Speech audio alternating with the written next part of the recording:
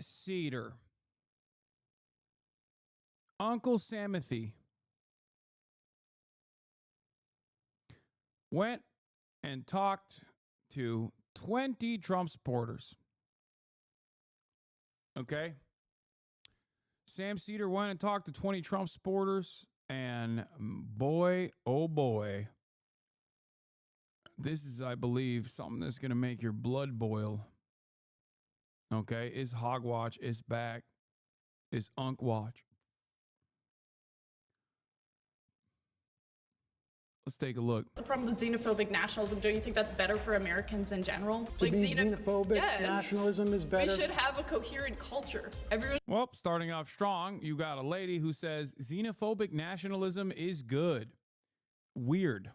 That's a crazy thing to just say with your name and face associated to it. But I guess these demons don't care any longer. They're like, well, this is basically akin to that one chatter from a couple days ago being like, what's wrong with being a Nazi? You know? Except that person was an anonymous account, probably on their 8th sock account after being banned 7 times prior. This person is just actively saying it with their full chest. Everyone should be a part of the same culture. Did you pre-watch? I thought you said you were avoiding it. No, I saw this clip. I saw the trailer. That's it. I didn't see any other clips. I only saw the trailer. Which, do you get to choose what the culture is? We already have a dominant culture. I mean, look, I got to be honest with you. Like, is this her? This photo is viscerally disgusting to me. Got angry just from seeing it. Wait, this is the person who said, what's the problem with xenophobic nationalism? Bro, this is so amazing.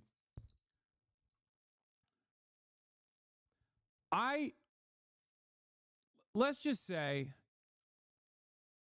I didn't ever realize that I would get to the point where I would be seen as like a figurehead for all things left.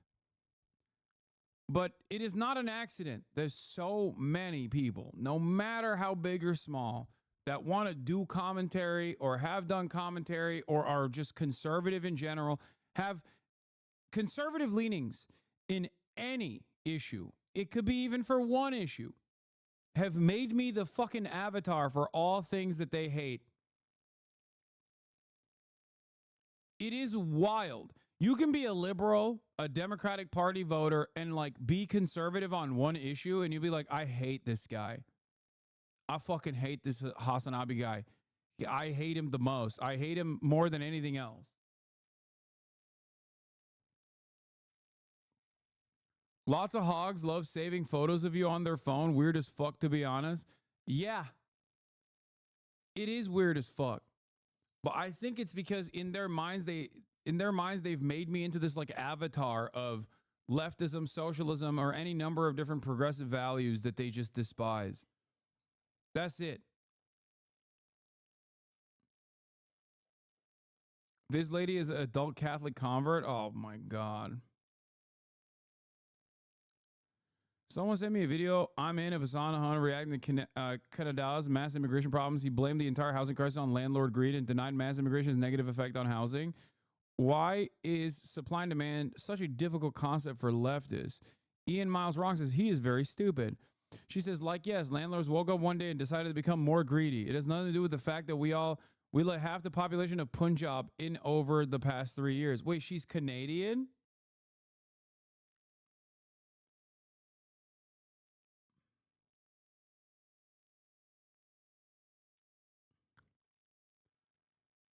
Pick a fucking struggle, man. So she's Canadian and she's an adult Catholic convert and she exclusively talks about like racism in America. Oh my God. Amazing.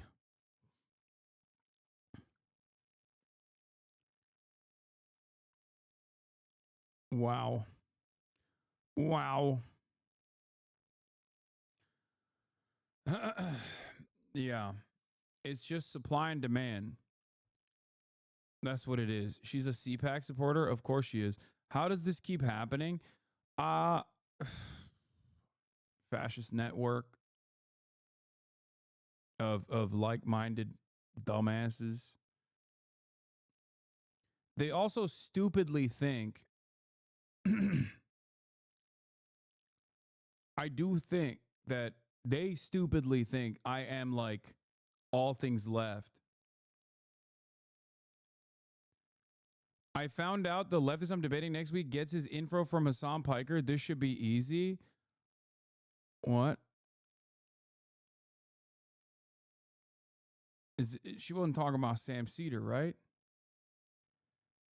It's in front of my school, but will not be live streamed, sadly. Wait, what? Bro, I didn't know who the fuck this person was until this very moment. When she went up against Sam Seder.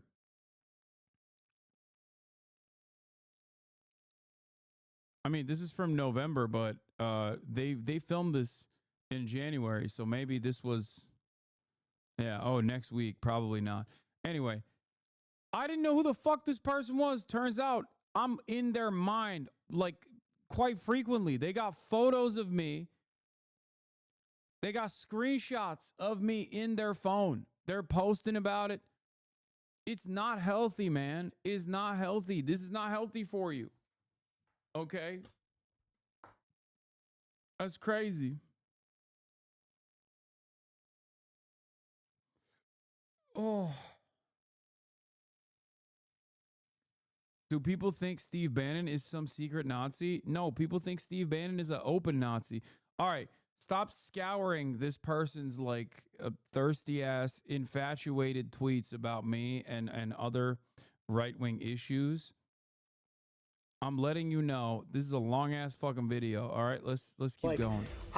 You and I have a fundamental disagreement. We will never see eye to eye on this. Hi, I'm Sam Seder, host of the Majority Report, and today I am surrounded by 20 conservatives.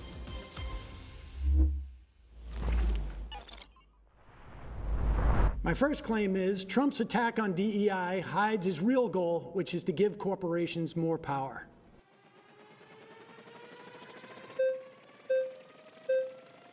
What a great, oh God, he presented that so perfectly. I really want to know, this is a tough way to tackle this argument from the conservative perspective, because that's just the truth. And not only is it the truth, it also is presented in a way that like makes it really hard to argue against. All right. Sorry, Sam. No worries. All right. I think I have a slight issue with... Okay, first of all, this motherfucker is making the best latte of all time, okay? Why is this barista-looking ass sitting across from Sam Seder and not talking about how Sam Seder is not radical enough? Like, this is a card-carrying DSA member in a polyamorous relationship with a non-binary person by the name of Sock, and yet here he is sitting across from Sam, not talking about it, things from an anarchist perspective and saying he's not going hard enough on how the concept of a shower is actually an unjustifiable hierarchy, but instead he's going to be sitting here being like Donald Trump is our Lord and Savior. Dudes that look like they own a vinyl collection should not be arguing to defend Donald Trump. Dudes who look like they've experimented with pegging and talk about it openly should not be arguing about Donald Trump being great. What the fuck is going on?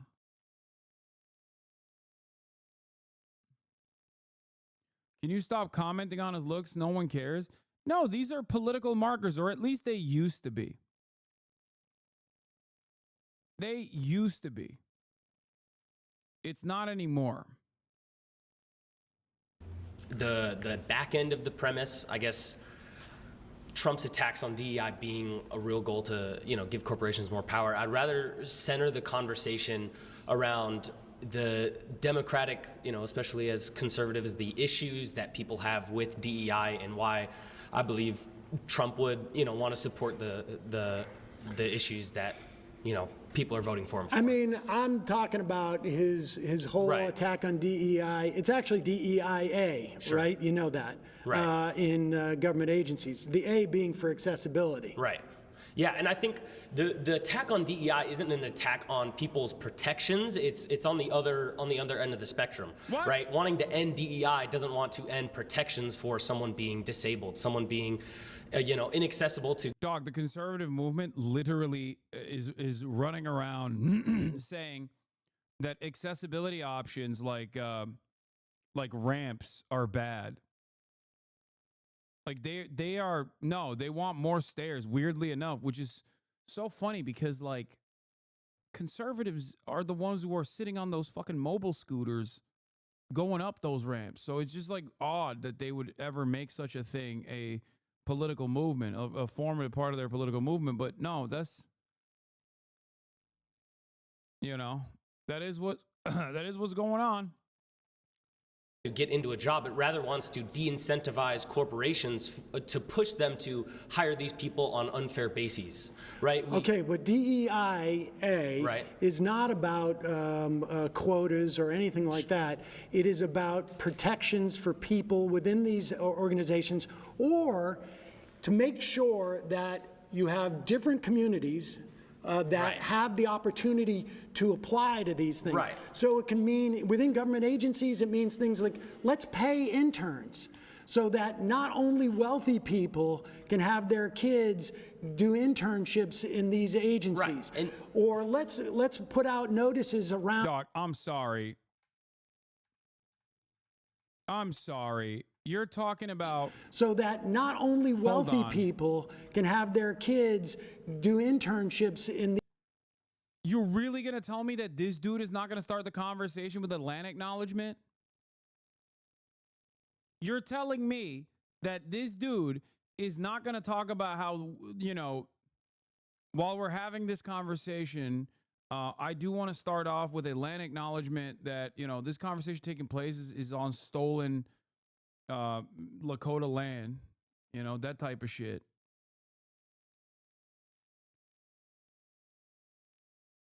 I mean, come on, bro. Anthony Fentanyl. That's so stupid.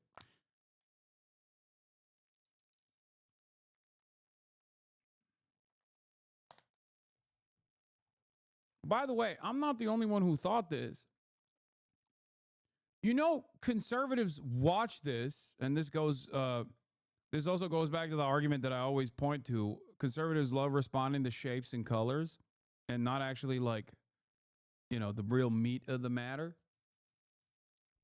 Because Cat Turd and all these other conservatives that watched these videos thought that Sam Seder was the conservative one and thought that these gay libtard looking commentators were actually the gay libtards. They literally thought that these guys were the liberals. Liberals are so dumb. Which is to give corporations more power. DEI essentially provides tax cuts for the. Cat Turd thought that this person was the liberal, and Sam Seder, who was clean cut and older and wearing an outfit that they thought was better associated with conservatism, thought that they were the conservatives. Liberals are so dumb. That look you get when you have to debate a brainless, witless social justice warrior clown whose IQ is mid-50s. He's the progressive, actually. The guy you're calling the clown is a conservative. Whoops. Really? He sounded like the adult in the room. Lol. This is why I was talking about the way that these guys look.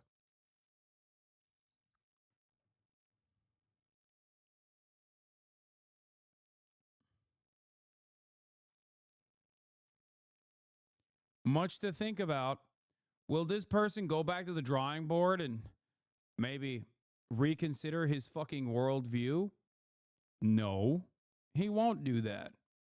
because they're dumb hogs. Anyway, let's continue. These agencies, Right. And or let's put out notices around different parts of town, Sure. metaphorically speaking, so that people know this job Right. exists. This is where it begins, but this isn't the ultimate goal that conservatives have an issue with. Conservatives don't have an issue with trying to spread job applications to poorer communities. Well, so then everyone why gets, rescind DEIA requirements in government agencies? Because the problem with DEIA is there may not be like perceived actual number quotas, but that's what it devolves into, and especially with Do corporations, you have it the devolves. evidence of that? I mean, sure, we can look at corporations that are government agencies that are hiring people on not true, proper bases. We can even look Well, at. I mean, we can even look at would you the have DNC's. any evidence that that's happening? Yeah, even the DNC's nomination of Kamala as president this year. There was no reason to nominate Kamala as she wasn't democratically selected. She wasn't. She didn't go through a single primary. Well, None wait of a these second. things. So you're saying that Kamala was the vice president of the United States after Yes. the president drops out 2 months before the convention. You think that's a DEI She wasn't hire? Every presidential nominee is democratically selected to be the nominee for that party. Dude, the greatest counter to this is literally to say, yes, Kamala Harris is a DEI hire by one, pointing to Joe Biden's, oh my God, they're so bad at debating that now I'm debating for them. Okay. The best part of this argument is to literally say every vice president to a certain degree is a DEI hire. Okay. Joe Biden was a DEI hire to Barack Obama, just like Kamala Harris was a DEI hire to Joe Biden. Okay. You can just say that. That's a much better argument. Sam Seder would literally agree with you, and you would actually stoop him in this situation because he has made that argument, right? He has made that argument that like Joe Biden is a DEI hire for Barack Obama. You could say that to him, and then you could turn around and say Joe Biden himself said that he was simply looking for a vice president on the virtue of being a black woman. That's all that he basically ruined that argument by assuming it as a positive. Like you could literally turn around and be like, Joe Biden said he was looking for a black woman. He wasn't looking for competence, more so that he said he was looking for just someone who fits that role. Okay? It's a great counter. Yeah, Lyndon Johnson, Southern DEI hire for JFK. Yup. Do you realize except there were for not Kamala even Harris. primaries prior to 1972 Well, in sure, the Democratic but Party? this isn't before 1972. Well, I understand, but what did you think you were going to run primaries in those 2 months? Well, I mean, sure, Joe Biden should have dropped out even 3 years even ago, as far as I'm before, concerned. well, sure, but even before, when Kamala was running in primaries, she wasn't the next man up. None of this. She wasn't the next person. Well, she up. was the vice president. Right, of course, but Yeah. she wasn't That in tiny primaries. detail. But Right, listen, well, aside from, I would have might have wanted a different Absolutely. candidate as well. But that has nothing to do with Trump rescinding orders that basically say you need to search for a wide range of candidates, not necessarily give any different benefits, but you need to make sure different communities have access to the awareness of this job. You need in your office accessibility for people who have physical handicaps. Sure. If you have What the fuck what is happening back there? Oh my Lord, what is happening back here? What the Yo, conservatives are lost the plot, dude. What the fuck? I didn't even notice. I didn't notice there was a stand user, okay?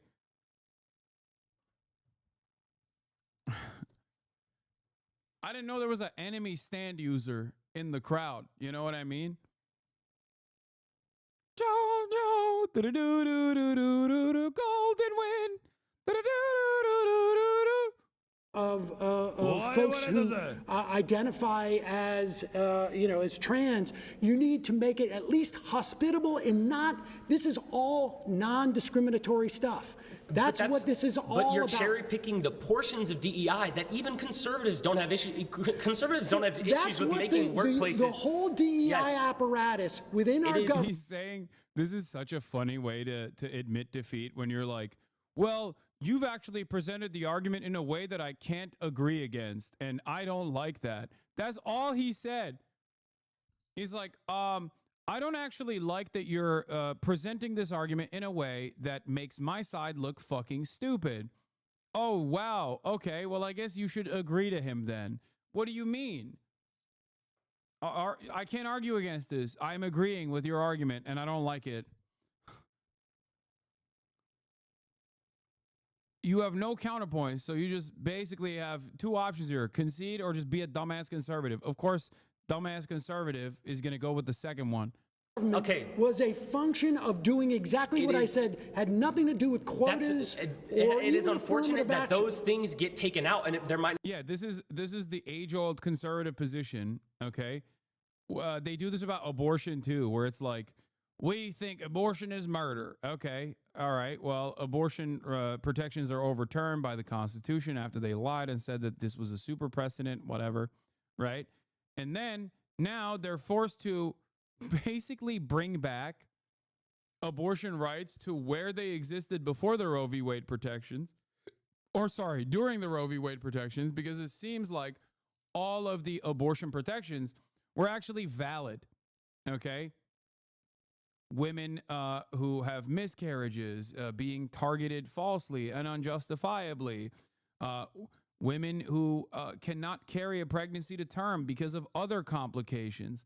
All this stuff now are points that conservatives have to concede on after spending the past couple of decades being like, abortion is murder no matter what. It's like, all right, so I guess you didn't think abortion was murder, dumbass. You can't turn around in that process and be like, well, conservatives agree with this stuff. Okay, so why did you seek out the banning of abortion then?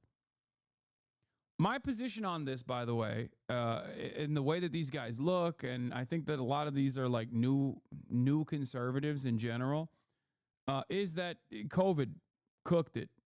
I think COVID cooked a lot of people's brains. I said COVID broke this nation in meaningful ways we're too stupid to understand.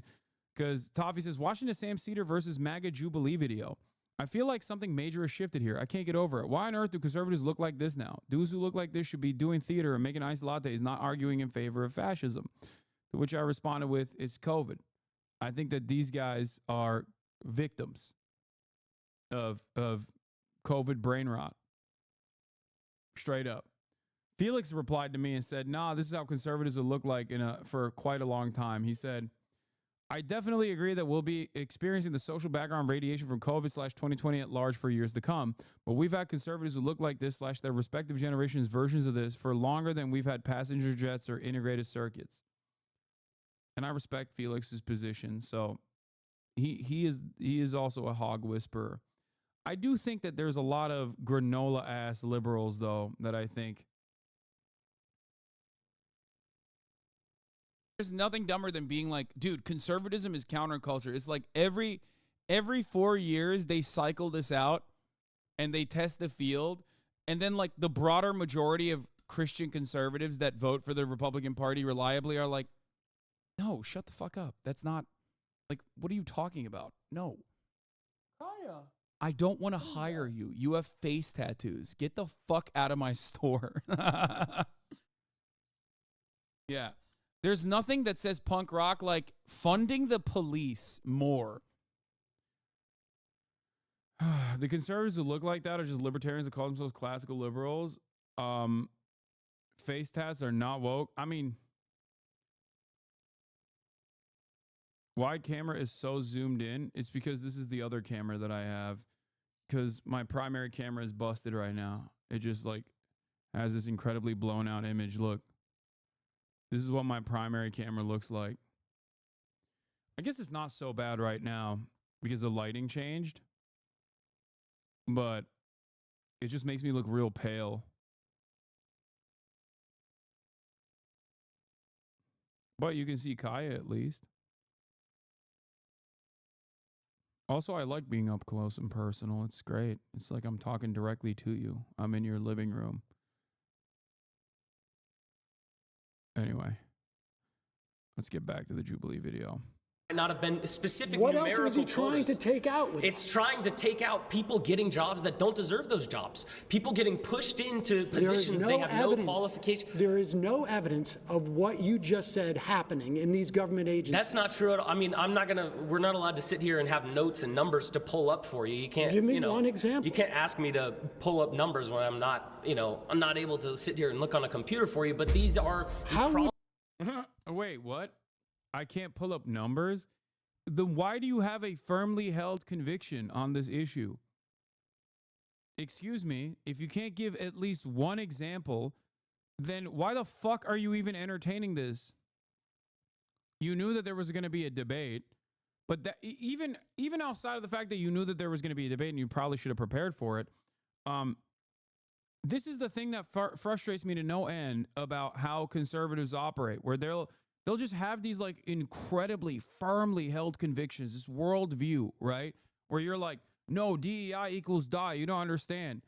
And it's like, but you don't have a single fucking example that you can bring up. Why do you have this conviction? You can't even point to a goddamn example. At least Charlie Kirk can be like, affirmative action is bad because a black woman took my job at West Point or whatever. You know what I mean? Took my slot at West Point. He's lying, but at least he's lying alongside his worldview. You know? The fact that you can't even come out with like a single lie is shameful. What a shameful way to debate. Holy shit. Problems that conservatives. Sorry, you've been voted out. Please return to your seat. Thanks, man.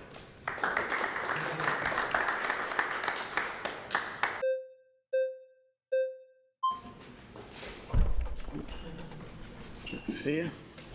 Okay, so I think the roots issue with DEI isn't what the previous gentleman was trying to point. Conservatives aren't necessarily have issues with those things like accessibility to people who might need help. The issue is, and I kind of referred to this before, when you have agencies and systems, what tends to happen when you have government overreach, big government, is that agencies and systems get abused. And I think unequivocally, DEI was heavily abused in practice. It was great in theory. It's idealistic, which is sure is fine, that a lot of people can get behind, but it was abused in a lot of ways. When you have actors, like we're in California right now, when you have actors, white male actors who are being told, we do not want white men, we're not gonna cast any white men, we only want this particular kind of gender, race. See, I wouldn't say like the optics of this dude is giving liberal, you know? This dude straight up, I mean, I see this dude, I'm gonna be like, okay, I know what this is about. You know what I mean? I know what's going on here. The other dudes, on the other hand, they do fucking straight up look like liberals. Right? That is an abuse of a system. It's no longer fair, but more about just perpetuating one aspect of, visual compelling aspects. Because at the end of the day, what's going to happen is companies are going to say, well, we want to look the most diverse. Okay, well, and what that is it's moral grandstanding. It's like because we have more black women, we sell better soda. Like that. I got you. That is not. Well, that's getting a little far afield from what Trump's DEI orders are. But I can tell you, as somebody who was a sitcom actor in the 90s, I would walk into a room and everybody I would see would look like me. And I was doing a second position, which doesn't even exist anymore, where you do 2 pilots a year. And I was looking around basically every part of television when I was a kid. I was centered in some fashion. It was either this is about my mother, or this is about my father, or someone like me was centered. So, we can argue as to whether or not Hollywood is overcorrected in some fashion. But on a governmental level, the DEIA directives that agencies were following for the past 4 years, there's nothing, I don't know what you mean by abuse on it, but there is no evidence that it was an affirmative action program in those instances. It was about anti-discrimination. You cannot discriminate against these people, and you want to open up opportunities for a broad swath of people. Again, the internship is like one of the most material things that exist there, where the idea that you need to pay interns. And that's important because you want low-income people to have the same sort of like opportunities to see these things as wealthy people. You know, my kids can maybe afford to do an internship for the summer instead of going to get a job. I think what's happening is we're talking about two different things. Well, again, but I'm talking about Trump's DEIA rescission is a way of basically driving people out of these agencies, making it you're saying Trump specifically, and I understand why you're saying Trump, but I think the American people as a whole. Oh, you've already lost the argument. You're just basically, again, trying to this is a very tight premise. Okay, this is a very tight statement. So it's very difficult to counter it. But the premise is like Trump's attacks on DEI hides his real goal, which is to give corporations more power. It's because it's true. Not only is it true, but it's very well worded. So that's precisely the reason why, like, no matter how smart these guys might be, and I'm sure some of them are smart, they're having a really hard time tackling it. So they're like, oh, well, I don't mean like Trump. I don't want to talk about Trump. Drop Trump from the argument. Okay, well, he put Trump in there.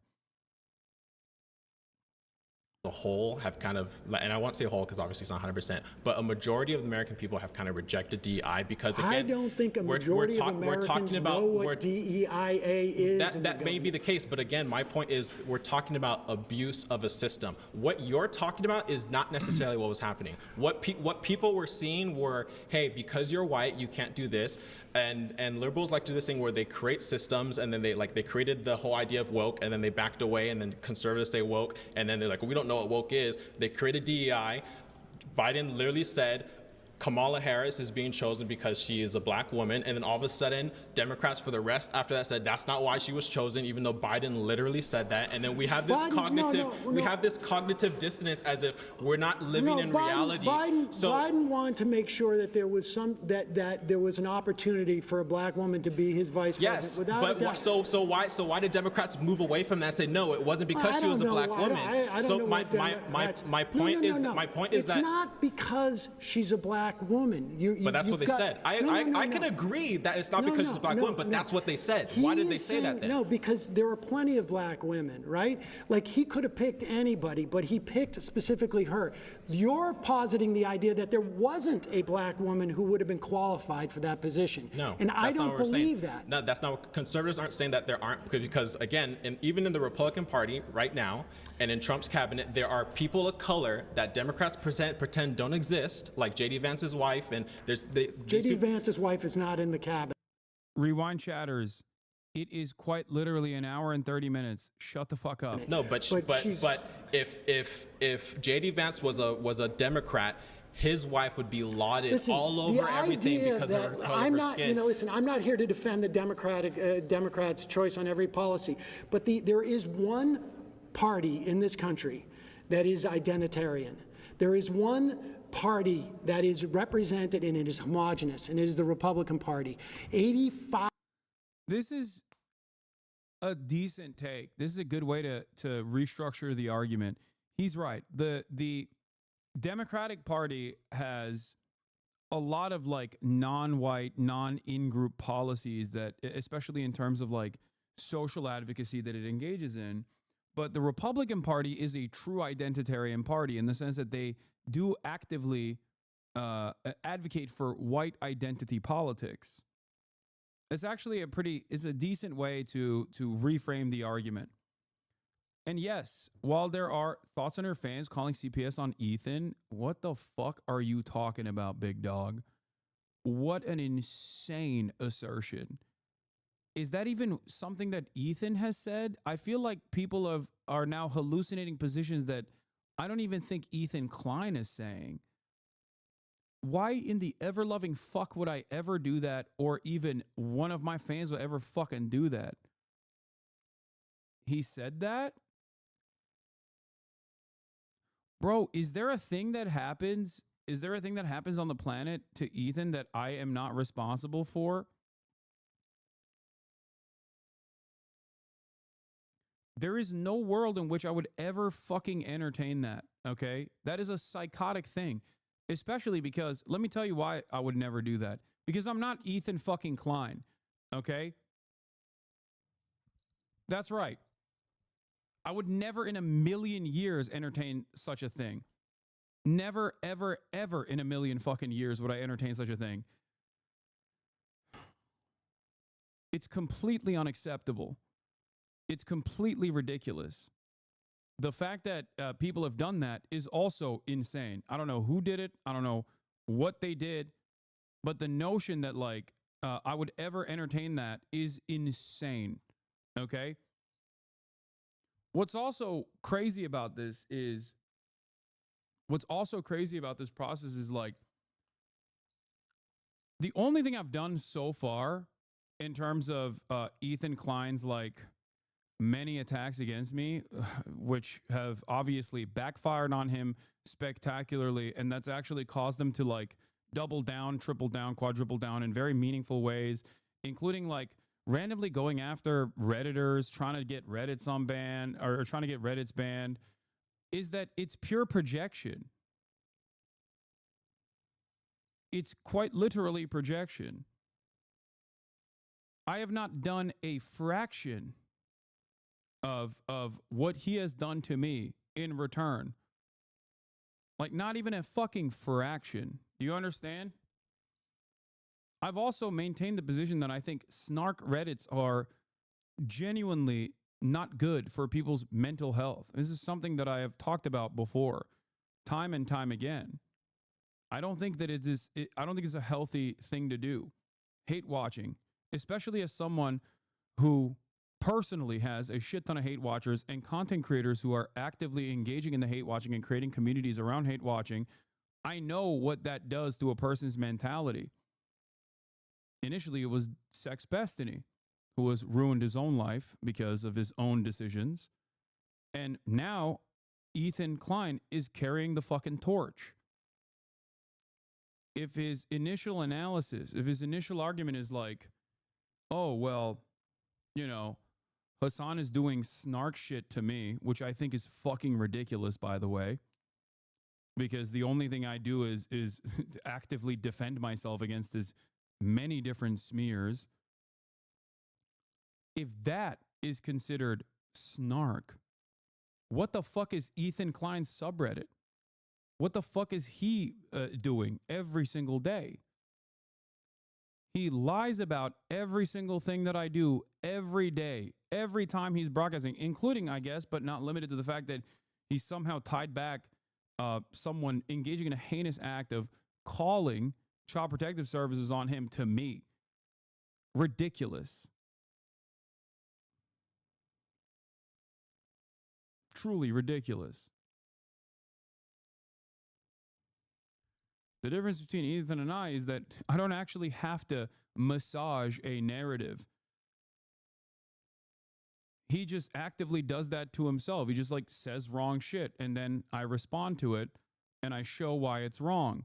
With him, on the other hand, he has to literally take something out of context and be like, well, here it is. Here he is doing it again. I don't think I've ever talked about this. No, of course not. Of course I would never talk about any of that shit. I would never talk about his kids. I would never, like, that's ridiculous. I also don't think it's appropriate at all.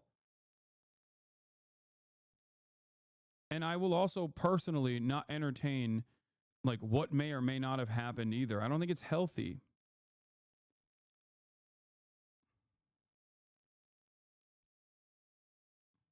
Yeah, I don't do calls to action either. He's the only one with calls to action. He actively tries to brigade everything that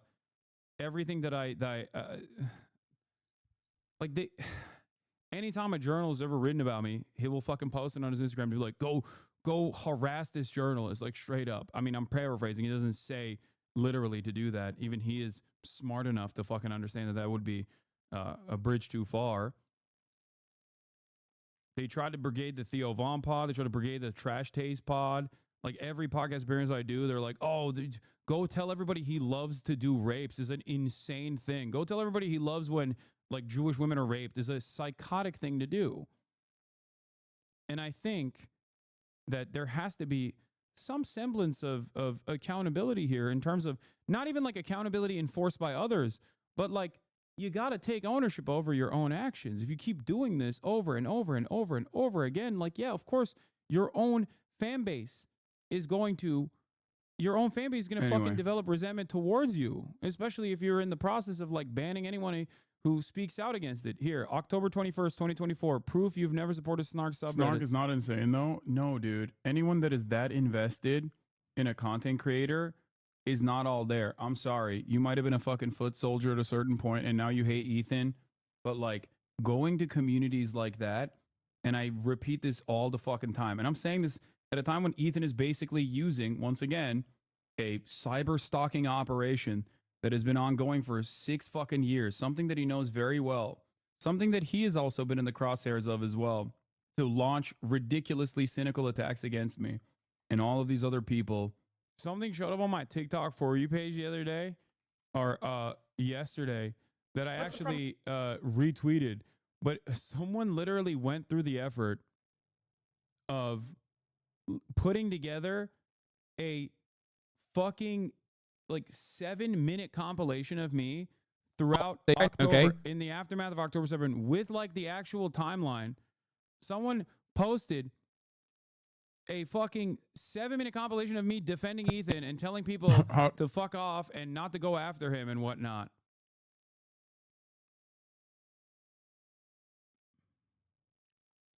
It's wild that this man has had so much animosity and so much smoke for me. When I kept saying, like, I don't want to turn this into drama. I don't want to turn it into, like, I think that this is, the issues that we're talking about are far more consequential.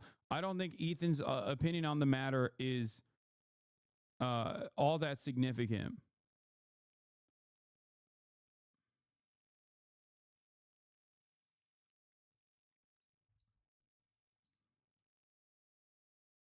It's just entirely manufactured and one-sided, dude.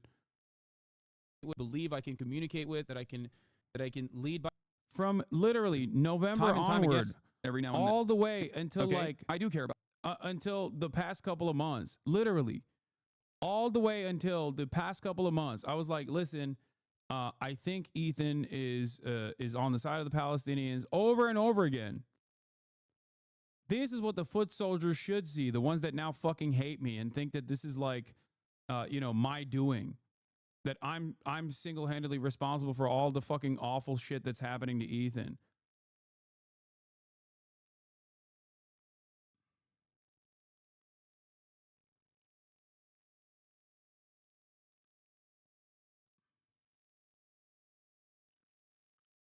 Is not who I am. I will always extend charity and grace, perhaps far too long for a lot, far beyond what like other members of this community will engage in. FYI, chatters are saying he's blaming Denims, not you. They're probably drama baiting you. Apparently, he's not blaming you, by the way. That was bait. Oh, great. Oh.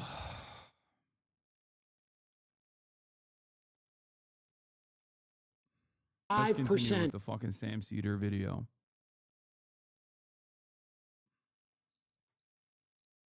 Yes, you're getting farmed, dummy. Yeah, good.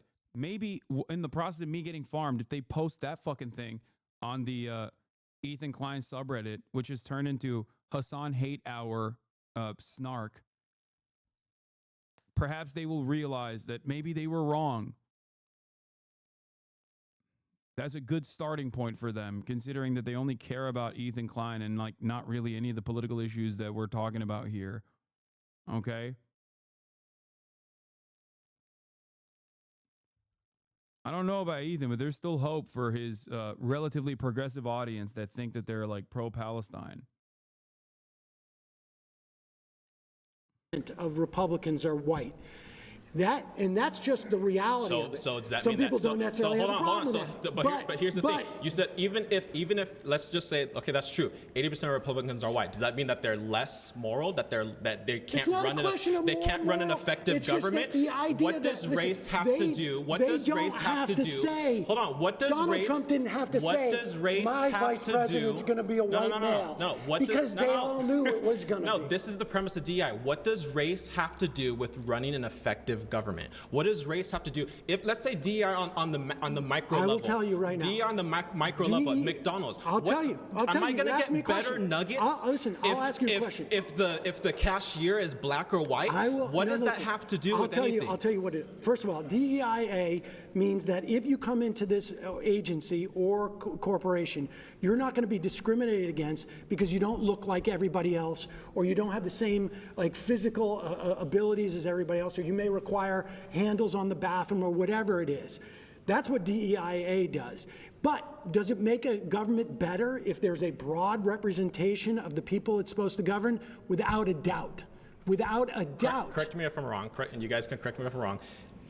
Regardless of DEI, don't we already have things in our Constitution that protects people's rights, protects people? No. We don't? No. Do we or do we not? No, we do not. Tell me what protects people from discrimination in housing and in work and hiring or getting loans. It's all statutes. It's all statutes. And in these government agencies, there was nothing except for that order. That's why Trump just rescinded it. I'm gonna tap out because I think someone else.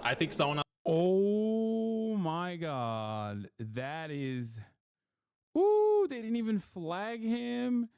He just tapped out. That's crazy. Oh my God. Oh my God.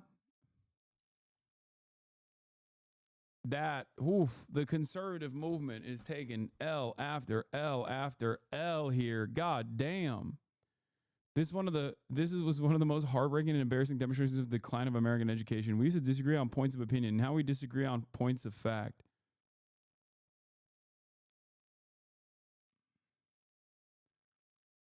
Someone else has a better, can defend that point specifically better than me. All right, please return to your seat. That's crazy.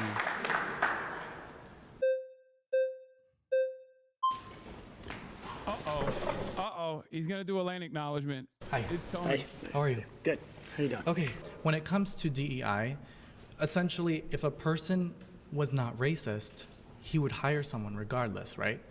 So why would we need a policy to protect a person if we've moved past racism? So would you consider yourself racist? Wait, are you suggesting we've moved past racism? Would you consider yourself racist?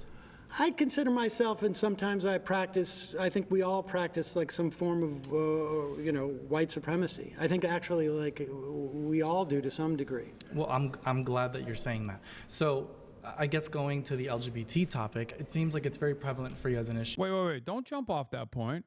He thought he was cooking. There. He's like, oh, well, actually, we have no need for DEI or affirmative action or any sort of protections against marginalized identities because we've moved past racism. And you're actually racist if you don't hire people. But also, at the same time, it should be left up to the individual. If they don't want to hire black people, that's okay. Well, it seems like a big issue. I mean, the Republican Party spent literally hundreds of millions of dollars demonizing trans people. Well, the reason why they've done something like that, and I think you're misconstruing the narrative, they haven't demonized them. They simply want protection. Misconstruing. Back for their own children, because children are being stripped away from their parents. Who's their own children? Wait, children are being stripped away from their parents? Yes, due to AB 954, they've now included gender identity as a premise to remove and strip parental rights for children who maybe they are rejecting their gender ideology. So, but you'd be okay with parents who agree with their children's doctors to provide gender-affirming care? I do not agree with that. Do you? I believe that parents and doctors can make those decisions with the kids, If a child can't smoke, drink, or have sex before the age of 18, they should not be able to consent to a sex change. Now, in Well, terms of a I don't know that DEI they can, initiative, the reason why there's military bans on trans women and trans men is because they do not have the ability to cooperate at a mental capacity when they're constantly undergoing hormone treatment, as well as depression pills, as well as different mood stabilizer pills. And so when you go out to combat, do you really think you're going to bring an ice cooler pack with your whether that be hormone estrogen or whatever it may be, while you're about to shoot someone of the opposing war? Well, the executive orders. Oh, brother, this guy is fucking so dumb. Holy shit. It's like obvious that he's trying to come across as like kind of intelligent, where he's like, well, actually, I'll have you know, the opposing side of the other side of war. Yeah. I wish I was this dumb so I could finally be happy. Yeah, he's having the best time. You know what I mean? He probably thinks he's cooking right now. That is kind of like a superpower. When you're that fucking stupid, that is a little bit like a superpower where nothing someone says to you will ever impact you because you're too stupid.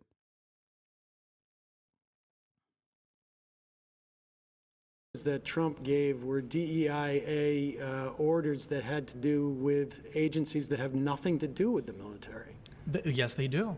Yes, they absolutely do. The FDA, they just revoked the ability of the Air Force to teach Air Force members about the Tuskegee Airmen.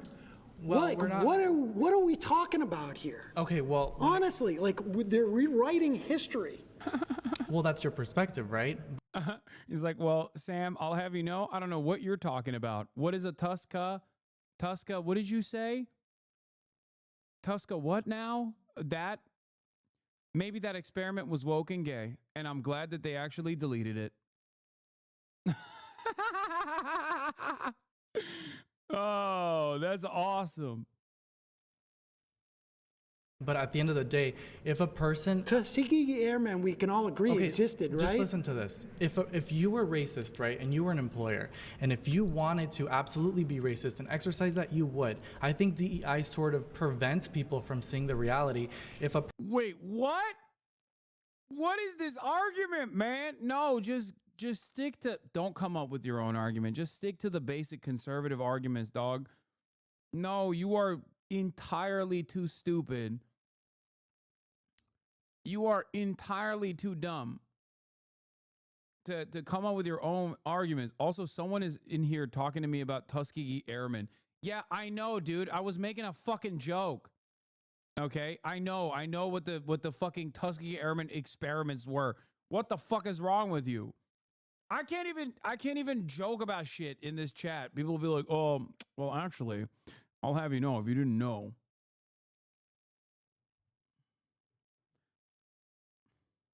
A person truly wanted to hire you based on your intellect, based on your skill set, they would. DEI essentially provides tax cuts. For the end of the year, when you create your tax returns, they give you a tax credit for hiring someone who is black or a person of color. I don't know if you knew that. In these agencies? In agencies and private In government businesses. agencies, they don't get tax cuts for hiring people And of the other color. thing I This wanted is to, to and I, protect the other people thing I from want to discrimination. the other thing I want to kind of state here is that I love giving tax breaks to the Department of Education for hiring DEI candidates. Yeah, famously, this is how things work. We're giving tax breaks. We're giving tax breaks to the FDA. that I've realized that a lot of the times with the liberals is that you guys push for example, for DEI and people of Latino. What do you mean, you guys, bro? You're a liberal. Like, stop.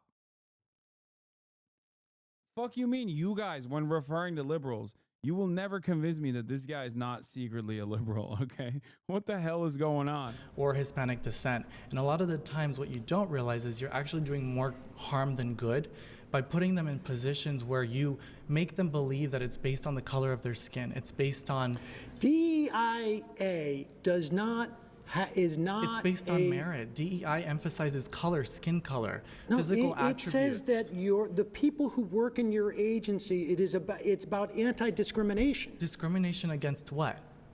Against people who may have different cultural mores, may have different. But that's irrelevant to a job, right? It should be based on merit. And that is the emphasis people here. get hired as a merit, but if the Not DEI, if you get a if the tax DEIA, I'm talking about Trump's rescission of If these you orders received a on tax these cut as agencies. an employer, wouldn't you hire a person of color? Dude, If you could pay them less? listen, we're talking about government agencies that do not get tax cuts. They don't. Government agencies. They don't. No. No. Yes, they do. They absolutely do. I'm talking about Every parts of- private Dog. No. Why is he so fucking smug, dude? This is what I mean. It's like,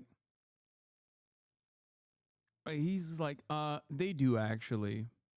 and public sector gets tax cuts when you hire a person of color. Government agencies don't pay taxes. Government agencies operate on, are funded by the government. That is not true. That is not true. And you know what? I think That is not, government agencies are funded by taxes. They don't get tax breaks. To which he responded with, that's not true. What is truth then? Look at Sam's face.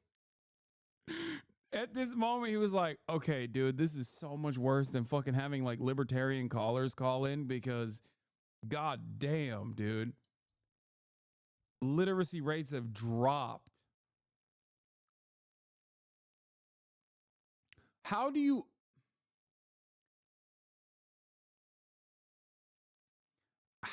think, how can you argue with a person that just is wrong about everything? Like basic fundamental shit, you know what I mean? Like, how do you argue with a guy like that? How do we fix this shit? Ironically, education, funding education, okay? I would say re-education, but honestly, there is no re-education here because there has been no education prior. So just education. Open the schools. Abolish homeschooling. Bro, what do you mean how? You do this daily? I know. I think I have a much higher barrier where I do entertain a lot dumber statements because I argue with like anonymous people. But even if I were to meet someone in the real world who, you know, said things like this, I probably would have lost it way before Sam.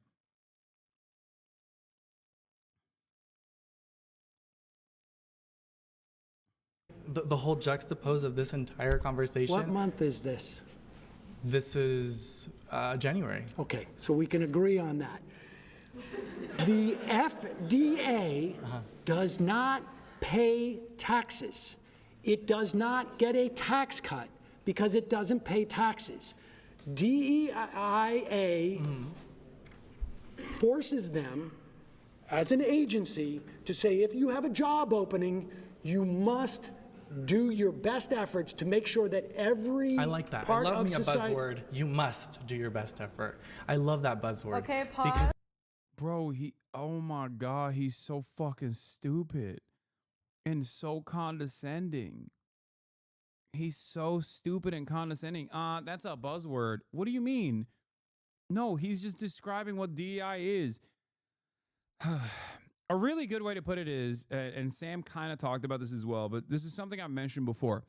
DEI throughout American history has only existed for one group of people.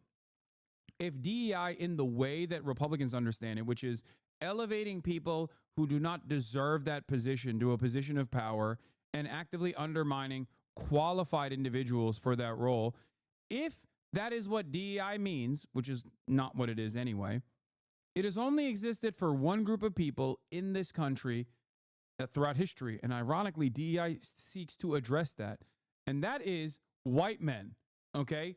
That is DEI in the way that Republicans talk about it. There was a time not that long ago when even white women were not elevated to positions of prominence, to positions that they were worthy of. Okay?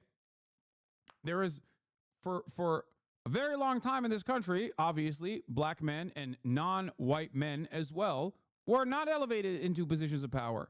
There are still remnants of this kind of disproportionate way of elevating people into positions of power that still exists in modern capitalism as well. That is what DEI initiatives are supposed to address. It is not about creating a liberal quota system where like a certain percentage has to be a black or something like that. DEI initiatives are supposed to say, okay, the goal of DEI initiatives are to simply, one, offer additional background, like background education, like affirmative action and whatnot. It's supposed to address some of the systemic discrimination and the systemic imbalance that exists for educational outcomes for white people versus non-white people. All right. But also beyond that, DEI initiatives are supposed to force both government agencies and also everybody else to not overlook black people. Okay? Not overlook brown people, black people, women, trans people on the virtue of their background. And considering that there has throughout American history been a DEI initiative for white men, it's an understandable means of addressing the existing remnants of said discriminatory hiring practices. That's it. And it's not just black, brown people either, it's veterans as well. Disabled people as well. Anyway, let's continue. You feel like you have to, you're pressured to. Yes. You shouldn't be pressured to hire someone based on skin color. No, not to hire someone on skin color, but put up notice about that the job exists. Make sure that you put it in different communities so that you have as wide an application pool as possible. And therefore you get All tax right. cuts. All right, return to At your the seat. end of the year when you file taxes, you get a tax cut for hiring someone. Dude, I don't know how he doesn't understand that like federal government agencies don't pay taxes. They are funded by taxes. They don't get tax breaks because they don't pay taxes. Why would they pay? How? This is like, I feel like a fourth grader understands that, right? I mean, am I crazy? Like, don't Americans have like civics class or some shit? I don't know. I didn't go to school here, but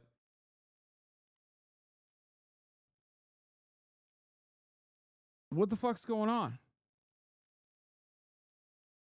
Someone who speaks a Please different return to your language or seat. different skin color. I don't know how to respond to that. So this entire group of people thought he cooked there? Like, is that they're like laughing because they're like, haha, yeah, you're right. He got you because as a matter of fact, the FDA does get tax breaks. Like, is that what they're thinking? How you doing? So I want a little bit more clarification because I don't even know if we got it yet on which part benefits corporations, like from your perspective. So agencies, the U.S. government agencies, the vast majority of them, what they function to do is inhibit corporations from essentially externalizing their costs onto society. Sure. So the example would be, I used it before, but it's a good one. I'm making Teflon, C8, for instance, okay? And C8 is supposed to be burned because instead of like deposited, because it's a forever chemical. And I can go out and instead of burning it, it's too expensive to burn it. I'm going to dump it in the water. Dump it into a river. And the EPA's man, if only if yeah, what Sam is describing here is surely a hypothetical, right? corporations would never really do that in the real world and dump poisonous forever chemicals in the water supply and directly destroy wildlife in certain areas, right, that are downriver. I mean, surely that could not be a real thing. Comes in and says, like, you can't do that. We're going to fine you. You're not allowed to do this. But what the company is doing when they do that is they're going to take the profits that come with lowering their costs by dumping it into the river. And those costs are then borne by everybody who lives around that river. They're going to get cancer. They're going to get gastrointestinal problems, whatever it is. And society bears the cost of that. Can you connect the dots for me, though? Because it sounds like we're talking about something completely different. And so what? The DEIA stuff is just the beginning of demoralizing these agencies and trying to wreck them from the inside. It's all part of like Russell Vought's thing, the OMB, the whole Schedule F, where they get rid of civil servants and they demoralize people. And The American government works at the behest of corporations in perpetuity with some limitations. The federal regulatory agencies try to do their very best. There's still obviously a lot of stuff that happens that undermine the regulatory agencies, like the revolving door between agency versus public sector jobs versus private sector jobs. And having said all of that, Sam is correct. In both principle and in theory, the regulatory agency's entire job is to ensure that private corporations do not actually create harm for broader society, right? That is their job. Their job is to make sure the society does not bear the brunt of the cost of doing business. Be careful, bro. Chevron is a Twitch sponsor. Yeah, okay. I don't give a shit. Suck my dick, Chevron. So Sam's argument is that the Trump administration, working directly with the private sector, is actively trying to undermine the regulatory agencies that have already been crippled in perpetuity, but like basically killed them dead, so that there is no administrative state, there are no regulatory agencies whatsoever, so that corporations can dump toxic pollutants without fear of any repercussion or the marginal fines, penalties that they might actually pay. Right? That's it. don't want them to be able to function. So then would you agree, if this is about demoralizing, I mean, over 75 million people voted for Trump, right? He won the popular vote.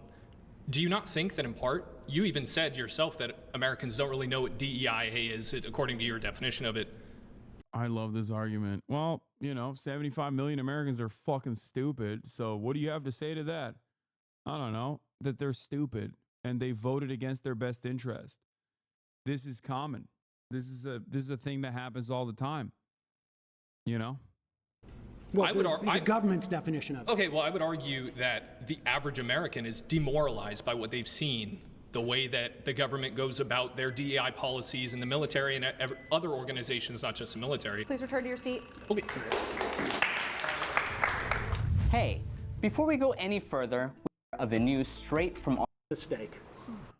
My next claim is, unless you're a billionaire, a religious fundamentalist, or a xenophobic nationalist, voting for Trump was a mistake. Oh, there's another great fucking bars from Samuel here, okay? Bars. Presented it perfectly.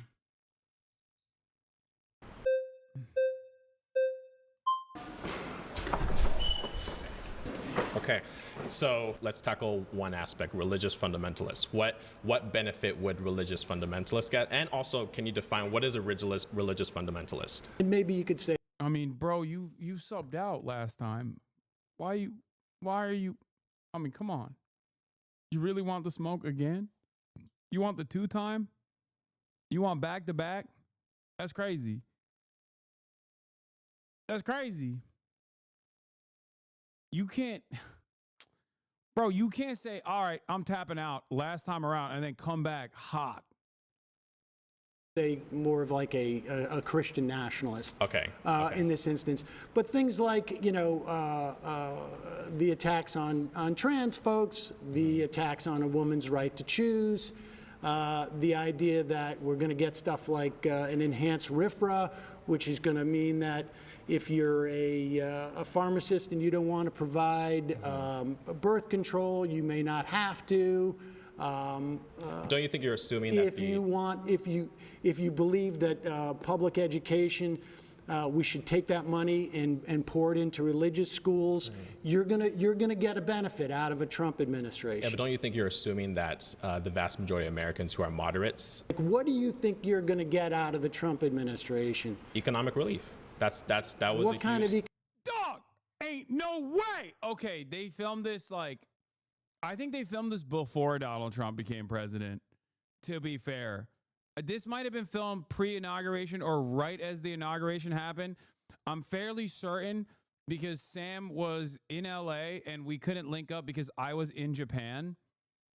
So obviously, if you had any understanding of what Trump was saying he was going to do, just even like fucking tariffs, right? Or I'm going to deport 20 million undocumented migrants, for example. He hasn't done so. But the claim that he was going to do so, you could have recognized that there was going to be a devastating impact on the American economy if you had more than 3 fucking brain cells to rub together. Okay? Having said that, it's hilarious that the video came out not in January, but on March 9th. And we know that you haven't gotten the economic relief. You have not gotten the economic relief at all. Amazing. You could have seen it. You could have foreseen that there was not going to be economic relief, for the record.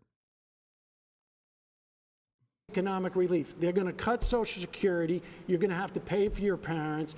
They're going to cut. When they go after the agencies, like he's like, no, they're not going to cut Social Security. Yes, they are. Yes, they are. They're going after, right? This is outlined in Project 2025. Russ Vought, who's going to be the OMB head, he was the OMB head the first time around. He wrote all the book on this stuff. Okay, well, you bring up I'm relieving myself of all my savings. Fuck. Yeah, that's a form of relief. You know?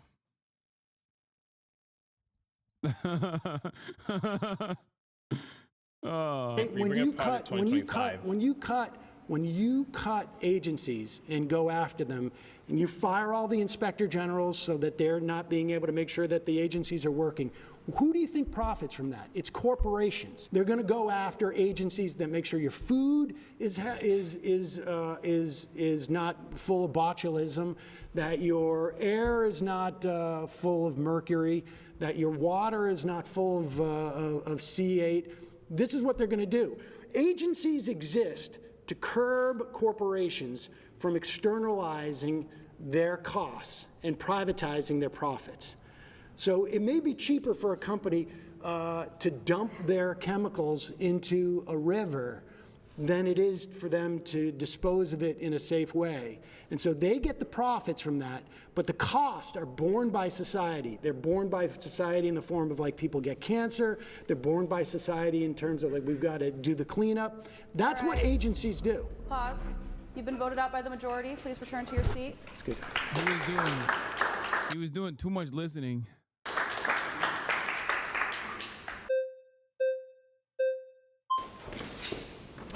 Hey. It's nice to meet you. Nice to meet you. Okay. Okay, here's the problem. If you don't have a established consensus truth, you know, things that are happening in the real world, if you don't have a established consensus on this, then a big part of this quote unquote debate is going to be Sam Seder describing basic functions of the government to increasingly dumber people. Okay? And in terms that, like, a juvenile can understand, because, like, clearly the people across from him are operating with, like, a 14-year-old's understanding of the world. And not even, like, a particularly smart 14-year-old, but a 14-year-old that's just, like, watched too many fucking TikTok videos This guy's about to blow your mind. Okay. Okay, so I would like to touch on the religious fundamentalist aspect. Yeah. Are you an atheist? I'm a Reformed Jew. I don't have a strong belief in the existence of God, but I don't think that religion in and of itself is bad. Okay, so what's wrong with religious fundamentalists? So like when you said trans rights and women's rights or something like that? Well, the problem. What's wrong with religious fundamentalists? What the hell? Does this guy think the only religious fundamentalists are like evangelical Christians or something? Which, by the way, there is much wrong with that as well. But I suspect that he doesn't understand what that word means. You know? Like, I have with religious fundamentalists, and really more, I guess it's really theocrats, is that they want to impose their morality that comes from their religion on the. Sam should have just been like, bro, what do you think about ISIS? Do you like ISIS? And he's going to say, no, obviously not. I'd be like, okay, so you don't like religious fundamentalists. And then if he says, oh, but I like evangelical Christians, you'd be like, okay, well, they're religious fundamentalists. The only thing holding back the religious fundamentalist movement from doing ISIS-style shit is, you know, the established material conditions in the United States of America that stop them because they all die of heart disease before they can go and do ISIS-style shit. Okay, I'm joking on that front, but like, I'm not joking when I say if conditions were ripe for revolution or barbarism in the United States of America, if the United States of America resembled like a crippled, failed state that was invaded by a much larger superpower that completely destroyed it, then yes, our religious fundamentalists would be doing ISIS shit as well. Right now, they just go and protest outside of Planned Parenthood and then go get $5 jalapeno poppers and call it a fucking day. The moment that they can't get those fucking $5 jalapeno poppers, oh, all hell will break loose. Trust me. The rest of us, and I don't. But morality, from your view, is going to be a preference, right? It's not morality; it's a preference. What's So morality without a foundation is going to reduce you to a preference. Well, I have a foundation for my morality. Which is what? It's a humanist vision of what basically creates as little suffering as possible for as many people. Okay, so you're like a consequentialist, utilitarian. I don't really bother myself with being a consequentialist or a utilitarian. It's always going to reduce you to a preference. So if you say that killing is wrong and I say it's right, you would really have no contention with that.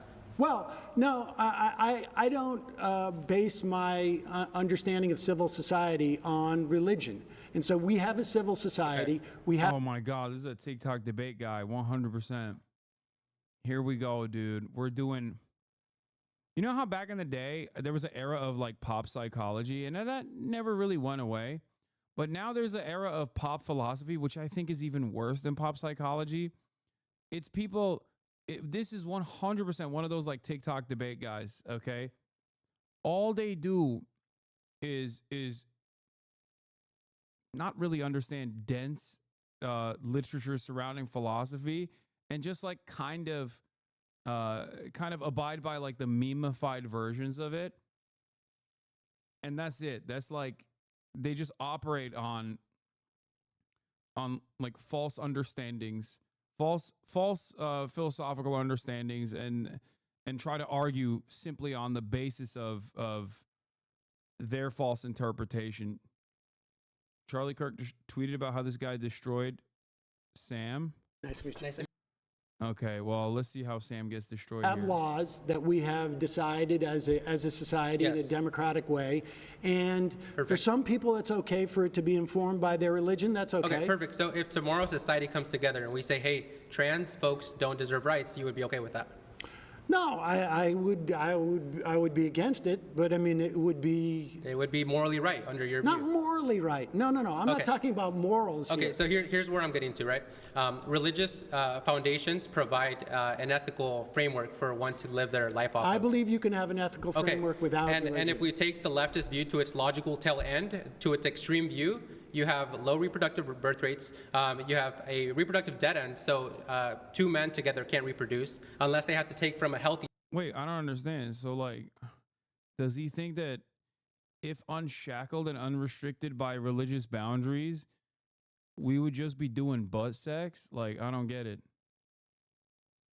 like taken to its logical conclusion, there is no logic behind assuming that devoid of religion, we would literally just only fucking have gay sex. Unless in your mind, you're constantly thinking about just dicking down a dude. You know what I mean? You're just constantly, and the only thing that's holding you back from entertaining the act of sweet, sweet butt fucking is the fact that you're going to go to hell. And that's the reason. That's why you're holding back. You know? What a strange way to address the importance of religion in civilized society, to be like, without religion, everyone would be gay. Nah, I think that's just a self-report, big dog, you know? Like, I don't think Sam is particularly religious. Sam is a straight man, you know?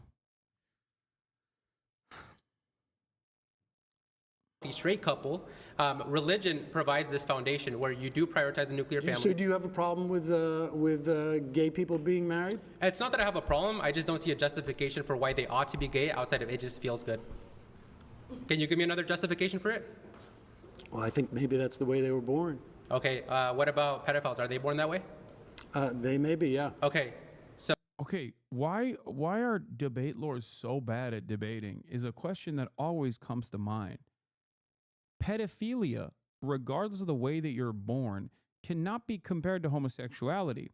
The reason why you can't compare pedophilia to homosexuality is because if a pedophile acts on their urges, okay, they create harm. If a homosexual man, such as this guy maybe, acts on his urges to consensually have sex with another consenting homosexual adult, for example, you're not harming anyone at all. As a matter of fact, harm would only be caused if you are forced to repress your homosexual tendencies and desires, as is evidenced by the fact that you are making a horrible argument comparing pedophilia to homosexuality. I don't understand why people spend hours and hours and hours on fucking TikTok debating back and forth, and they're still so unimaginably bad at fucking arguing. How is this possible? I hate to debate. I'm not particularly great at debating, something that I voluntarily reveal about myself all the time. And yet, seemingly, for a lot of these guys, I feel like I cooked them, you know? It's just, it doesn't make any fucking sense.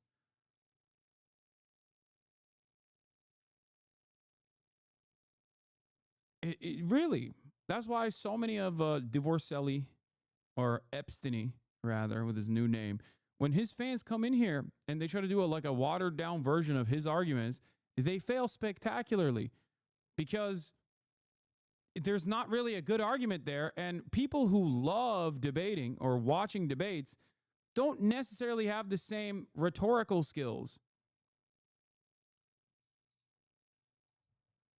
So should we let a pedophile off the hook since they were born that way? No, I think we as a society has decided... Should implement duties to prevent them from acting on that innate urge, correct? Well, I think between consenting adults, it's a different thing than... Okay, so you're okay with a children. 45-year-old dad with a 19-year-old daughter as well? Incest? No. If they consent, you're okay with that? No, I think society has also determined that it's not beneficial. Right, there's duties and obligations that we have, so religion provides those duties. Life isn't about freedom and exercising what you want. I mean, well, you want to impose your religious doctrine on me, and I don't want that. You just admitted we need duties. We have responsibility as a society to keep us functioning, to keep us thriving. Your leftist view, the other side of a debate lord is that they always have to bring up incest after they brought up pedophilia. Classic. Debate me on the virtues of incest. Debate me. Please don't fall into the trap, okay, chatters. Every now and then, maybe you watch a debate, okay, and you're like, damn, this guy's cooking, okay? If that's your whole content, you're inevitably going to talk about CP, pedophilia, and incest, and you're going to be debating those issues.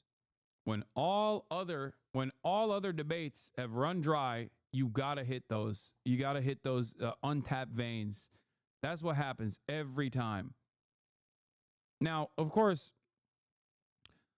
for Sam, I mean, he drops that bomb in there because he wants to shake the confidence of his interlocutor by touching a subject that most people don't want to talk about or even think about.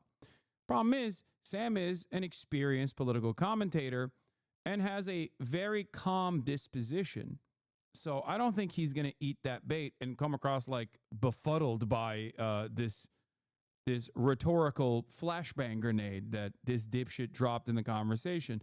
A conversation that's supposed to be about billionaire religious fundamentalists and xenophobic nationalists that only benefit from Trump's election, and that everyone else that doesn't fit into either of those categories actually loses from Trump being president.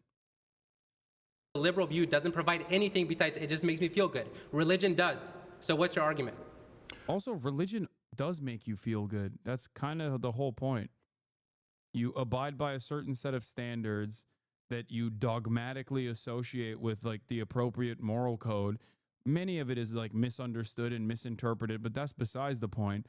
And it makes you feel good to follow those rules.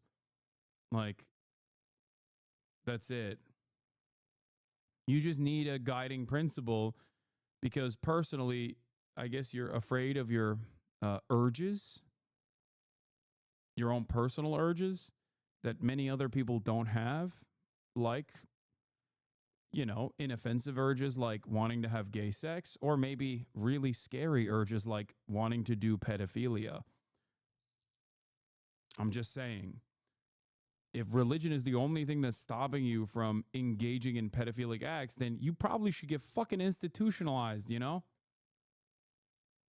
What's my argument as to why I don't want You have no your contention. religion to? Well, because the other, first of all, I don't think that you have the right to corner what God is telling us is right or wrong. And there are differences between religions.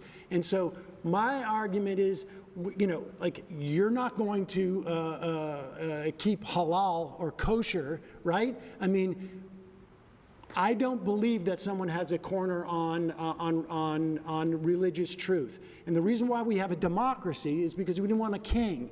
And the kings came from the idea that their God said that they're the ones who's supposed to be king. And so we can disagree on this. I don't want to live in a country that is ruled by religious fundamentalism. And if I do, you have no issue with that. And no. And this is why I say, under Trump, yes, you have won. Yes. You have a Only bunch male of and Christian. female. You're right. You have a You Christian won. nationalist, Which is necessary. Yeah, this guy's a fucking loser, bro. Whole ass loser. He's like, yeah, I want only male and female. Like, as though you think, just for the record, even though Donald Trump is obviously giving red meat to these fucking dipshits, they will still experience the material consequences of the Trump's devastating agenda of austerity, okay?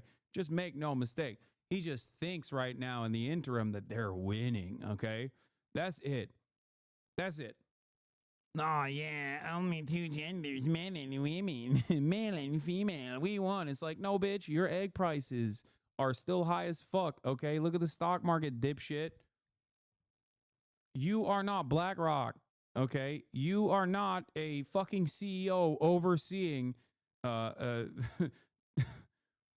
dumping toxic pollutants in the fucking natural water supply, okay? You're not going to see the benefits. You're only going to see the fucking harms. Oh, but yeah, you'll just go male and female, two genders, all the way into your demise, okay? You'll feel like things are good because Trump gave you that red meat because you're a dumb fuck. So I concede the point that under Trump, your Christian nationalism has gained an advantage under this. Sorry, we're going to have more kids. We're going to have less abortions. We're going to have... Sorry, we're going to have more kids, less abortions. Oh, my God. Yeah, it's sick, man. Hey, good luck paying for your fucking childcare, by the way, dumbass. First of all, you are not having more kids. Who is fucking this man? Please. Ain't no way Big Dog is getting laid, all right? That's number one.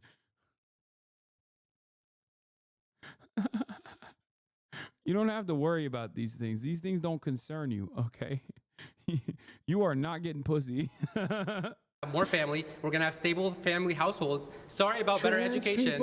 gay people should be outlawed. They should be straight. They should be straight. Women should be secondary to their husbands. Women should submit right? to the husbands. Women that doesn't should mean they. submit to the That doesn't mean they are husbands. slaves. Right, it doesn't no, mean they are I slaves. It means they are protected. understand. You Okay, got let a me ask you then. Let me ask you. No. Should women be drafted? Listen, Should women be drafted? Listen, I think if they're equal, should they be drafted? I think this is the vision that you have, and I think Trump supports it. Yes. I think the Christian nationalists he has throughout his government are all going to work towards your vision. Yes. And my hope is that when people look at this, they say, hey, wait a second. I don't want my life to be dictated by the notion of a Christian nationalist. It's funny though, because like he seems to be at least like he seems to have like a definable worldview that in his own twisted moral confines like makes sense.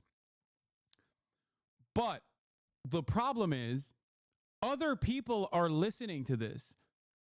This is not just the intellectual trappings of your own scary mind. You are revealing the insanely cruel worldview that you have.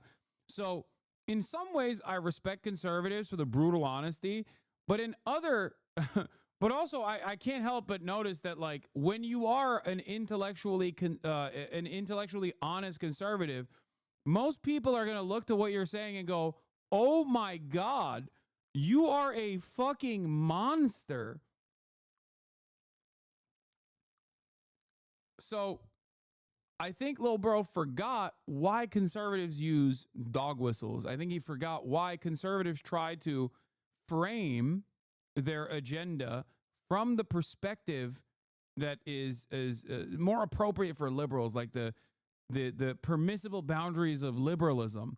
Conservatives don't say we want to do forced impregnations and we want to force women to carry pregnancies to term, regardless of whether or not there is harm to the carrier in the process, because we don't want women to be able to choose what they do with their own bodies. They say abortion is murder. We're actually saving the baby. That's marketing. And there's a good reason for that marketing, because a lot of dumbasses in the edges respond to that marketing and go, well, okay, well, that makes sense. Yeah, baby is a life. Like, they should preserve the life of the baby. I care about the sanctity of humanity, whatever, right? This guy dropped all of that and was like, no, women should be subservient and servile to their male partners. It doesn't mean it's slavery, but they should be subservient. Yeah, good luck. Good luck with that attitude, big dog. You know, I don't think you're going to win a lot of people over here. Prescription. Now, you may win out. I mean, certainly, like if you look at it. I do love this because he just accidentally agreed with the underlying premise that Sam Seder made here, which is unless you're a billionaire religious fundamentalist or xenophobic nationalist, voting for Trump was a mistake. And he basically came up and said, yes, I'm a religious fundamentalist, and I love that Donald Trump is doing religious fundamentalism. So technically, Sam is correct. And also simultaneously, he has revealed the devastating agenda of Trump. So congratulations to this fucking TikTok dipshit. A country like Iran, they have a theocracy there, and that. And apparently that's, you know, good for them if they want it. My final point is whenever but I don't want to live in a theocracy. My final point is whenever we see people live out Christian values to its full extent, we see a great society. When we see people deviate from that, that's where all the problems arise. All right, I think you are at home in the Trump. Right. Trump Thank you very much. You've been voted out. Please return to your seat.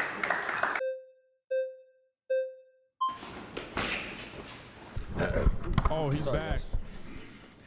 I think I have an issue with the implications of the prompt. I mean, of course, I'll stick on the religious fundamentalism. I think it's unfair to view Christianity separated from the ideology that Christianity informs, right? You have an ideology that you vote upon because you view it to be the truth that benefits everyone in a society. That's how a democracy works. I, as a Christian, have an ideology that informs my opinions, and I believe that it is the most moral and correct way for a society to function. So I think if we put religious fundamentalism in a box where you say any moral implications that I draw from this, religion is unable to be voted upon, unable to be pushed onto you because simply it's a religion is unfair to view it that way. Religion is an ideology like all ideologies are. You know, it's you vote away. I don't mind you. I don't dispute the idea that you could have a religious ideology and want to see it imposed upon others, and it's not inconsistent with my claim. My claim is that Donald Trump is ushering in an element of Christian theocracy that you know, I can't remember his name, and you may be excited about, but I'm not excited about it. I don't think the vast majority of Americans are, but maybe I'm wrong. I mean, I don't think this country was set up to be a theocracy, and I find it problematic that it will be, but others will be happy about it. I think it's unfair as well to label any morals that comes from religion inherently immediately theocratic. Like, having a theocracy is something different than having... I think love thy neighbor is a good precept, and I don't know that we should necessarily legislate it, but I think it's a good precept. Cool. I think there are things from religion that are good. Yeah. I interviewed Desmond Tutu years ago, who said that, you know, religion can be... you know, is like a knife. It can be used to spread butter or it could be used to stab people. But that doesn't mean that I want religious doctrine to be... I want Sam to ask him who this person thinks Desmond Tutu is.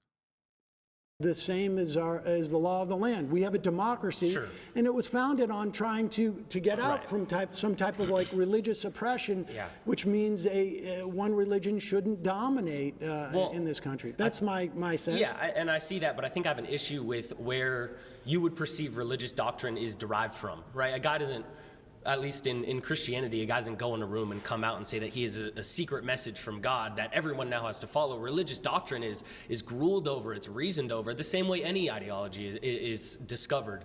I'm not talking about the validity of religious doctrine. I'm talking about religious doctrine supplanting democracy in civil society. And I'm saying that religious doctrine is democratic inherently, and in the way that you... Well, I mean, look, we can have a debate as to whether or not women should be subservient to men. I don't think they should be, and in a democracy, I don't... How do these guys look back at like thousands of years of religious history and unironically look at like the most secular era that we live in, at least since like the invention of Christianity, and go, we got to go back to the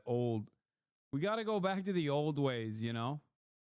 Whoever said this is Timu Nandre, fuck you. It's Nandre with a wig.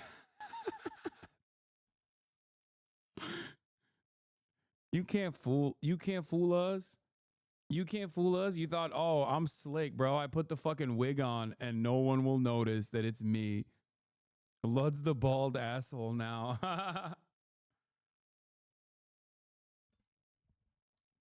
Yeah. You know what I like to think of when I like to think of religious democracy? The Inquisition. Like how wonderfully democratic that process was, you know? Great stuff overall across the board. Yeah. Great. Thank you. Let's go back to that. They would fucking melt you, dog, for looking this gay, okay? I don't think it's healthy. Right, but when you said earlier with him that someone shouldn't have I don't know the exact word, like a chokehold on what is, you know, religious truth and what isn't religious truth, that's not how religious truth itself works, and that's not how religious truth is brought to the political table to have that work either, right? I don't know, when Pete Hegseth is in famously, religion always is open to interpretation, and that slight deviations never lead to horrifying acts of violence that span across centuries, okay? Famously, religion is super chill about having slight deviations, and it's always open to interpretation. Everybody always agrees to disagree. That's insane, dude. Oh, that's awesome. There's no way this person has not done like theology 101. You know what I mean? Like there's 0% chance he knows anything about history. Oh my God. bar yelling, we're going to kill all Muslims. Well, that's, yeah. I mean, well, yeah, but now he's in charge of the largest military in the history of the world. I think, and he's informed by his Christian nationalism. I think that's a problem. Right. Well, but we can disagree on that. Yeah, we don't take. Pause. You've been voted out by the majority. Thanks, Sam. Return to your seat.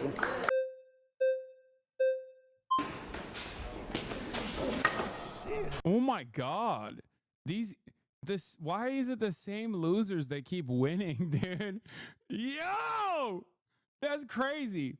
Luther's 99 Thesis were seen by the church as a suggestion box submission famously. Yeah. No, of course.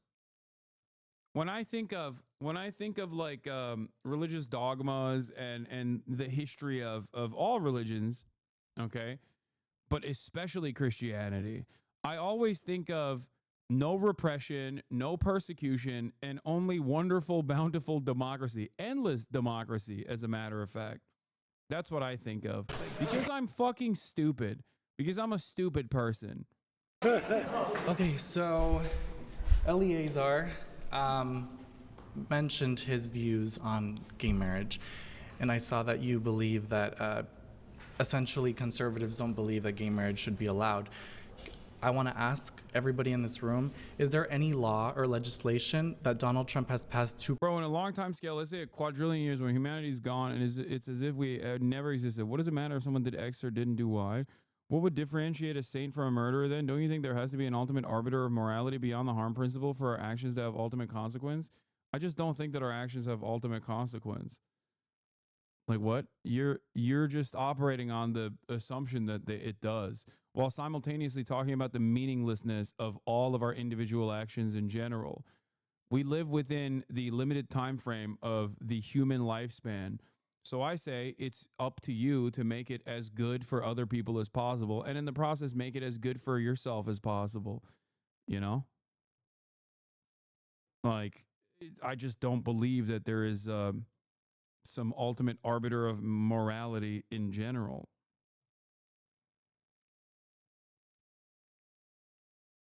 Like, why does there... I think it's inherently selfish, narcissistic for humans to assume that our lives are meaningful and consequential in the grand scheme of things. And I just don't agree with that at all. Beyond the confines of the human lifespan, it is utterly meaningless, which you also come to that recognition by expanding on history and just like removing ourselves from the equation and saying, like, for a quadrillion years after mankind has existed and has ceased to exist,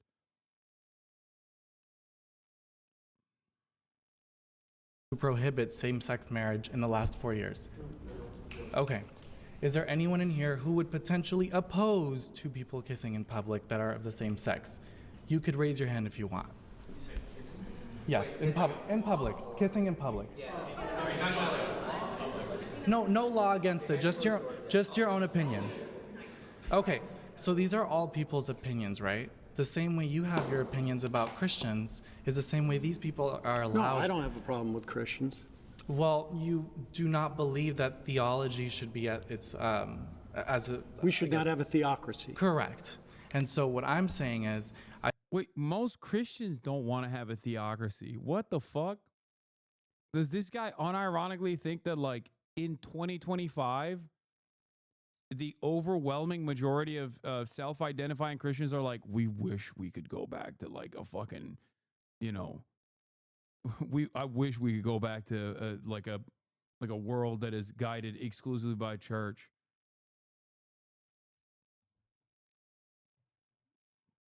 He thinks Sam wants the big gay in charge? I think that Christianity, I'm a Catholic. I think that Christianity bro, reassign all his intelligence points to speed. True. Is, I think, fundamentally very important to instill family values in myself as well as every person who wants to have children. Now, let's talk about... I'm okay with that, too. Let's talk about Order 14,166. That is an executive order that Donald Trump just imposed on identifying what is male and female. So I personally believe, as well as many transsexuals, friends of mine, believe that a woman is a biological female, as well as a man being a biological male. You are assigned what you are at birth. You are not assigned your gender later on. What you choose to express is something that is similar to wearing a garment, similar to what you decide to put on your face. And I don't think there should be laws or legislations dictating people or imposing laws to manipulate children, for example, to castrate their bodies at such a young age. 50% of children. Do you know how many children are treated over the past 5 years? Let's say, I think it was from 2018 to 22, there was a study that just came out from Harvard. Do you know how many children received gender-affirming care, but broken down into puberty blockers and then hormones? Give me the numbers. You tell me. I'm curious. Well, I'm curious because you're bringing it up. No, I have the numbers. Okay, tell me. I do, but I'm curious if you know. Tell me what the numbers are. I promise to tell you after you tell me what you think it is. I'm not gonna play that game. Because I have a feeling we're not playing this game. No, I am. It's not a game. You have, again, and I'm going to repeat myself here, you have a firmly held conviction, okay?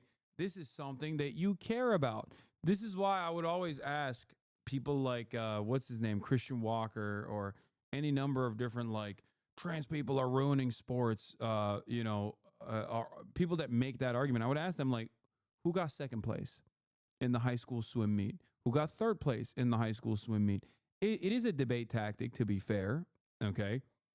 But the reason why I would ask that is because, like, obviously you don't give a shit. This is not something that you truly care about. If you did, like, if you had a genuine interest in, like, women's swim meets or whatever, you would fucking know. You would know the answer to that question. And the same goes for people that make these arguments where they're like, no, you don't understand, like, thousands of, not even thousands, you didn't give a number, but, like, everybody's getting hormone blockers and everyone is having this kind of invasive surgery at a very young age is totally unacceptable. The reason why it's important to ask people, like, how many people do you think this is happening to, is because they don't know. They don't know. If they knew the answer, they would recognize how laughable of a position this is.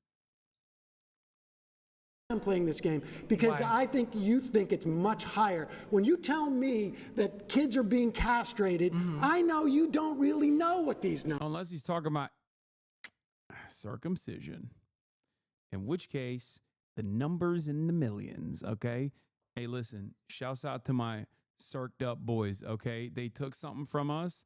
And we'll never be able to return. I'm an intactivist, as you guys know. And as an intactivist, I have a poster that says return with a V on it, but instead it's actually not about, like, white Christian nationalism. It's actually return my penis skin. That's what I would want.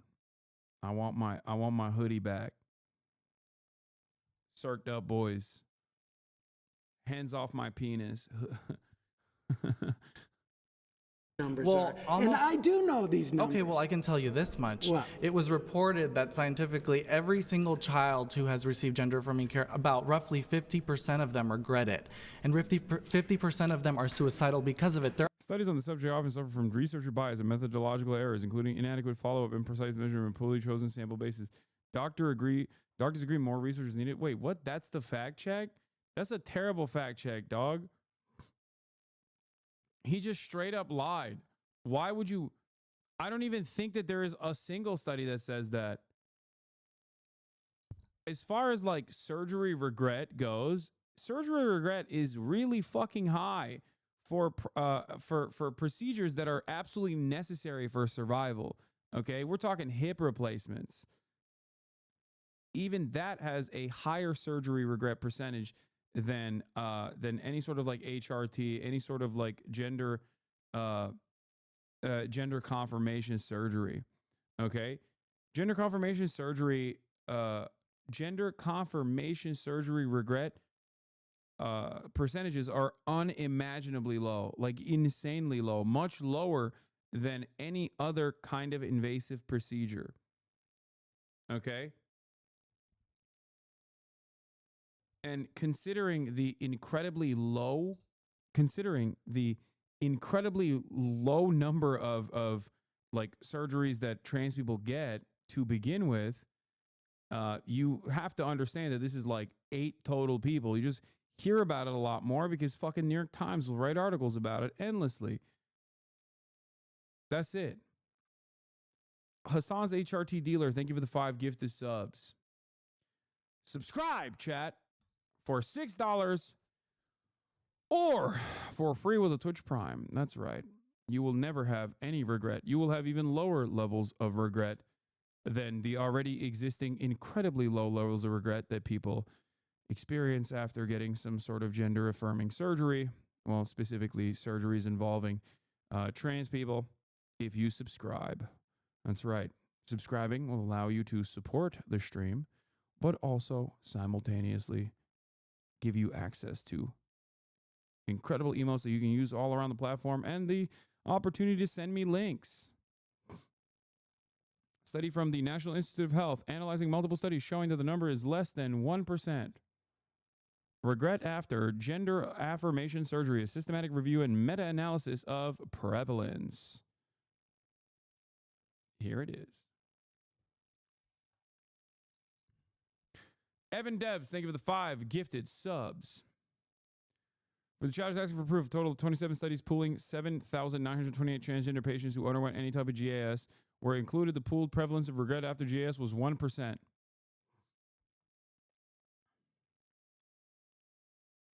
That fact check is wrong. Minors don't have surgeries. Yeah, that's true. Well, no, minors do have surgeries. Minors have gender affirming surgeries as well, like rhinoplasties or breast reduction surgeries or breast enhancement surgeries, as a matter of fact. That is infinitely more common. That is infinitely more common than minors getting any sort of trans medical care, as a matter of fact. So the idea that minors don't get any sort of gender affirming surgeries is wrong. It's just overwhelmingly cis minors that end up getting said surgeries.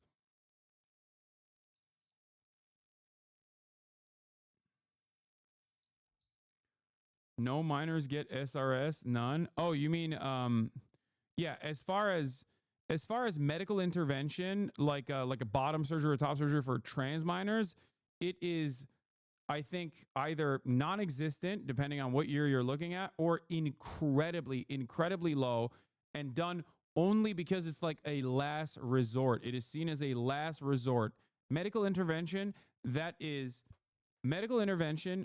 not reversible is not often done to trans minors. It's not done to trans minors at all. It's like very, very, very, very few instances, and only seen as a complete last resort. Yeah, knee replacement surgery is a 30% regret rate. Gender affirmation has like a 0.3%. Exactly.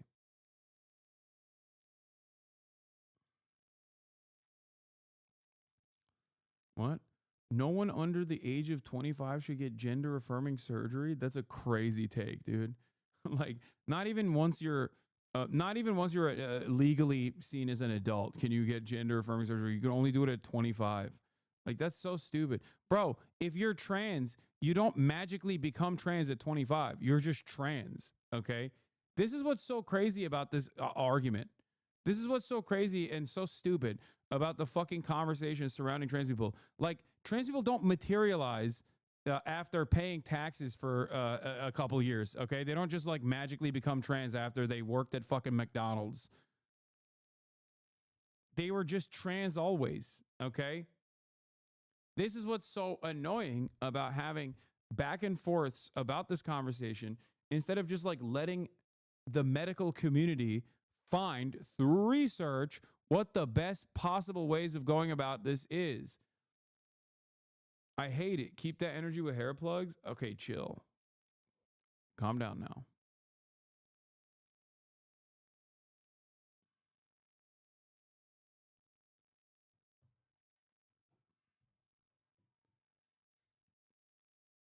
Bro, I thought you were a foe. Make no mistake, I am a foe. I am a foe of the LGBTQ community. Okay? This guy's coming after the one remaining medical tourism sector in my home country. Okay? I take great offense to this, sir. How else will Turkish hairlines make money? How else will industrious Turkish entrepreneurs, doctors, how else will they be able to make money? You are tanking an economy that has experienced hyperinflation for the past decade or so. You're trying to bring Turkey down even further. I will not let it slide. We are the table. We're not just at the table, we are the table. All right, let's continue. They're actually more depressed because of it. How many of those kids? How many? A psychologist, by the way. How many over the course of 5 years? Well, tell me. You tell me. Tell me.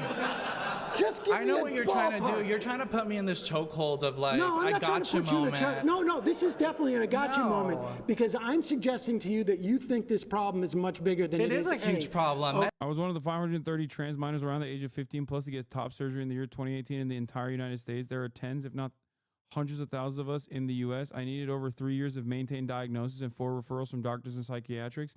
Bottom surgery does not happen until 18. Yeah. Now think about the interesting part about this, right? By the way, shouts out to Catboy Collector. The interesting part about this also is that there are definitely more than tens of thousands of people that do get top surgery as minors in the United States of America, except that is seen as gender affirming surgery that is appropriate. Why? Because it's cis minors that get it. That's the difference. It only becomes an issue. It only becomes a real issue when it's actually trans minors. Okay. That was the point that I was making. It's like an incredibly, incredibly low number.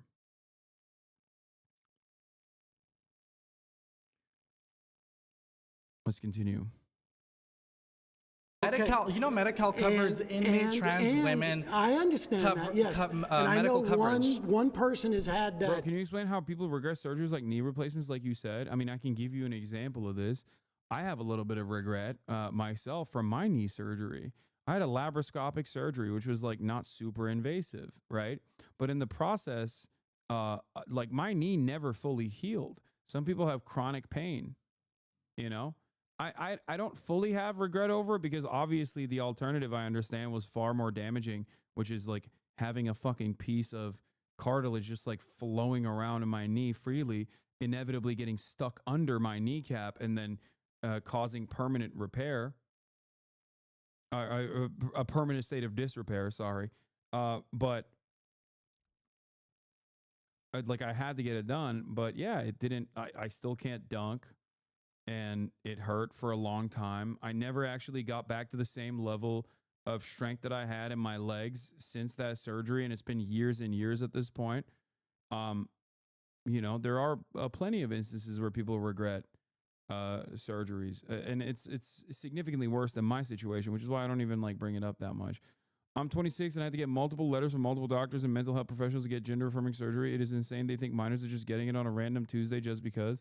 Yeah, that's the other side of this, that like conservatives are not known for critical thinking in general, but this is an area where they certainly demonstrate their lack of any sort of logic, right? Where they think that you could just like get HRT over the counter. You just walk up and you're like, I'm trans now. Give me some fucking estrogen or testosterone. I wish it was that simple, by the way, because I'd be getting that fucking tea, all right? I'd be spiking myself with Anavar on a daily fucking basis if that was the case. Probably would be a little damaging to public health overall. They think that there is no like mental health professionals checking every step of the fucking process. That's number one. Number two, they do this with everything, okay? It's the same principle behind claiming falsely that Gavin Newsom has let 75,000 rapists roam the streets. Why are they saying that? Because Gavin Newsom said we need to lower the number of prisoners in the California state penitentiaries because there is a real crisis of overcrowding in California state penitentiaries. That process is infinitely more complicated than the way people think it is. You don't just like walk up to the worst rapist you know okay, who's like an Olympic level rapist. Like he just raped for fun, but also as though it was his own profession. And you're like, well, Gavin Newsom said you can get out now. And he's like, oh my God, I've only been in prison for 1 year so far in my, triple life sentence. Oh, thank you so much. I can't wait to go out and do rapes again. That's what conservatives think is going on. It's like, no, there's a fucking parole board. Like you have to go in front of an entire group of judges who will look at whether or not you have demonstrated good behavior, if you've actually served the majority of your sentence, okay? And then they commute it, especially after you've demonstrated good behavior in general. Like, that you don't have a capacity to reoffend. Like, it's not that simple of a process, but in the mind of a conservative, it is that simple. And then, because of how stupid we are as a society, we have to entertain the conservative stupidity. Their lack of imagination and their lack of critical thinking skills all of a sudden becomes all of our problems. That surgery. I don't understand how my taxes should go for an inmate prisoner who wants to transition. Well, I think because we got to do health care for prisoners, and you don't consider it real health care. But Gavin hold on, I don't Newsom want has to imposed listen, $2.6 billion it's in 900 kids 2022. over 5 years. That is a lot of receive children. Puberty blockers. That is a lot of children. 900 AB kids over 5 years. 547 just Do you know how passed, many, including do you know how gender many kids identity, died during COVID? gender identity, to allow children 10 to be kids a separated from month their parents die just from due to not accidental affirming their gender gun deaths. identity. But here's the point. Listen, Trump how is he hurting these people? He just rescinded the ability of the Labor Bureau to investigate discrimination in workplace. Are you for trans people being discriminated in workplace? They're never being discriminated? Are you for trans people being discriminated? They're just not being discriminated. Oh, okay. My bad. Okay. That's cool. Well, I guess we should wrap this up, No, they're not being discriminated. Oh, well. It's just like you operate with the level of thinking of a child. Like you have a child's brain. What the fuck do you mean they're not being discriminated? What an insane thing to say to begin with, but also what is happening? Like you're like, no, it's not happening. Okay, I guess we should move on to a different point then. I'm very passionate about that question, and can I answer it? Mm-hmm. Okay, so he's passionate, so he knows better. I believe that affirmative action should be. It's not affirmative action. Oh, then what is it? It's anti-discrimination. It's not saying that you have to hire trans people. It's saying you can't fire someone when you find out they're trans. Okay, well, hold on a minute. So when you hire someone or when you interview someone, for example, you are supposed to interview them based on their knowledge and their work ethic, not based on sex. I'm not saying affirmative not based action. On their sexual Are orientation. you allowed to fire them if you find out they're trans? If you need to, then you should. If you need to, then you should. So we have a disagreement. I don't believe people should be discriminated against. Pause. And that's not. Wait, what do you mean? If you need to, you should. Like you have a competent employee. You like the employee. The employee is doing decent output. You'll find out that the employee is actually trans. You'll fire them because they're trans. What do you mean? If you need to, you should. Some needs are not valid and in the past were considered illegal. And the reason for why this was a restriction enforced by the federal government was because people were doing it. Okay? And you're also in the process of arguing that they should be able to do it. What is happening? Not discrimination. It's based on your knowledge, not what you sleep with, not who you sleep with. Just saying. They're clapping for that? Oh my God. Bro, they don't understand. They don't understand anything. What the fuck is going on? I would lose my mind if I was in a room like this. I genuinely, like, this goes back to the point I make all the time. If everyone is stupid and you're the only smart one, then, you're stupid and they're smart. That's just how it works, okay? In a society in a society of blind men, the one-eyed leads everyone is wrong, okay? In a society full of blind men, the one-eyed person is cast aside and ostracized as their vision is now no longer a benefit. It is actually a point of discrimination because everyone's like, fuck you. What do you mean you can see? Get the fuck out of here. They'll kill you. You're a witch. It's awesome.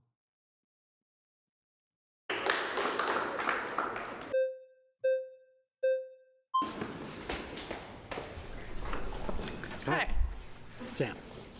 So I actually think that this liberal world order needs to be thrown away completely, and I think Christian nationalism would be a good alternative. What we're seeing right now is just a... Okay. I'm sorry. We will misogyny alert, okay? Hypothetical misogyny alert. I'm not saying that this is my worldview, but in this process, I'd be like, all right, get the fuck back to your seat. Get the fuck back to your seat right now. I don't want to hear from you. Fuck you mean? Get the fuck back to your seat. Women should be seen and not heard. Like, what are you talking about? Religious Christian nationalism would be the good order. Why are you here? Frolicking about. Why are you here and not barefoot and pregnant in your home in the kitchen serving your man? Why are you talking to me? Why are you talking to cameras? Are you a witch? Are you a witch? What is this? Yeah, shoulders uncovered? Frolicking about like a harlot? What is this? Fuck you mean you want Christian nationalism? What are you talking about? The fuck is this? Well, what is this? Congratulations. Yeah, and thank you. And yeah. No.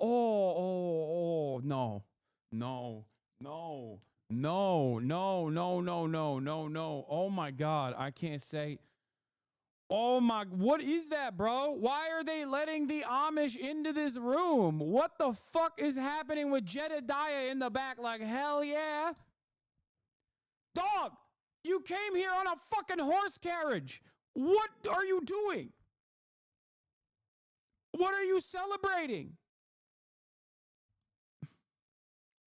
I think what we're seeing right now is a culture of death. This is the most suicidal generation. Bro is spending Rumspringa on fucking Jubilee, okay? You could be doing ketamine right now, okay, with strippers, and you're out here spending Rumspringa at Jubilee in front of fucking cameras. Ever, we have millions of children dying by abortion. People aren't even reproducing. We don't even have like a... Are you reproducing? All you're doing is reproducing dumbass talking points. What are you reproducing? I don't see you reproduce. Are you pregnant right now? Why are you talking? We mandate people reproduce? No, I don't think we need to mandate. We can just stop them from killing their kids. You want to outlaw abortion? Yes. Yes, I mean, we have a fundamental disagreement on this, and my claim was that if you voted for Trump, it would be to your benefit if you want to outlaw abortion. I think it would benefit everyone. Yeah, I disagree. I think that that women should have the right to choose. I think that it would benefit everyone to bring back the family unit, to stop having women just thrown into the workforce. Maybe we shouldn't allow women to choose to divorce unless their husbands say it's okay. I mean, I don't really believe in divorce in general, so, like, sure. All right. I mean, this I think, though, reinforces my point that if... No. You don't believe it. You don't believe in the things that you're saying. Or it's the second thing, which is even funnier. You're too stupid to recognize that you are actively spelling out your own demise. Like, you want society to be organized in a way that actively harms you. Okay? The fuck do you mean? Oh, I don't believe in divorce. What do you mean you don't believe in divorce? She's like, yeah, I would rather murder my husband secretly by poisoning him with fucking Visine, by putting Visine in the soup slowly but surely, just drip feeding it. day in, day out, after he beats my fucking ass every night until he finally fucking coughs blood and dies in his bedroom. This is my alternative vision for divorce. Insanity. If you are But it would be better for society. It would be better for everybody in society. And same with That's my argument, by the way. Like, yeah, back in the day, women couldn't get divorces. So they just fucking killed their husbands, dude. Technically, divorce is not just good for women. It's good for the men, too. People just don't understand that, though. You know, we can't even have that conversation. It's for male preservation, I promise you, okay?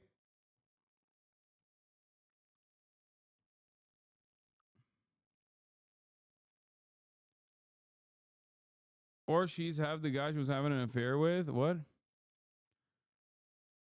Yeah, by the way, they're not even arguing his claim. They're just straight up arguing that his claim is correct and that Christian nationalism is good. Which technically, I think Sam foolishly thought there would be people that go, oh, no, I mean, Christian nationalism, I mean, xenophobic nationalism, Christian fundamentalism, these are bad things. Like, I personally didn't think that every fucking Zoomer that was going to run up to the mic was going to be like, nah, shit, that shit's dope, dude. I love religious fundamentalism. That shit is poggers. It's sick. I'm so skibbity. I'm so phantom tax on fucking Christian nationalism. You have no idea. Like, I don't even think he was baiting. I think he wanted to entertain a good conversation amongst people who don't fit any of these categories, because he thought that the average Republican Zoomer that wants to go on a Jubilee video was probably going to have some semblance of normalcy, some interest in at least maintaining decency, and that they wouldn't have fucking said those things. They'd be defensive, and then Sam could just like cook them up. I didn't think that every single person that comes up was going to be like, actually, the three things that you mentioned are awesome, and that's why I voted for Donald Trump, and you're totally right about your premise. xenophobic like, what's the problem with xenophobic nationalism? Don't you think that's better for Americans in general? Stop! Like xenophobic.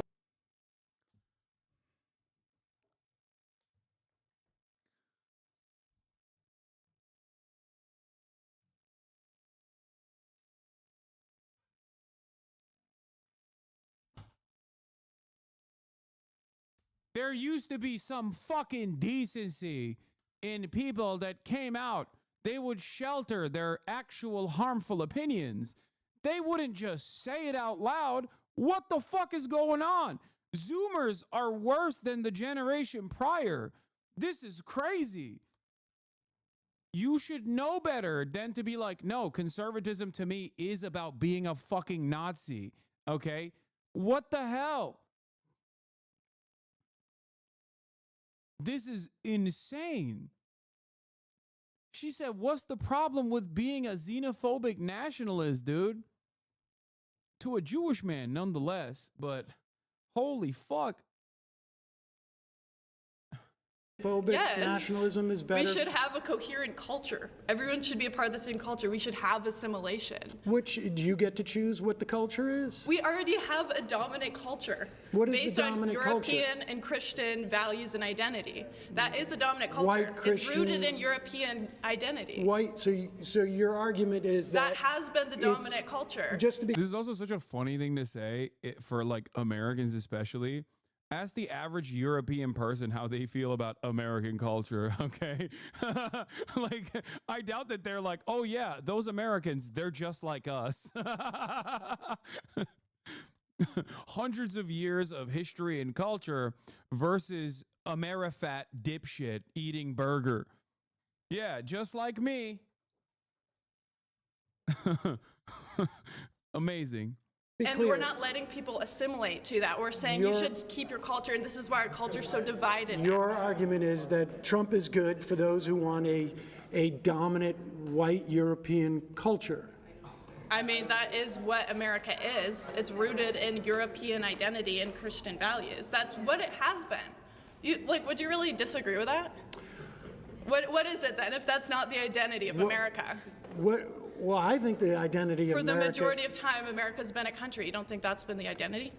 Well, actually, no. I think actually the identity of America has been, for better or for worse, a melting pot. Yeah, it's an amalgamation of all of the other, ironically enough, countries that America dominated that then bring those people over here. And actually, that amalgamation is one of the best aspects of America, if not the only good thing about America in general. She's not wrong. America has been very racist historically, law. I know, but the inverse of that, the other side of that, is also the fact that, not having a singular focus on, I guess, like defining and maintaining some kind of like European colonial mindset has caused, or rather, as a consequence of maintaining some semblance of white supremacist European colonial mindset, America has become an amalgamation of all these different cultures. It's not a bad thing. It's actually a good thing.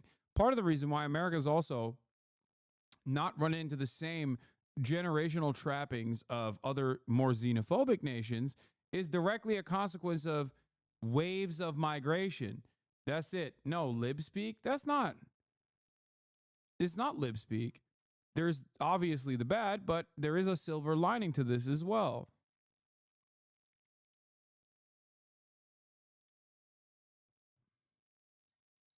It's true.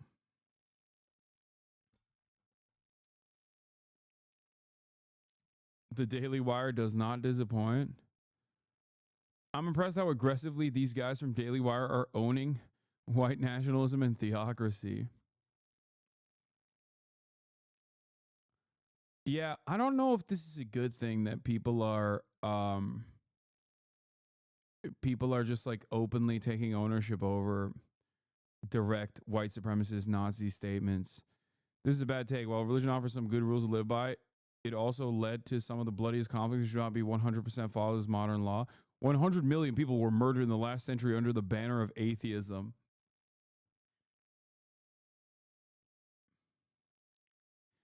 Black Book of Communism.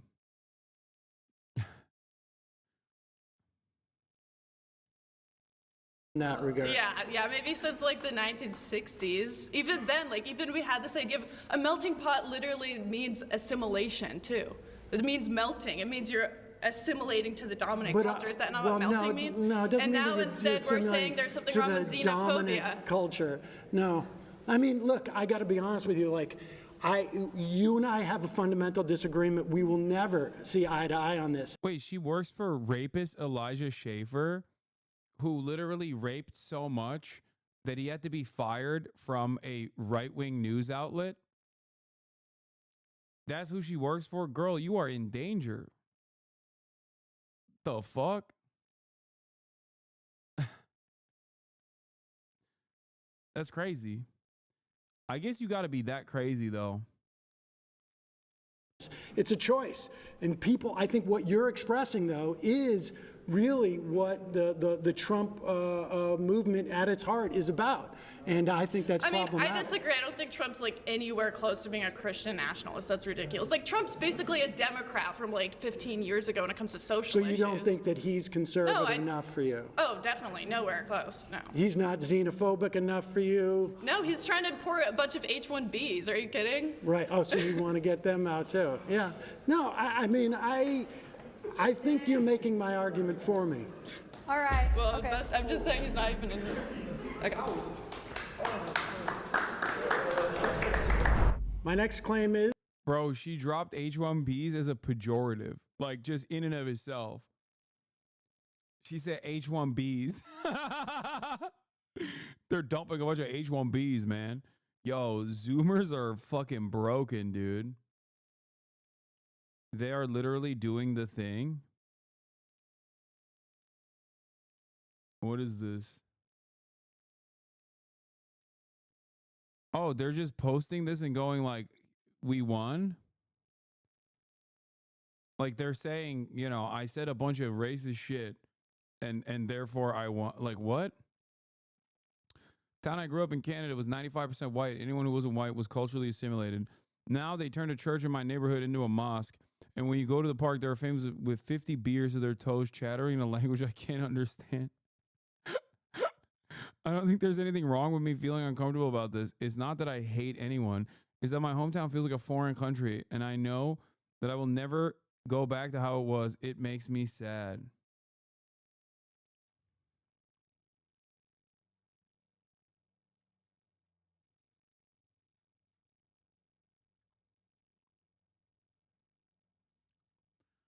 I hope they build more mosques in our town, honestly. I don't get it. What's the problem? Like, you said the fact that there are mosques doesn't mean this does not imply religious fundamentalism, but maybe you can get religious fundamentalism if you would like, you know? That's right. I'm an advocate for Sharia, baby. That's right. No white Sharia. I'm an advocate for brown Sharia.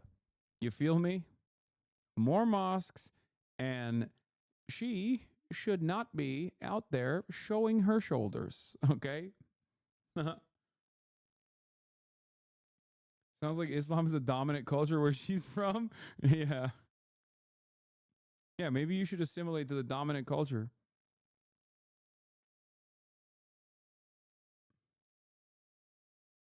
The GOP will destroy Social Security and health care.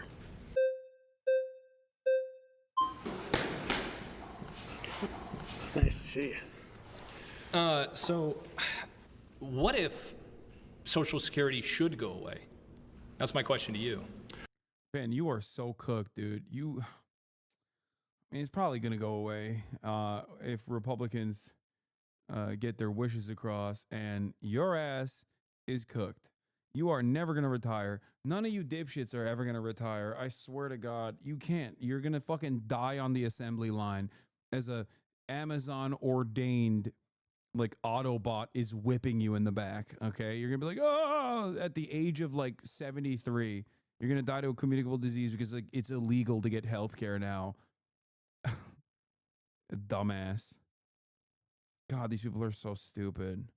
The thing that really pisses me off about conservatism in general is just that they actively champion causes that will fuck them. Okay.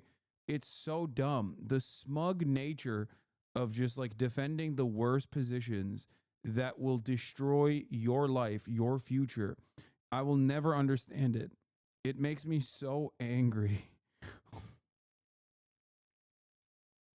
Because Social Security keeps 2/3 of our elderly out of poverty. And not only does it keep our elderly out of poverty, it's essentially a social insurance program that protects you if at the end of your life you don't have enough money to survive. This is my king's bread and butter, okay? You're talking to a guy who goes to tort conferences for fun. Social Security is his fucking bread and butter. You have fallen into the intellectual trappings of a Samuel Cedar, okay? For right now, do you know that it's also the albatross around our generation's neck? No, it isn't. Okay, so let me just explain this. Well, you're going to go back to lecturing me about Social Security. Well, that's what we're talking about. Social Security. Yeah, Social Security is one of the top 3 funded. Social Security is almost the biggest thing that our government does. Exactly, and we are more than $30 trillion in debt. Well, first of all, Social Security cannot contribute legally to the deficit. Because they don't even account it in the federal deficit every year. That's correct. We have 30 years. Self-funding. When Social Security started in 1936, you have more workers than retirees because people haven't entered into retirement. By 1970, it was at 3.5 to 1. Now it's at 2.5 to 1. But productivity has increased during that time, so the amount of money paid into Social Security has been up there. The reason why we are running out of money just for the trust fund, not for Social Security, like I say, if we do nothing with Social Security now, it is statutorily unable to contribute to the debt. The math is right there. The reason why the trust fund is running out is because wealth inequality has hoarded so much money above the cap. You don't think it's because So the if you- government does a no, terrible job managing their money? no, They have a huge not at spending all. problem, and they go, oh, look No, at all this money they we have knew for this in Social Security 1983. that's earmarked for 40 60 years from now ago. that we're just going to spend on 40 something right years now. ago, they predicted this. This is an actuarial table. Accountants sit there and look at it. This is a very easy math problem. Accountants in the If you- government are always right? That's totally the thing that you're saying? That they're always correct about money, right? That's why we have a $40 trillion debt problem. The problem isn't the math with the 40 trillion debt problem. It's the you have tax It's the cuts and you spending spend- problem. I totally Yes. agree with you, which Social I would argue is Security- part of why Social Security's gone in the hole already. That's simply not true. Oh, okay. So we're out of money from If the the Social trust- Security bucket. No. Statutorily, by that I mean by law, Social Security pays for itself. If we do nothing, the 6.2% that your employer and your employee pays into it will pay out 78% of benefits starting in 2033. And why is But it if going we down? raise If the cap- everything's so much better, why if is it we only raise the 78%? cap- If we raise the cap, there's a cap right now at $176,000. So for instance, if you make $100,000, you pay $6,200 into that. A year, But yeah. a year. But if you make $4 million, do you know how much money you pay into Social Security? Less than that. $6,200. And so why should wealthy people hang on? Wow. Why should wealthy people pay more? I don't know. That's just how progressive taxation works. It's like kind of the entire point of our tax structure. It's a good thing because they have more money. What are you going to do with the money when you fucking die? Wealth inequality is a major problem, don't you think? I thought these guys were populist.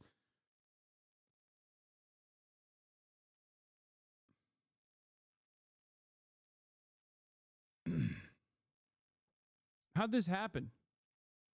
Do you make $10 million a year? Like, why? Why do you care? Why? Why do you care? Are you gonna make $10 million a year? No. Shut the fuck up. Advocate for your best interests. Rich people advocate for their best interests every fucking day. Poor people, on the other hand, poor Republicans, on the other hand, especially, just genuinely advocate for rich people's interests. It doesn't make any fucking sense. It doesn't make sense. What's wrong with you, dude? This is why I always say, dude, if you're a conservative, like, you have to be so goddamn lucky.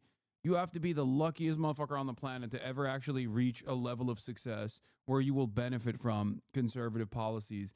Because conservatism, especially when you're not immediately benefiting from conservative principles, unironically means that you're so fucking stupid, so goddamn peasant brain, that you probably aren't going to be rich. You're just not. The smart thing to do in your situation is to advocate for a better future for yourself. Okay? If you get to that point, then you can advocate against it. But for now, you should be advocating for your best interest. Conservatives don't even do individualism and selfishness correctly. That's how fucking stupid they are. That's what pisses me off. They can't even do being selfish right. They literally think being selfish means like harming others that are not in your immediate in-group that you've chosen for yourself. And never on the virtue of class. It's so dumb. What? I completely agree with you, but what he's going to say is, why do wealthy people get Social Security? It's marginal. And if you want them to not get Social Security, you can fucking tax them. Okay? But that's an entirely different conversation. It's like, oh, if we do free college, then rich people will send their children to college. Okay. You think rich people are sending their children to fucking public universities that are free? Great. Wonderful. Everyone has access to education.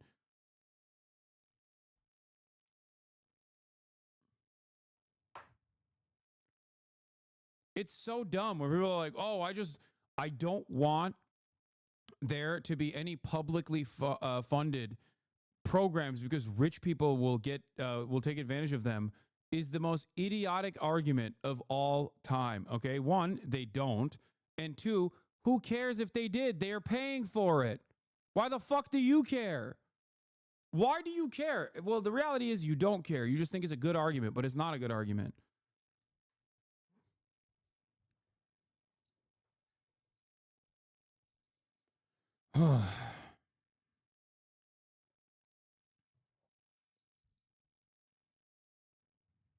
It's additionally funny because they don't even benefit from it. Do you see what I'm saying?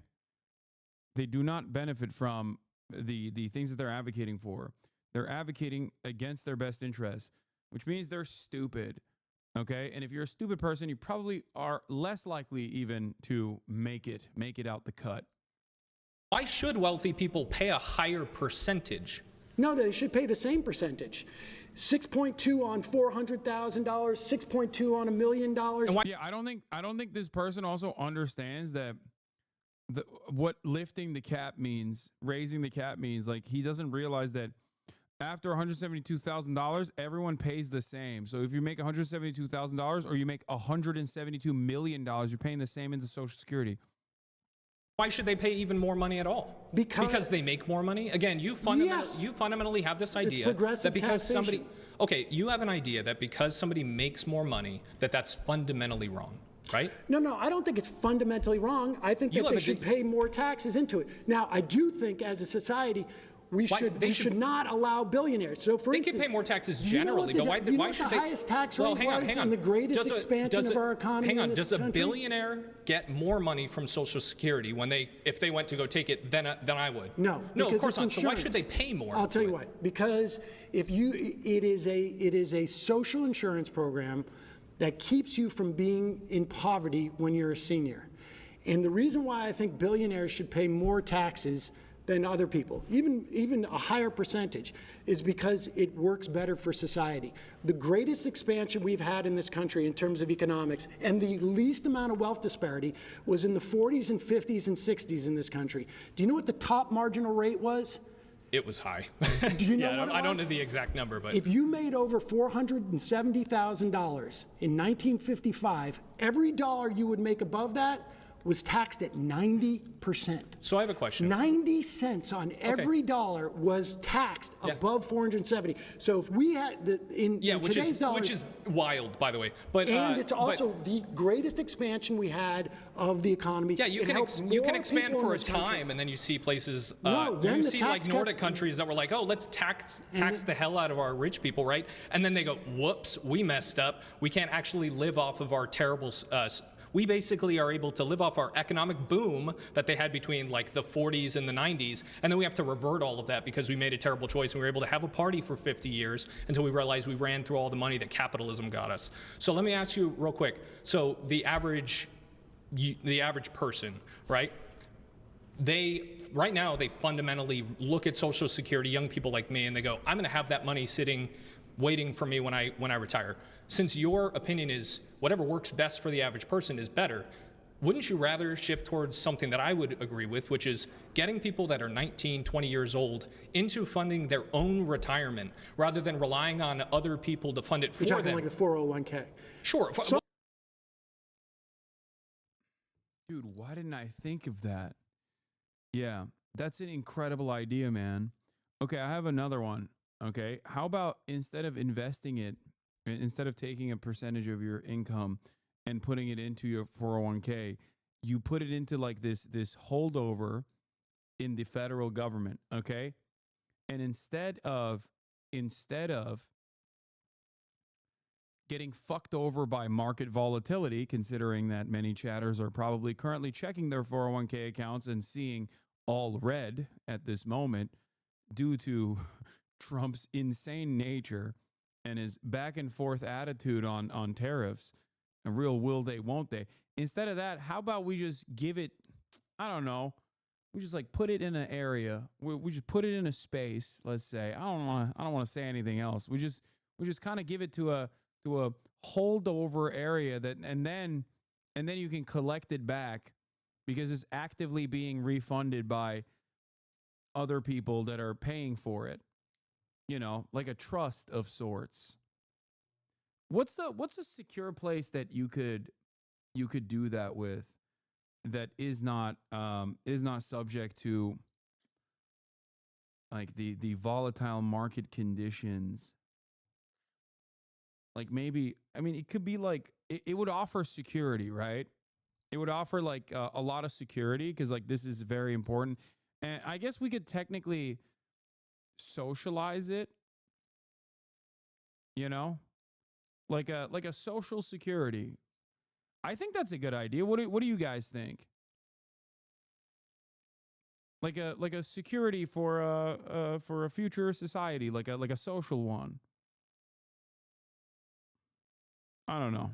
Well, not just a 401k, but for IRAs, any other type of retirement. Security Would you agree? Would we agree with that? Social Security was set up as part of a three-legged stool where back in the day, when I was a kid, we had defined benefit pensions, where you'd know how much money you would get out. Yeah. That all shifted in the 80s to defined contribution, where you know how much you put in. The 401k started during that Reagan era. It has been a disaster because the fact of the matter, for better or for worse, people just don't save in the way that you're talking about. Why? It would be nice if they could. If the because government, if the government were changing the mindset and actually pushing that cultural so you want to just change the mindset. Yeah, no, I feel like that's not going to work considering what Sam Seder is saying, which is exactly the argument that they made back then, and it's been an abject failure. I think we should do the other thing that everybody likes and wants to maintain. And there's a very easy fix, it seems. shift towards, we're not just going to hand you money when you're 65. You have to plan for it right now. We've had a 40-year experiment with the government affecting the culture. You're not handing people money when they're over the age of 65. You're paying into it. Mindset, and it failed. We've had a 40-year experiment of everybody. You know what my parents say? Do you know what grandparents say? They go, well, I'm just waiting for my social security check to come in, rather than I have $800,000 waiting for me because I thought. Oh my God, dude. Oh my God. Conservatism and infantile disorder. I swear to fucking God. Okay. Holy fuck, dude. Dude, everyone could have $800,000 in their pocket if they did Sigma grindset in the market, dude. Market movements, baby. I'm moving my money. If everyone became a fucking day trader, okay, like we would all be rich, dude. What the fuck? That's so dumb. I thought about it when I was 19 and 20 because I didn't have this grab bag of money waiting for me. You're assuming that young people. I try and tell my kids. So we agree. So we agree. We should get rid of Social Security and phase it out. Well, no. So we should phase out. So how would you? That's so dumb. You can still do that without Social Security, you fucking moron. You can do that alongside Social Security. Does he think that Social Security can't exist? And if Social Security exists, like people won't, put aside money culturally in the market? Like, what the fuck?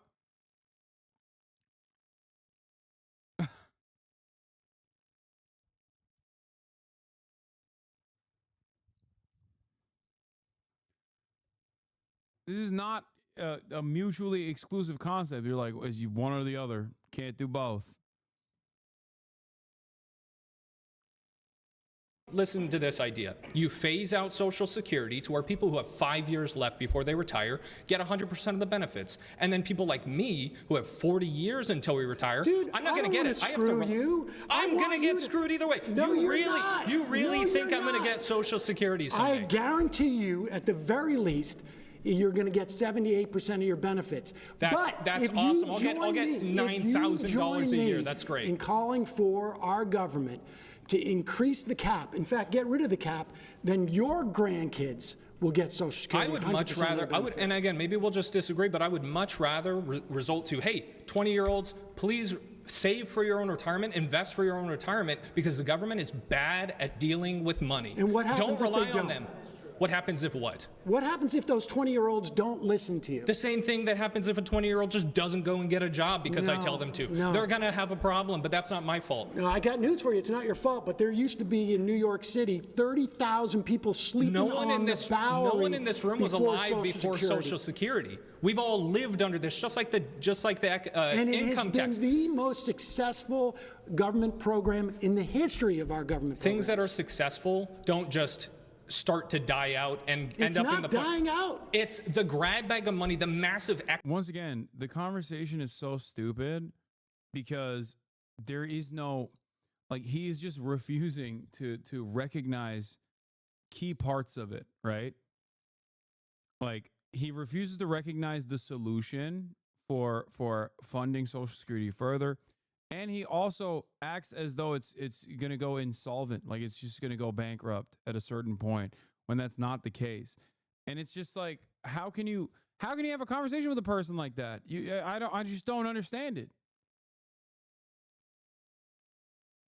It makes no sense. Excess that was there in the early years because of the 42 to 1 beneficial. There wasn't a massive excess in 1936. 42 to 1 Dude, is that was a just massive because excess. There weren't that many people who had entered into the Social Security program. And the fact that in 1970 it was 3.5 workers to 1. Now it's 2.5, but productivity has increased it. I've told you why the Social Security Trust Fund is running out. It is because of wealth disparity.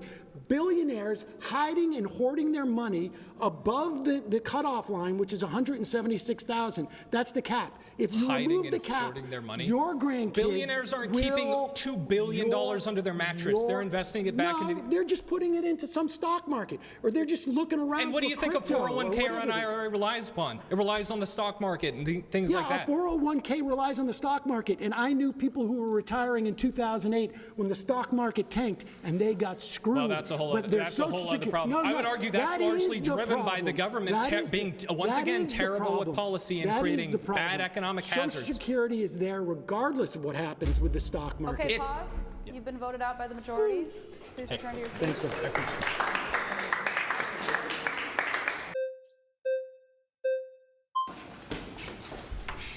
Micah. Hey, Micah. Good to meet Sam. you. Nice to meet you.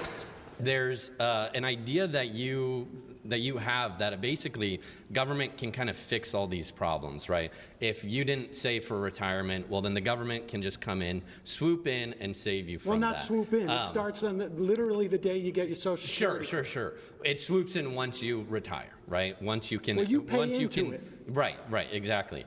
And so you believe this idea basically that government is an effective organization, which it does time and time again, if you look at history, that's proven to not be true. When you're hitting at retirement, you don't know. This is an insurance program. That's it. It's an insurance program, and it basically says you're insured against eating cat food when you're 65.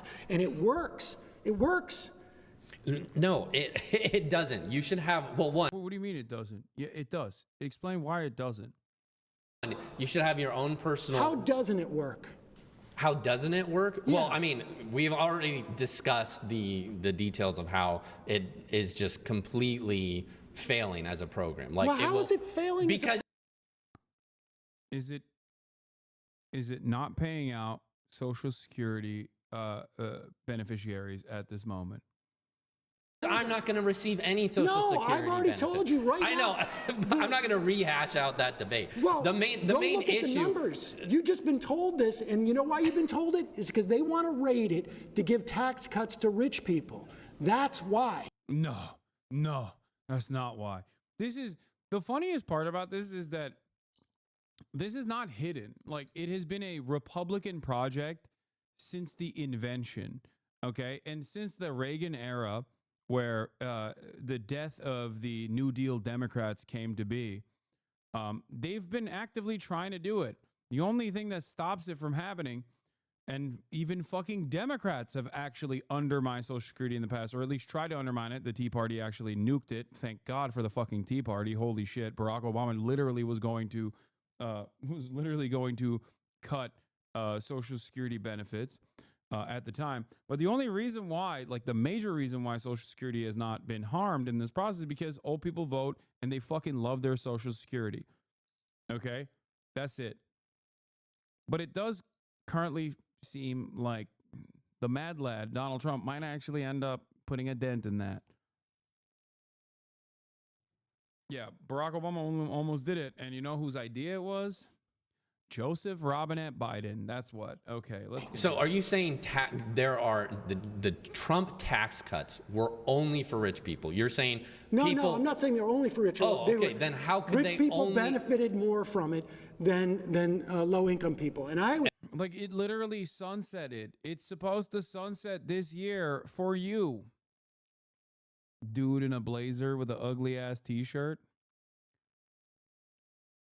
The only permanent tax cuts for the top marginal tax bracket And also for corporations, the corporate tax rate. That's it. Everybody else's taxes are slated to go up. This is going to be a major battle, major legal battle, major legislative battle. Sorry. And what do you mean benefited more from that? Because we already went over the percentage numbers and we know that's not true. They don't need the money as much, and they don't need it. What are you talking about? These rich people are the people that are investing in smaller businesses. These are the people that are giving other people jobs to allow. There's that old hat conservatism. Finally, dude. Jesus Christ. It's kind of crazy because like MAGA nationalism has like kind of stopped advocating for these like super old school classic conservative positions like rich people are jobs providers, you must respect them, you know. I think with growing income inequality, Republicans basically realize like they can't get away with that kind of sentiment any longer. But I'm glad that there's at least one person who will bring back the old classics. This is a classic take. Okay. Oh, wealth will trickle down, dude. Rich people are glorious. They're the jobs providers. They're the jobs creators. Excuse me. Put some respect on it. What do you mean they don't need the money?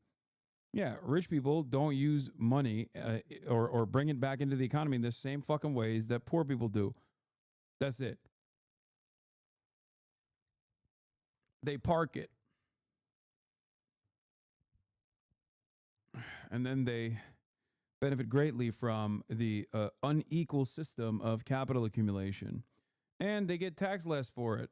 And there's also on top of that additional methods of simply borrowing against your pre-existing assets, loans with even lower interest rates. Instead of a tax at that point, you're just offering a incredibly low, depending on how wealthy you are, an incredibly low interest rate. That is the tax that you're paying, but instead of paying it to the government, you're paying it to a fucking bank. And then just keep doing that over and over again. This is non-taxable because it's a loan. And you die. Buy, borrow, die. Allow them to provide for their family. Okay, Listen, pause.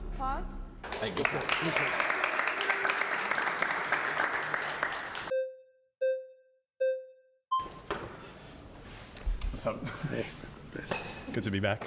Nice to see you. Okay, yeah, nice to see you too. I want to zoom out a little bit. Okay. So obviously you're pinpointing on Social Security, and there's a reason for that. And healthcare too. Oh, okay, but Social Security is the program that you're very concerned about, and that Medicare. I'd love a Medicare for all program, but go ahead. Yeah, so I think the reason you're focusing in on Social Security precisely is because Social Security is the most successful in a shadow of social welfare programs and government spending. That it's like the Democrats. It's also the biggest bucket of money. It is the biggest bucket, but the thing. Democrats have these social programs and this deficit spending, and it just never ends. It's never enough money. So you're focused. Oh no, we got a deficit hawk in the building. Oh, this is another old school conservative guy. I like it. I like it. On Social Security because it is the one successful child, but you're ignoring all the social welfare state that we've become. Social Security and Medicare and Medicaid make up the majority. Over like a right. So 70% of our federal spending is mandatory. And that, you're right. It's Social Security, Medicare, Medicaid, interest on debt. 8% of we're paying for that. So the Democrats run on this. Essentially, they want a welfare state. So yes, Social Security might help a lot of people, but it's like we're closer to a welfare state than we've ever been. 38% of the GDP in the U.S. is government spending. That's the highest since World War II. So us conservatives, we're trying to tell you, like, you guys are fiscally really irresponsible. So are you worried about the tax cuts and what that does to the debt and deficit? The tax cuts increased revenue. No. Yes. I want to tell you about Kansas. Okay, tell me about Kansas. Sam Brown back in 2012 brought in Arthur Laffer. You know the Laffer curve, right? That's the argument that if you cut taxes, you're going to get more revenue. That's exactly what happened. Kansas. No, that's exactly what happened in TCJ. It destroyed Kansas. By 2016, a Republican legislature raised taxes again. They destroyed their education system. Reality is against you, my friend. Look up Kansas. The numbers during the Trump administration, they sent Sam Brown back. They made him the ambassador to faith because they didn't want this guy around because it was a disaster. If you want to tax the rich, you should vote Republican because they pay more in taxes under Republican. It was the same as Reagan. Down. It was the same as Trump. Look at Wait, what? Both Reagan and Trump lowered the top. What? Reagan and Trump both lowered taxes for the wealthy. What the fuck? What is he saying? Is he trying to argue that like when taxes are lowered, wealthy people are more productive and therefore end up even with a lower taxable income or a lower tax rate, they end up paying more in taxes overall? Is that what he's trying to say? Like what? That's what he's trying to say, right? That's the argument that he's making, which Sam directly contradicted because with his Kansas argument, Sam directly undermined the point that he was trying to make, which is that in practice, that's not how that works.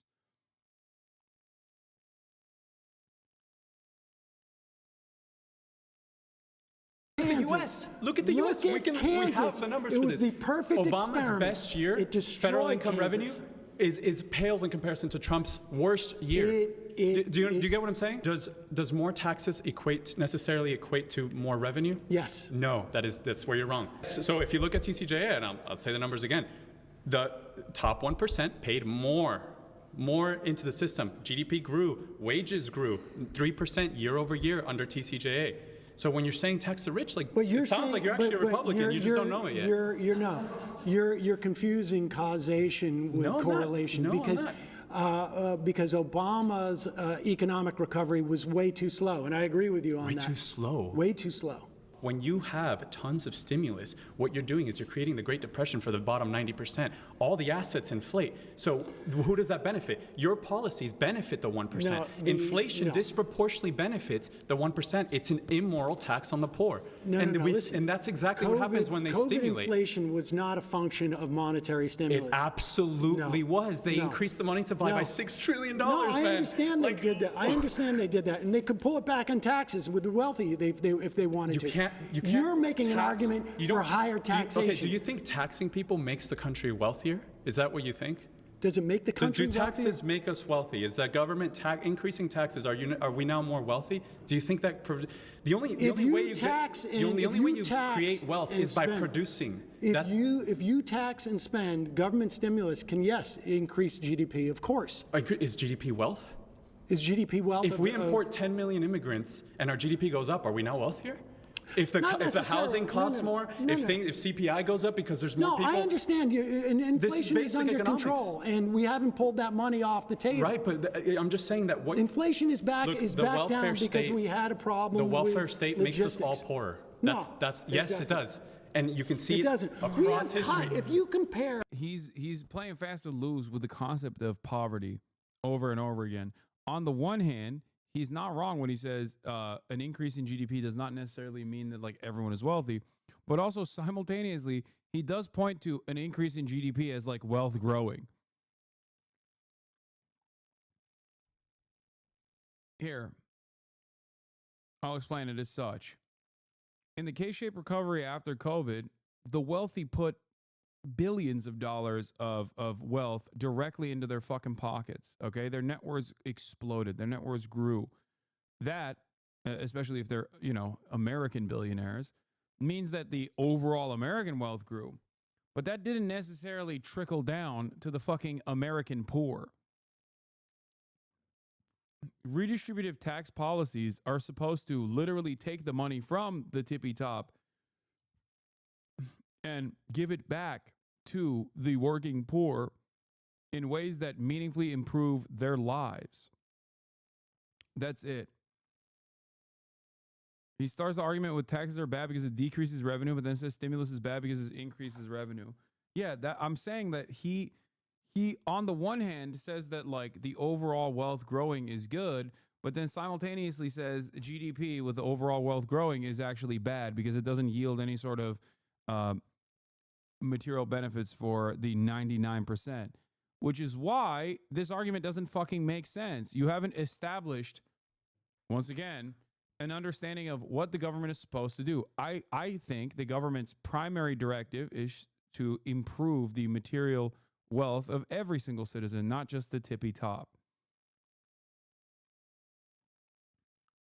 It's just a longer way to basically argue on failed Reaganomics that everybody understands in both principle and in theory is an abject fucking failure. People want to come here for economic opportunity. We don't want handouts. We want opportunity. That's why as an immigrant, that's why my family came here. We left the socialist paradise. It's garbage. The people that come here what socialist paradise did this motherfucker leave? Where is the socialist paradise? Vuvuzela? Is he from Vuvuzela? Cuba? Bro's like, we left the socialist paradise. Meanwhile, it's like you're like 3 generations removed at this point from fucking the socialist paradise. He's Venezuelan. Want economic opportunity, and you're stifling that. You're undermining capitalism and the free markets with your utopian vision. There is no free markets. Well, there's not anymore. No, there's never but now been there a free used to be. market. No. That is what makes America the greatest. That's what makes the greatest. I want to ask this person, when was the American markets truly free?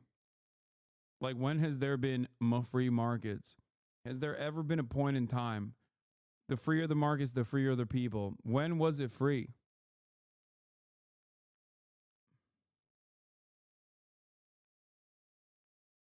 Like, I guess pre-New Deal, maybe? He's like, they were so free during the Great Depression. Let me tell you a thing or two about robber barons, okay? The freer the market, the freer the people. America is the greatest economy in the world because of the free market. The greatest free market capitalism is the most ethical and moral. America had was when we had 90% tax. That's not true. The numbers are against you. 1940, 1950, 1960, the highest top marginal tax rate was 90%. So what happened in the 70s? And we when had, Milton Friedman predicted stagflation in the 70s with your social welfare. We had OPEC. When your welfare shock. Milton Friedman predicted. Milton Friedman predicted the oil shock. That drove inflation way up, and that was a function of OPEC. But in the 1940s, 1950s, and 1960s, highest top marginal tax rate was 90%. We had wealth inequality shrink. We had something called the Great Compression, and more people enjoyed. Damn. He said we had post-World War II industrial revolution. Seems to me like you want centralized planning, incredibly high rates of taxation, and to get dumb bitches like you back to fucking work, okay? Because guess what, dude? If you say, oh, it's the fucking post-World War II industrial revolution, guess what, dude? That is America at its closest to the USSR or communism.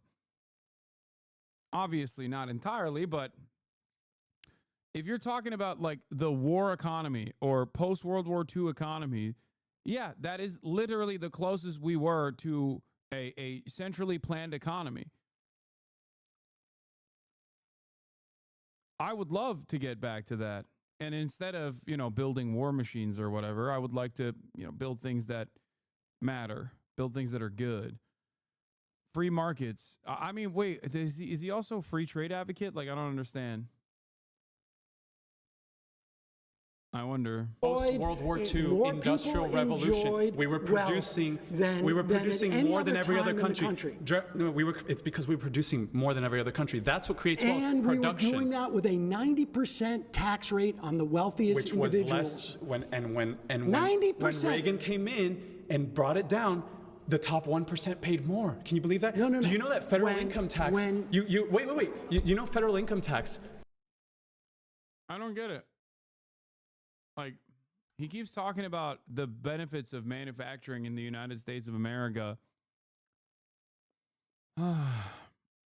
But also then hypes up Ronald Reagan. I mean, is he like an anti-NAFTA free market person? Like, what? Why are you giving Zio liberal Sammy screen time on the show? Are you a leftist? Isn't there more important things to talk about than this spectacle? That's the easiest ban of my life. 6-month subscriber. insane statement. Okay, fuck yourself.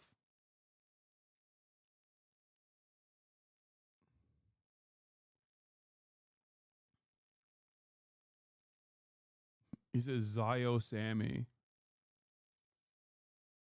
Just call him a Jew at that point, you know?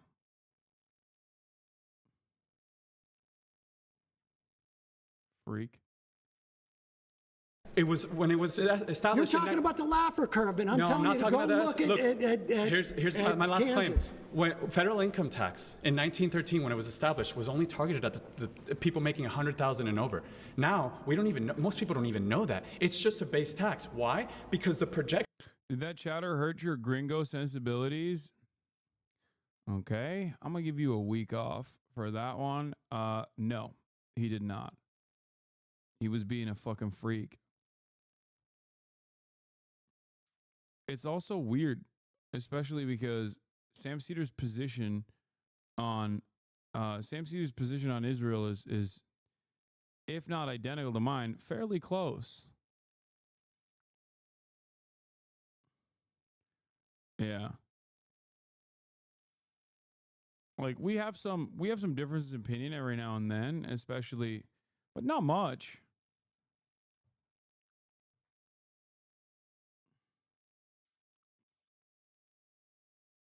Groypers are out of school. No, I don't even think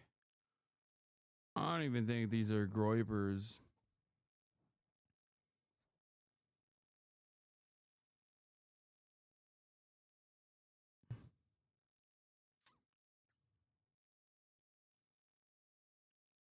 Actions that they had of taxing the rich didn't work out like they thought, because it doesn't work out. There's a ton of loopholes. The rich are smart.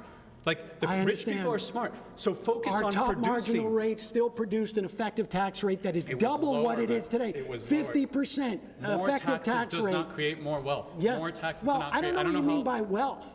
I mean, wealth is very simple. It's production of goods and services. More That's what taxes. wealth is. I think there's a strain of anti-woke lefties. Do they not realize I'm the wokest of them all? Like, what the fuck? I dressed up in a maid outfit, dog.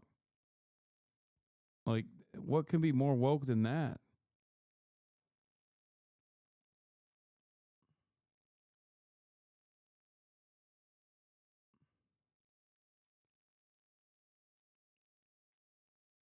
That's more what creates taxes. Wealth. Money. People think money is more wealth. Taxes money buys wealth. Creates less wealth inequality, and then you have wealth that is shared by more people rather than being in the hands of a plutocracy or a plutonomy. And then you get stuff like an oligarchy. We've seen what happens when you punish your top producers over and over again. They leave. They stop producing. The government, capital flight's a myth. No, it isn't. You cripple the economy. Guess what happens next? Wait. When did this happen in the country? When we had a 90% tax rate? It happens in every socialist country. This is the socialist playbook. They come in and they're like, guys. This is not a socialist country, and I'm not calling for socialism to have a higher tax rate. It is more socialist than ever before. No, we have more social welfare span. The United States of America is more socialist than ever before.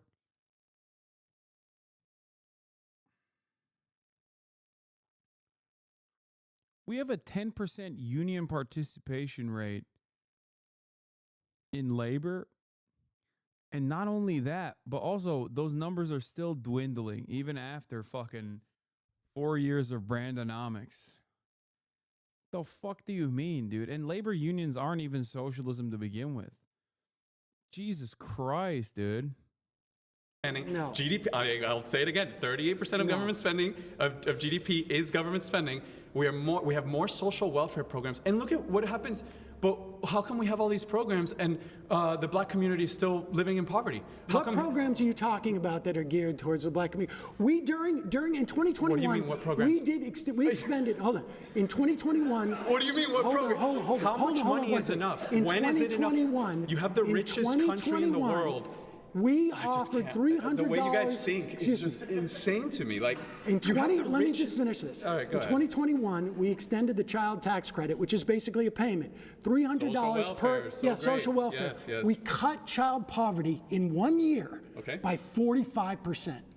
by 45%. But because no Republican would join the Democrats, and Kristen Sinema and Joe Manchin voted against this provision in Build Back. I'm talking 2021.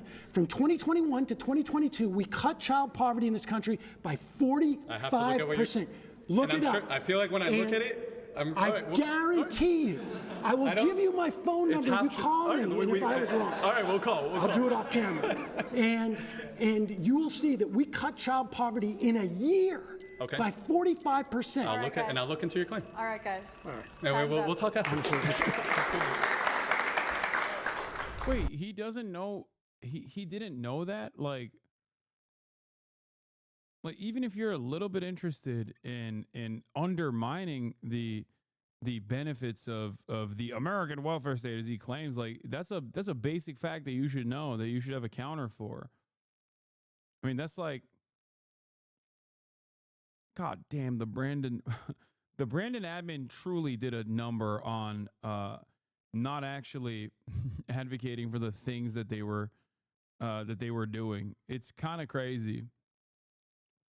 Like a competent Democratic Party would have been featuring that formatively. That would be like the first entry point into the conversation, and that Republicans would have to address it everywhere they go. Like, why do you care? Why do you want to increase child poverty? Why did you actively undermine and increase child poverty? The very fact that they were having to fight amongst themselves and also couldn't whip the votes for it, and also had to and never really attacked the Republicans over it is abysmal messaging overall. Something that I talked about on Pod Save America as well. My next claim is Trump's policies make the rich richer and the working class poorer.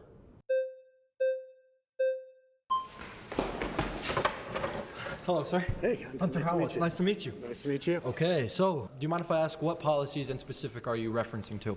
Tax cuts for the rich. I think his idea of tariffs on countries in the way that he's talking about will make people poorer. I think all. Hasan actively chooses to fight against his own cause in Palestine, using a platform to harass. Anissa can go F herself, and so can Frogan. What? What are you fucking talking about, dude? I'm pretty sure Ethan exposed you as a radical and you're doing damage to your own cause.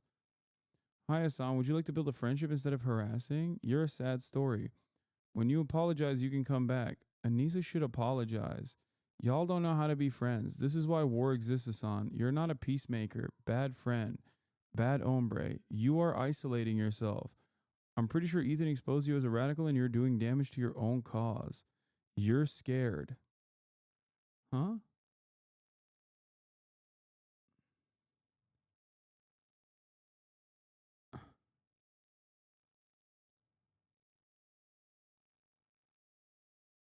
Oh my fucking God, Hasan, I love. What a bitter ass lol. Keep going, Hasan. I'm a very cute and mid-sexy Latinx and haven't seen a sing.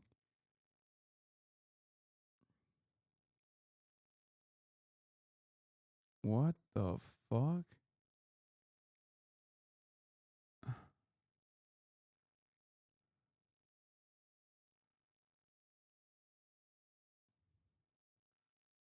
What is this person saying? I know who Anissa is. I don't know what she has to do with anything. What?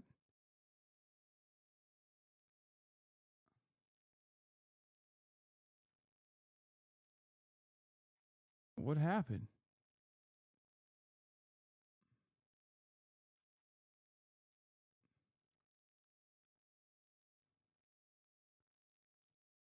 What?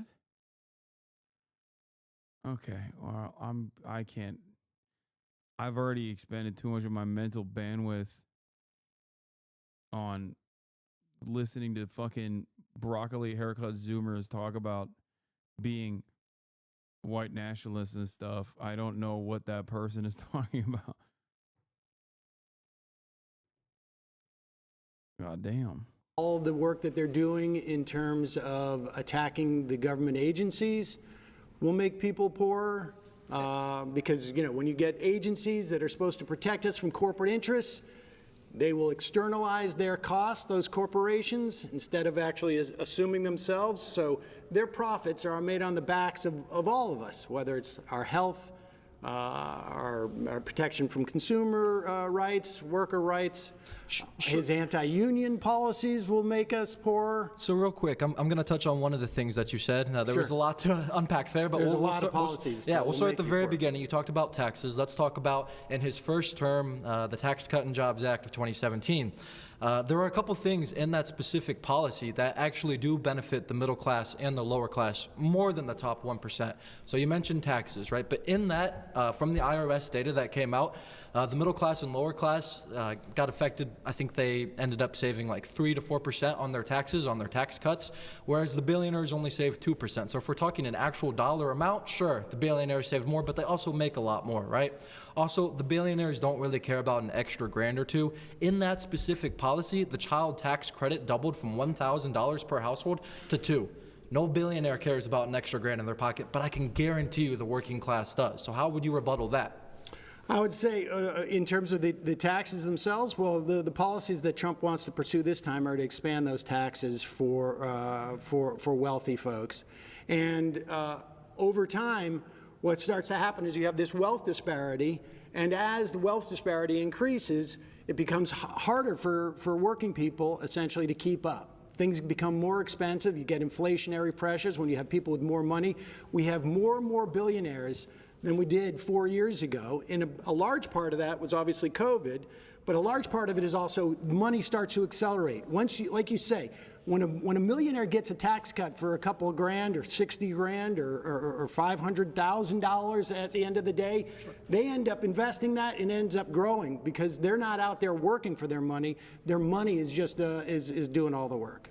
Okay, so yeah, I mean, I think we can agree with you on that when it comes to, you know, billionaires and millionaires and there being a wealth gap in our country, right? I don't think Republicans or liberals would disagree on that, but I think where we will fundamentally disagree is under Trump, right, the stats show that take-home pay was higher for the middle class and the lower class. Inflation was down. They weren't paying as much on taxes. Inflation was down, but wage growth was actually greater during the Biden administration. Well, I mean, good thing that Trump is here on a second term on the heels of an inflationary crisis. So now they don't have to compare it to an economy that actually was doing comparatively better after 2 terms of Democratic leadership.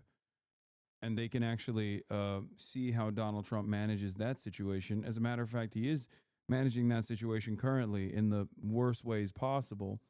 So, you know,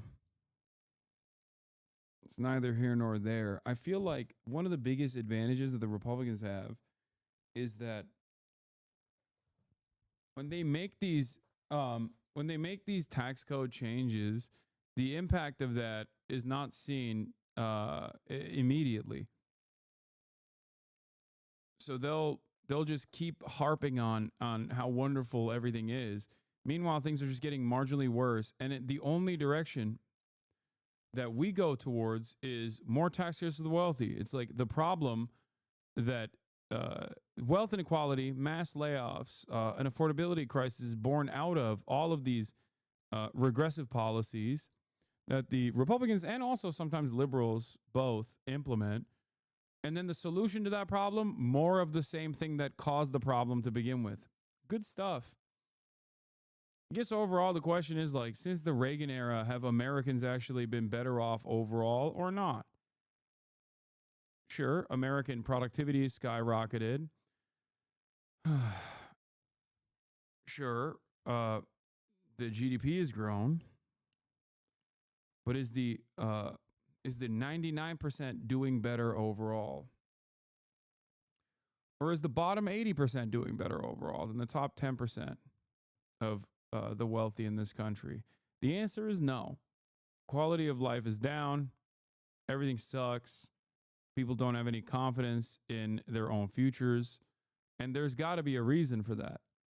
And the reason for that, Republicans look at that anger and resentment born out of this volatility and say, oh, it's because the federal government is funded too much. We should undermine it further.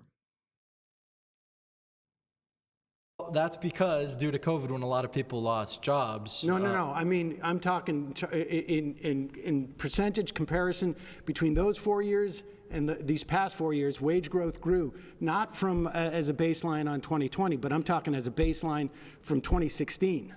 Interesting. Okay, well then another point that I want to talk on with you real quick is you talked about slashing government agencies, for instance, the Department of Government Efficiency. I'm sure you've heard about that a lot in the news. That's not a government agency. That's just some committee. It actually an executive order was signed to make DOGE an official government agency as of less than a week ago. So yeah, It is an official government agency. It's not. DOGE is not an official government agency. It just operates as like, it operates under a Obama era agency. It's like supposed to be, what is it, like the digital thing? So DOGE is not a full government agency. Yeah, it reorganized an existing group within the executive office of the president to form DOGE. Yeah. The U.S. Digital Service. Thank you. Obviously, we're talking about money. We want people to be able to afford a house. We want them to be able to afford to raise a family, right? As a young man myself, I want to be able to grow up in America and be able to afford food one day, right? I mean, I can't now, but continue that. And at the way things are going, it's unsustainable for people on the left, people on the right, people in the middle. So we have to come to a common ground on how to fix that. What's unsustainable? The fact that cost of living is increasing year after year. What does DOGE do to inhibit cost of living? Yeah, absolutely. So what DOGE is going to do, the Department of Government Efficiency, is slash a lot of the federal spending, right? So what happens when the feds... What spending is going to get cut? So I'm getting there. 1 second, sir. So what's going to happen is the Department of Government Efficiency is going to slash a lot of federal spending. What happens is the government, Republicans, Democrats alike, spend a bunch of money that, excuse my language, but it's nonsense, right? They spend it out here, they spend it out there. Be more specific. Here or there. Are you talking about cutting defense? Because they're not going to cut defense. Well, for example, wait a second. Well, no. Let me finish. Okay. $175 billion to Ukraine, first and foremost.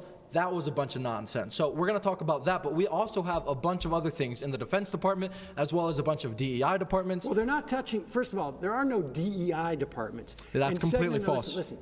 Defense spending is not going to be touched by DOGE. Wrong. And when you talk about the government, what's the biggest expenditure government has? Our military and Social Security are our top two. And Medicare and Medicaid, right? Now, they're not going to touch the military.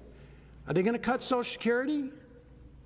You're asking me like I'm part of DOGE. No. Well, you're telling me that DOGE is going to help everybody here. And I'm telling you, if they cut Social Security, everybody in here is going to get hit. Because these folks are going to have to pay for their parents because Social Security keeps 2/3. I think like being a leftist or even a liberal, really, and being surrounded by conservatives is like a nightmare where you're just like, dude, they're going to kill you. Like, don't jump in the fucking hot lava. And you're just like surrounded by people who are like, no, you don't understand. Like, they told me the hot lava is actually like a molten lava cake. And it's delicious. Like, I'm going to jump in the lava. Fuck you. And you're like, no, don't do it. I know people that have jumped in the hot lava. They've died, okay?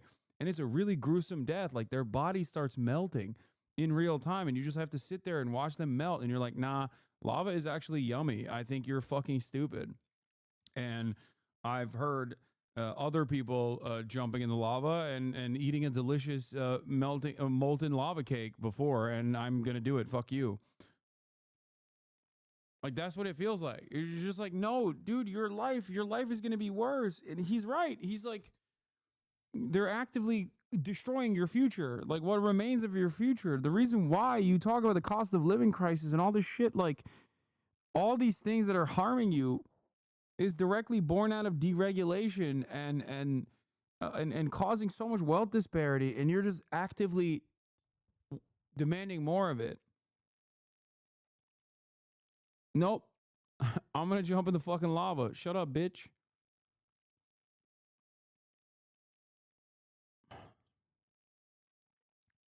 Thirds of our elderly out of poverty. So tell me what they're going to cut that's going to make it easier for Americans. I already did. What? I told you the $175 billion that we've sent to Ukraine. We're no longer going to so be... He's going to... Yes, so Donald Trump has signed an executive order. Boss, you've been voted out by the majority. Thank you, sir.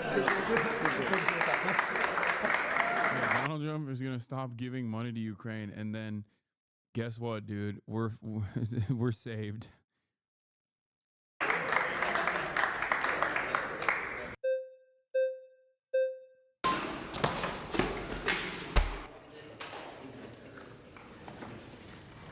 Okay, so why did we see a higher increase in the top 1% paying as part of federal income revenue under TCJA? Why did we see a higher increase in the... So under TCJA, it was passed 2017, it was Right. effective 2018. 2018 and onward, we actually saw the top 1% pay more. They had more of the federal income tax burden. They paid 45% as opposed to Obama. During Obama's tax plan, they only paid about 40 to 42% of the Because federal they income got tax. more money. Right, okay, so they got more money. They got richer. But why are they paying, and why did they get richer? So this goes on inflation that... I mean, that's my point, is the rich are getting richer. Right, but why would you say that they're getting richer? But you mentioned inflation? No, they're not. Well, I mean, I think that I do want to mention something, but like, San Fact Check is owned by a wealthy billionaire. If you're feeling some type of way about some of the fact checks. Anyway. In the first term of the Trump administration, the share paid by the top 1% ranged from 39% to nearly 46%, as opposed to under the Obama administration, the taxes paid by the top 1% ranged from 35 to 39.5%. Okay? That is because the wealthy, the top 1%, accumulated more wealth in the process. That hasn't even changed, really. And that's probably going to still continue. If the bottom 99% have more wealth overall, they would contribute a higher percentage to... This is not individual tax burdens. Okay? This is not an effective tax rate.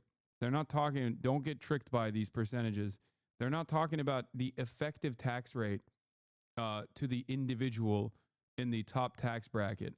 What they're talking about is what the 1%, the top 1% of wealth, and how much they paid in taxes overall, as an overall percentage of income tax. Okay? This is not an appropriate metric of the overall taxes that were accumulated in the process, and it is a very deceptive, underhanded way to approach the subject matter. If your argument is about destroying wealth inequality and bringing back some kind of parity, okay, this is an awful metric to look at, because this basically proves Sam Seder's point, which is that, yes, the top 1% grew wealthier and wealthier. And in the process, as they were growing wealthier and wealthier, the amount that they contributed to the coffers in the lower tax rate that they got was higher overall.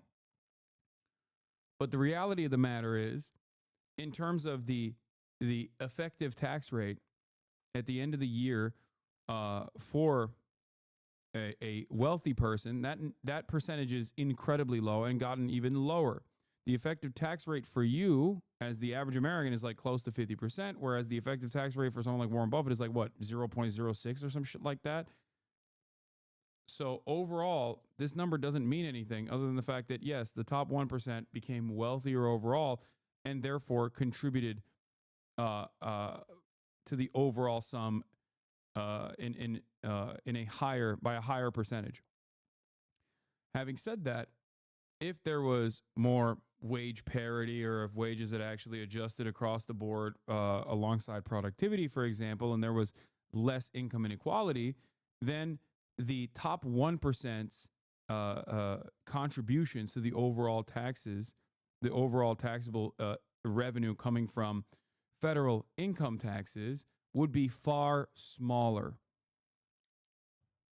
Yeah. The easiest way to debunk this figure is to say if the top 1% had 100% of the wealth, then they would pay 100% of the tax burden. Thank you. Exactly.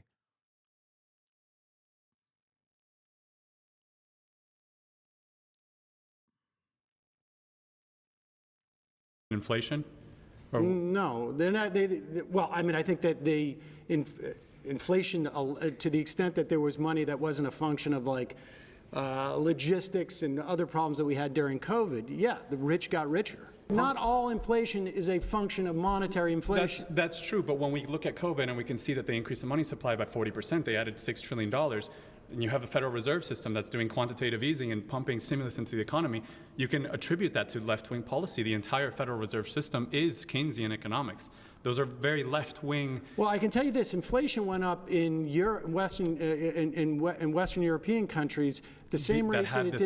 That had stimulus. No. They didn't have the same level of stimulus that we did. No, they did. They absolutely did. They did. You can look at Japan. Yeah, I hear this topic all the time from the Democrats. They say, "Oh, inflation was global." Not true. China never went above 3% inflation during all of COVID, and they were actually they were under deflationary pressures. Japan, which is part of the G7, was also never had deflationary pressures. They never had inflation increase. The only countries that had inflation increase. I'm talking in Western Europe.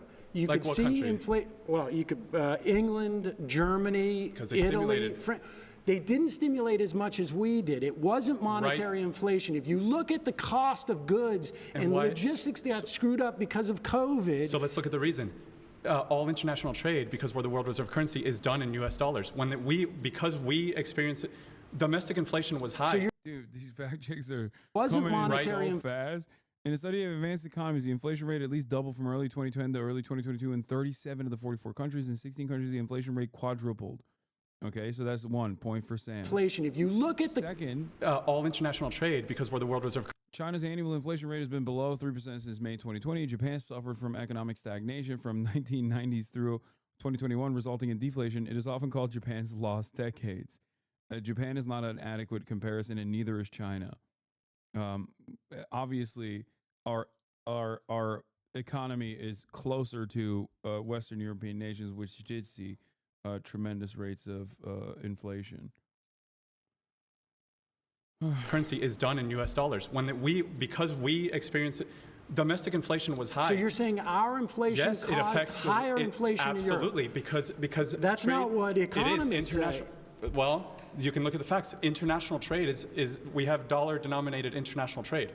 All international trade is that's why we're the world reserve currency. You guys claim that the U.S. recovered faster than anybody else. It's like, well, it did. It's because we have a privilege of being the world reserve currency, and we export our inflation. Like the strength. We export our inflation. Yeah, and let me explain that. Let me explain that the U.S. dollar is the most safe asset in the world. In times of great crisis and great volatility, like COVID crisis, everybody turns to the dollar. Sure. Many currencies are tied to the dollar. So it's like when you the euro is not tied to the dollar. The euro is not, but international trade. So if the euro actually crashed against the dollar during COVID. The euro used to be above the dollar. I'm unclear what your point. My point is that the inflation is caused by left-wing policies, and so inflation was caused by, you're saying, supply shock and pumping trillions of dollars into the economy. Well, first of all, you understand that the Federal Reserve. Inflation is never caused famously by any fiscal policy, because the only fiscal policy that ever happens is not leftist fiscal policy, but right-wing fiscal policy, which is tax cuts. Inflation can only be caused by monetary policy, which this guy is saying is leftist. Okay? Printing money is a leftist principle. That's it. Tax cuts are also inflationary, but of course he won't recognize that, or he won't mention that, because that would undercut the point that he's trying to make, which is that leftist policies are what is causing inflation. Yeah, famous socialist Jerome Powell and his fucking and his inflationary policies.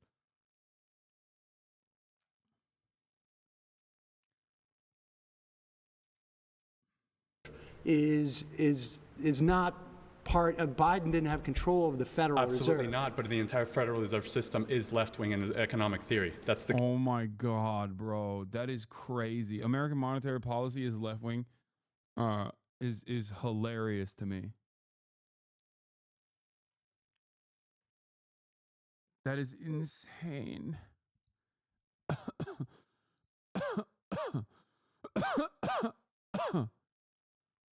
JD Powell equals JD Pond.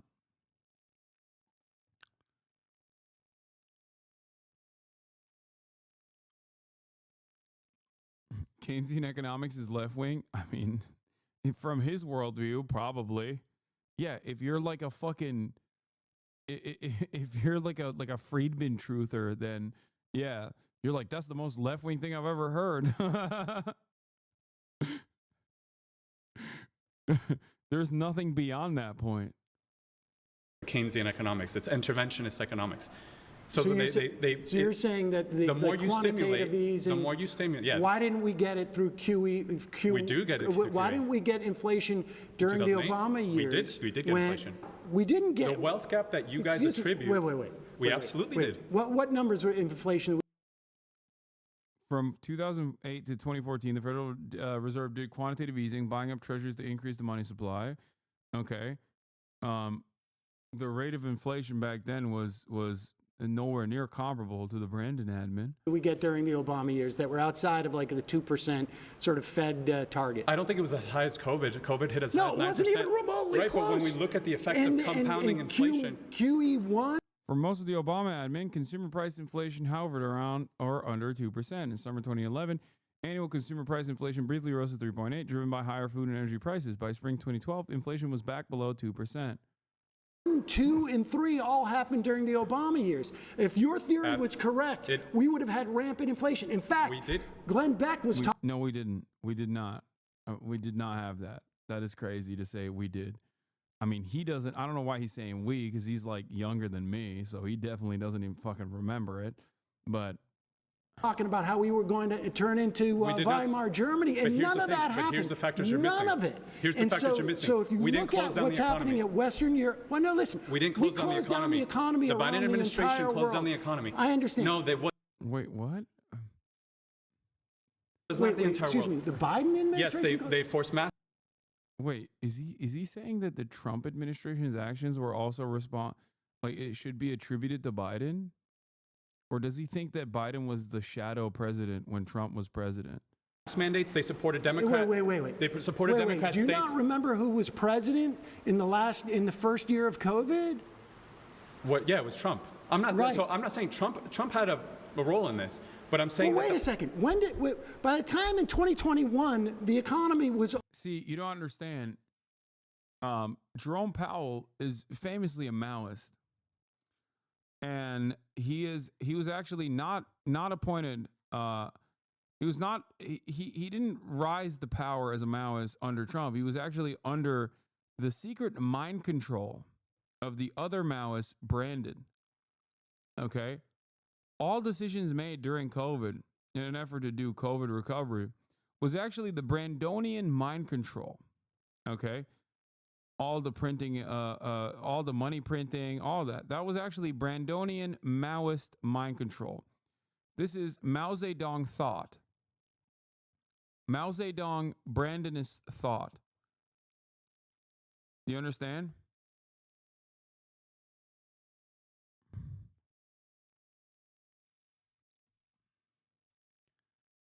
That's how it works.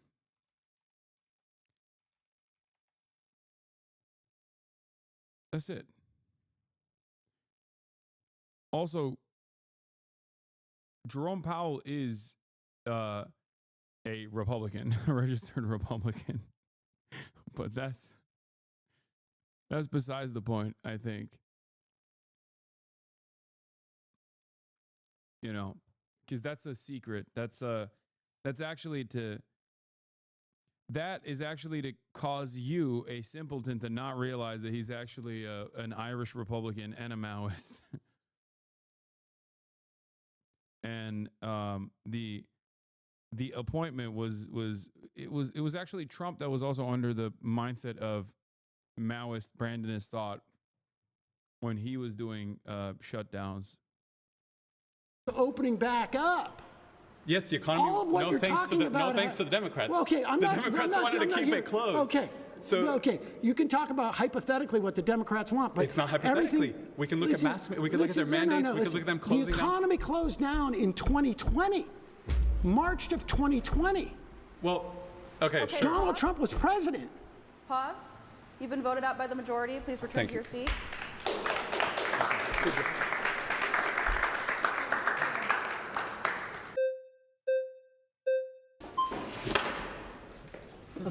Good. How you Ryan. doing, Sam?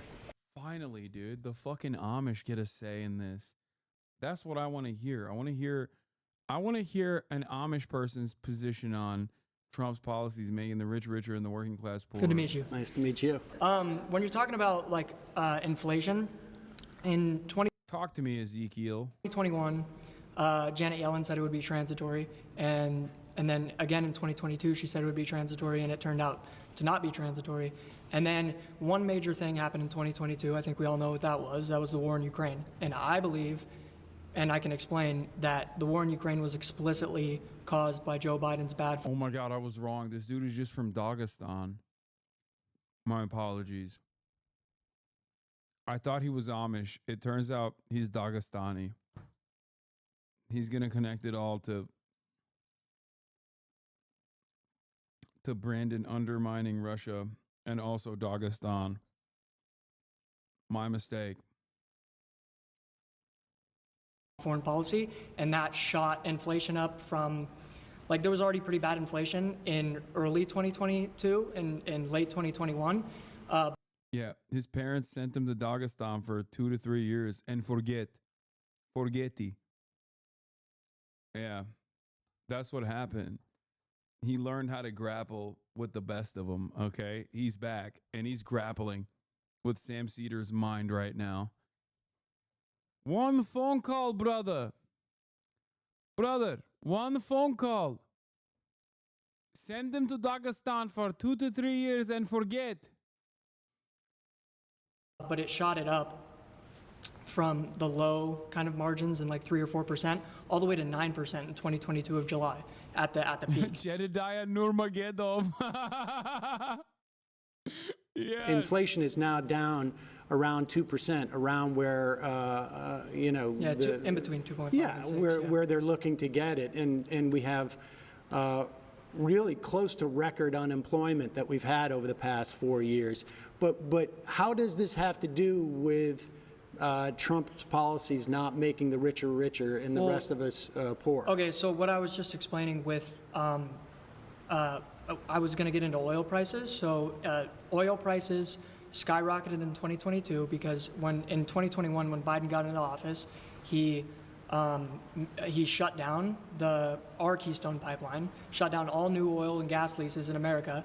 Then he took the sanctions off. We are producing right now more oil in this country than we ever have in the history of any country everywhere. Yeah, I know. On top of the fact that Biden is credited by oil traders, and this isn't something that I, am terribly excited about. What did he just do on the East Coast? Apparently, what Biden did during the past 4 years is he used the strategic oil reserve to drive down oil prices and essentially broke and it's filled back up, and he filled it back up, and he broke the negotiating power and the price setting power by oil countries across the world. Really, I mean, oil traders hail him for doing this, and frankly, I don't think it's that impressive. But let's talk about what Trump's policies are. We only have a little bit of time left, but I was getting to that. So oil prices in 2021, Biden took all the sanctions off of the pipeline in Russia, and then the pipeline in Russia ran straight through Ukraine originally, and he knew that if he invaded Ukraine, Ukraine would destroy the pipeline and his economic success would be destroyed in Russia. And then when the sanctions, Biden or Putin knew that would occur in Russia if the sanctions were taken off of that pipeline. And Biden took all the sanctions off of Nord Stream 2 in Russia, like the second week he was in office. And then a year later, Putin invades Ukraine. Sanctions happen all over the world, and inflation rises within 6 months all the way up to 9%.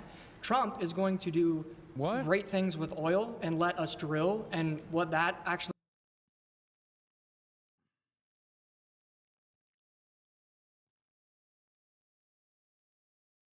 I don't know if there's any way to have a conversation with this person, because he's just making a lot of assumptions about what Trump will do, and also fantasizing about how the things that he's assuming Trump will do will end up being very positive. He also said that, like, Biden, I didn't understand it. Was he saying that Biden was too soft on Russia and Trump is going to be harder, kind of? Like what? Or Biden released the sanctions on Nord Stream 2 and that's what caused inflation? How the fuck would that even work? I don't know what he, like, I don't understand. Or is he saying that Biden was conspiring with, he was conspiring with Vladimir Putin? What? Actually does for the like economy. I say, we are producing more oil in this country than any country in the history of the world. What executive order did Biden just sign to have to do with offshore drilling in the East Coast? He stopped it. Yeah. Really dumb idea. We're about to begin a new. Well, so you want to go beyond even the record-breaking thing? Yes, I Are want to you become aware energy of independent. Climate? And that lowers inflation. We're going to which sell makes this the economy oil. better. We don't use the oil. We sell we're gonna, it. yeah, we sell getting it. money in the pockets of American citizens. We sell it. Well, how is that oil getting to the pocket of American citizens? Because when you lower the prices of oil, that lowers the prices of no, all I products. understand. I understand that the inflationary prices effect of energy, but the fact of the matter is, they're just going to sell it. Yeah, they're we're not going to sell it. Yeah, so we're going to. You want to produce even more oil than we are now. Yes. And you don't think climate change is going to impact. No. You don't believe in climate change. Well, that's a whole nother discussion, but no. Well, I mean, it's sort of the same discussion. Yeah, no, I believe that climate change is, well, there's obviously an element of climate change that is partially true, but lowering or Which raising, part of it? Raising the man-made raising temperatures by 1 to 2 degrees Celsius in the next 150 years isn't necessarily a detriment to society. Human beings. You don't think so? He's like, yes, back in my home country, Dagestan, it's no problem. It rains, it's snow, not so much snow is good. I learned how to wrestle. It's very good. Now I wrestle outside. No more snow in mountain. In Dagestan, it's fine. A little bit. It's a little bit. 2.5 centigrade. Up there, high in the mountain, it's very cold. Lots of snow. No more snow after climate change. It's very good for me. No, human beings are very good at innovation, and we can build seawalls, and we can create carbon what technology. What kind of seawall are you going to build? What the fuck? Oh, that's amazing. Conspiring with Vladimir Putin to drop sanctions and invade Ukraine, to goad Ukraine into blowing up the Nord Stream? Yeah, no, you don't understand. His mind works in a mysterious way. He has gotten... Now I do believe he got choked out in Dagestan far too much and lost oxygen to his brain for far too long. And that's why he's making up these insane these insane statements. He's also popped off so hard, people aren't even hitting the red flag right now because they're just like, where is this going to go? Amazing. We wrestle bear, brother. For Miami. What are you going to do about when we don't, when we get... I'm talking about the economy right now, which if we get back on topic. All right, guys. Sorry, time's up. I let you go no problem. longer.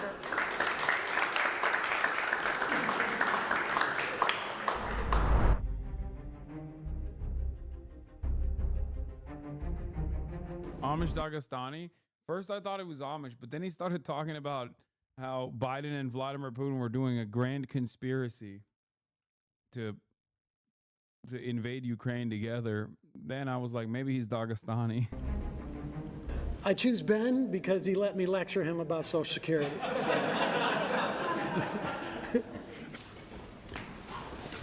My claim is that abortion is immoral and should not be legal.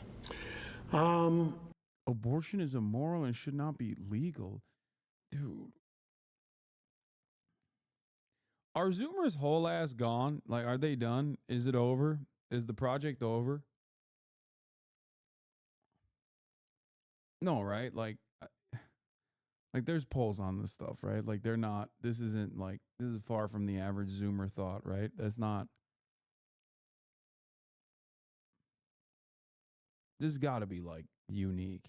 This is a self-selecting group of Zoomers. I don't want to think. But that's a boring fact versus fiction debate. It requires nothing to back up its claim. It's free.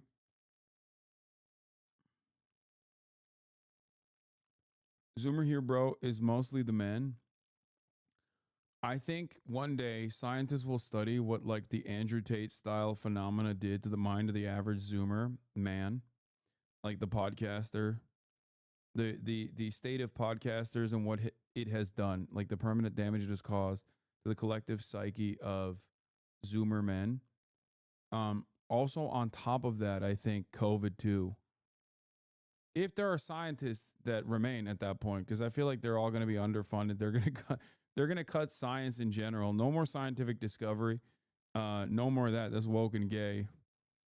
So if there are any scientists that remain,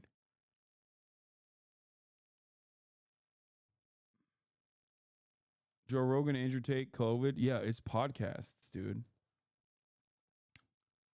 I think podcasts have done like lead poisoning levels of damage to the minds of Zoomer men. Yeah, I disagree because largely because I think the primary rights that we have under a society should belong to the person, and I don't believe a fetus is a person. Okay, okay, so that's very interesting.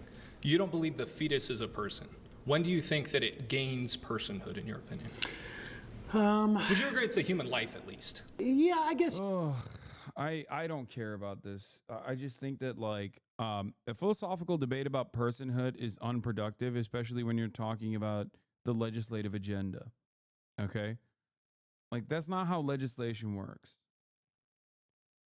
You can't, like, having a philosophical conversation about personhood is fine and dandy, but the moment that you actually let that philosophical conversation or disagreement set the legislative agenda for what people can and can't do to themselves in their own bodies, well, that's when we got problems. Okay? You can't, like, it's ridiculous. You don't know. I don't know. It doesn't matter. It's supposed to be about harm reduction.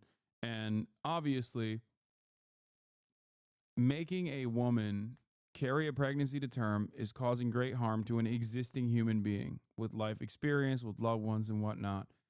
It's a tremendous amount of harm that you're forcing upon the carrier. It's ridiculous. And the legislation that comes along with that, like the restrictions that come along with that, actually are incredibly consequential, incredibly damaging, because there's plenty of people that even this fucking dipshit would agree should be able to get a right, should be able to get an abortion, like medical intervention that is an absolute necessity. That's who is being harmed at the end of the day. I also do think, jokingly, that if a little pill can fucking X out the fetus and you just like kind of pee it out, you know, you just kind of bleed it out, then, you know, that's not a life. I'm sorry.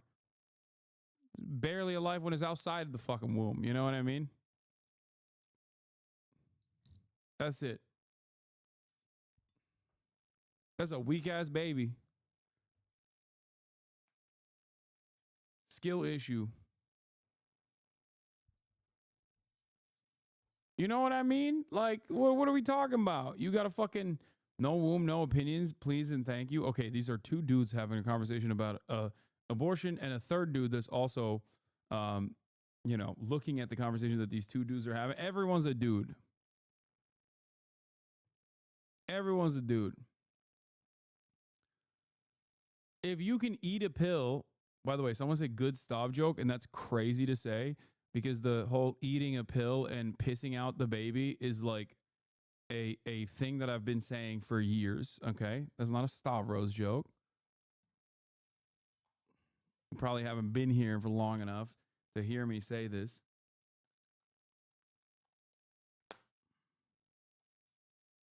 Here come the motherfuckers that say abortion pills are not benign. Okay.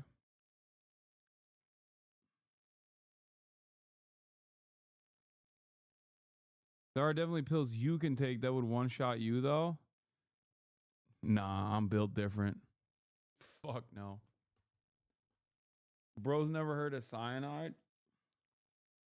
Nah, I can survive it. I mean, a cyanide pill can also take you out a person, so your argument makes no sense. Okay, eat a fucking abortion pill. Will it kill you? No. My point proven. Yes, there's obviously poison pills like cyanide that could fucking kill the average person, but we're not talking about that. We're talking about a pill that specifically causes something that is not a full fleshed out fucking human being to basically turn into dust inside of the womb. Okay.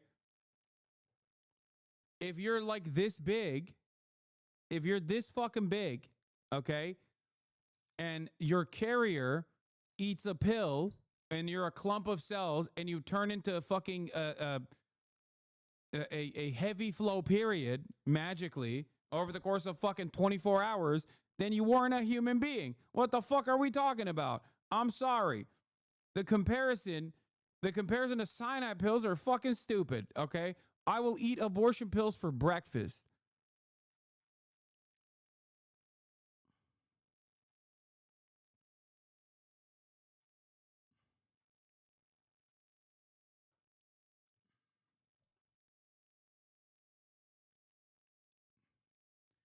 There's no other process in which, like, you take a pill and then someone else dies. What are we talking about? You're on a good point. Stop losing what you actually mean. Like, you imagine you just, yeah, I took a fish oil pill this morning and then someone next to me just fucking dies. Okay. It's crazy. Crazy.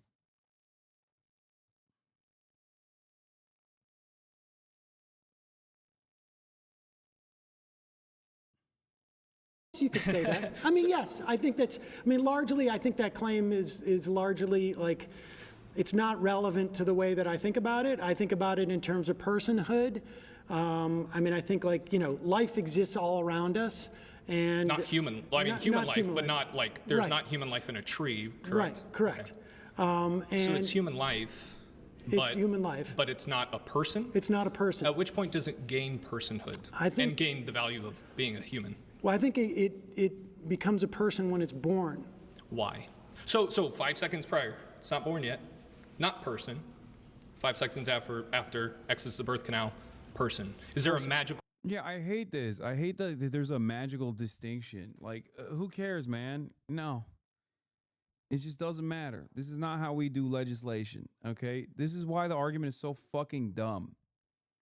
Fuck it. I don't think it's a person after it's born, okay? How about that? How about that, bitch? What are you going to say about it? Dumbass baby can't make a sandwich. Dumbass baby can't hold a fucking conversation. Get the fuck out of here. Baby is not a person until like 5 or 6, okay? I don't want to hear no goo gaga ass bullshit either. How about that? Yeah, can't hold his dumbass head up. The hell? Got a soft spot? Literally has a soft spot. Has a button, okay? All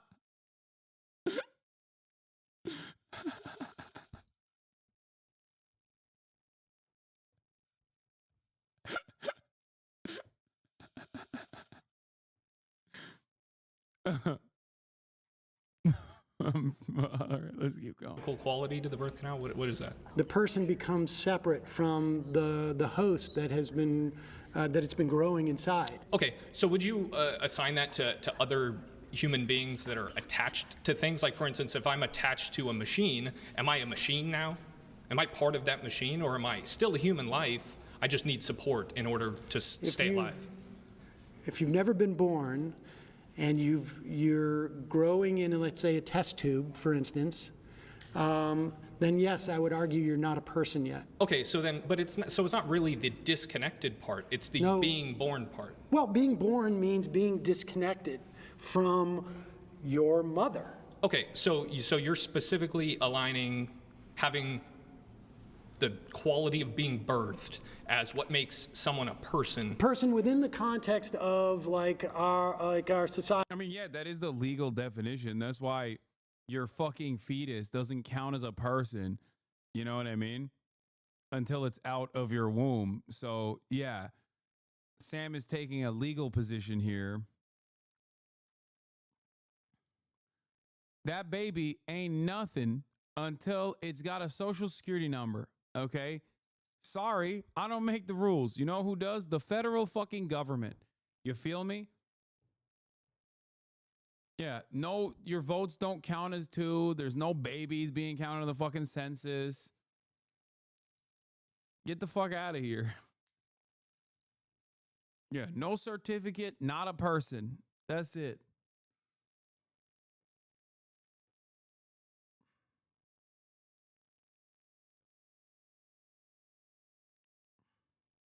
Sam Cedar should say it's his belief based on Judaism. I know. You could kind of lock a lot of Republicans with that as a Jewish person.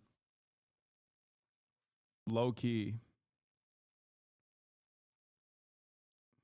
It's kind of a superpower in that regard. Society and civilization. So just in our society, you wouldn't say that objectively that's a person. You would say that we just decide that it's a person because it's birth. Yeah, rights we give to persons. Yeah. Okay, so I guess that's an interesting kind of definition of what human life and specifically personhood Well, no, is. I don't. I'm conceding that it's human life, but that you're not a person until you're born, and you do not have the same rights that we would give. Look, we have rights about cruelty to animals, for instance. I mean, are legal arguments to define who's a person a good stance?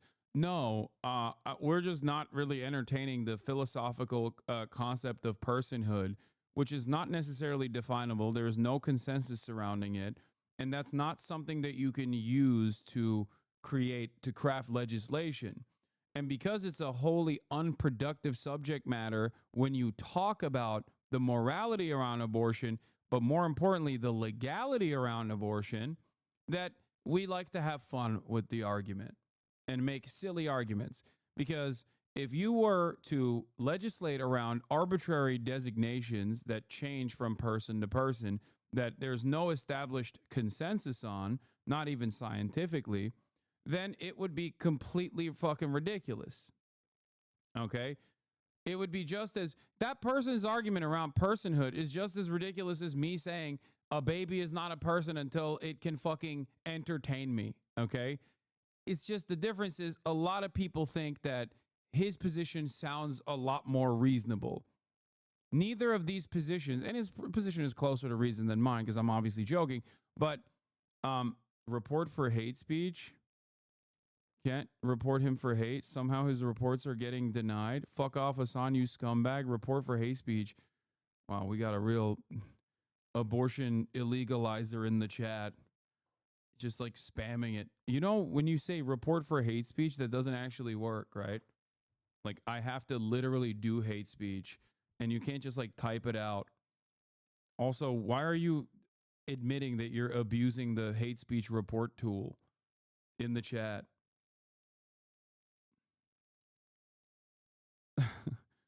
Are you a baby? Am I doing hate speech against babies? You might be mentally stunted like a baby. Did somebody poke your soft spot? Is that what happened?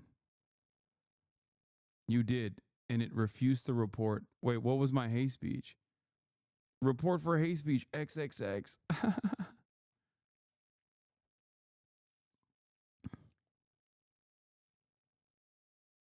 The only fun position is supporting recreational abortion at all stages of life. Agreed. But did that previous chatter understand my point?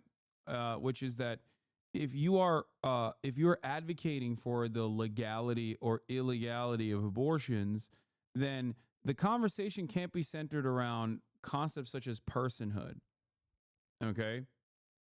It can't. You have to, that's not how legislation works. You have to look at harm and who's being harmed and how to mitigate said harm. And if you understand that the carrier is being harmed in every single case where a carrier is forced to carry a pregnancy to term, then yeah, you can't fucking make abortion illegal. It's ridiculous.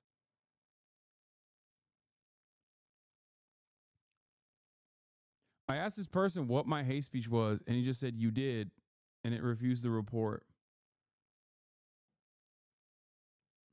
I want to know what he thinks I said that was hate speech.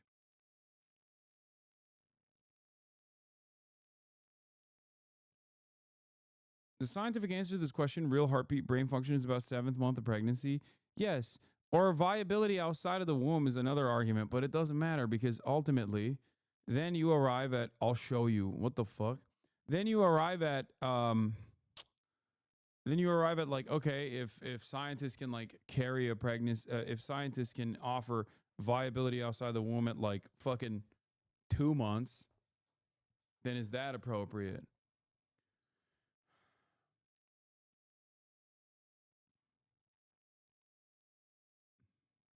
I'll show you.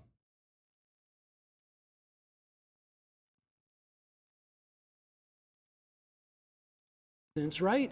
But they're not persons within the context of our society. I'm not saying that they are, but specifically, it seems like you're just kind of saying, oh, it's a person when it's born, but you're not actually providing any consistent reason for that. You're just saying it just is a person. I'm saying that on some level, there's a certain amount of like arbitrariness as to when we give rights. Like one could say, like, do you say it's at conception?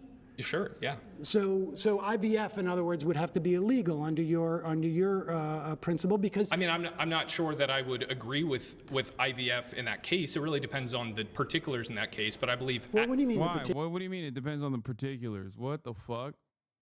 What particulars? IVF is a literal fertilized egg. There's literally baby genocide happening inside of test tubes on a regular basis. Hello?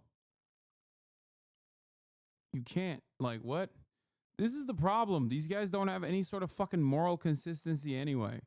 At least I admit, I'm like, I don't know when a fucking person is a person. I don't give a shit. You know what I mean? I don't want like random women to have to carry pregnancies to term, because I understand that that process is sometimes deadly, you know?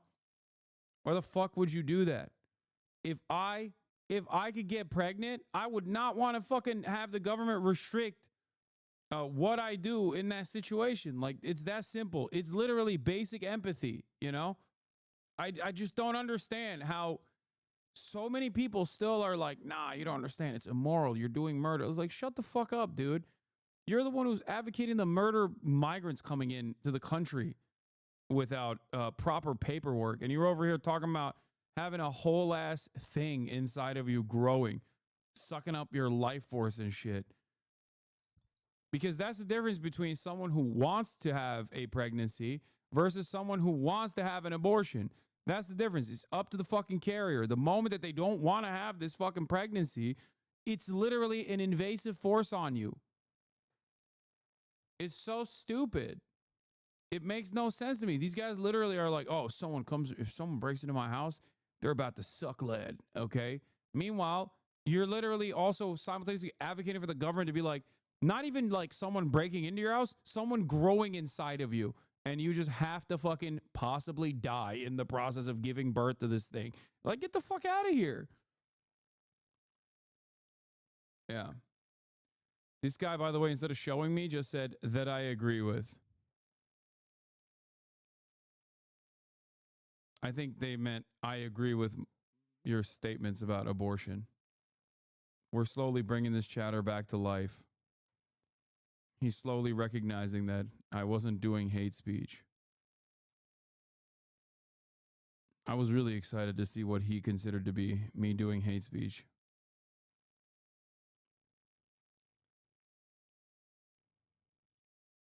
Well, so for instance, at conception, you would still be a human life, but that doesn't necessarily mean that the fertilized egg attaches to the uterine wall. So is it human life for you, or what? It's human life, yeah. Okay, so human life should be protected.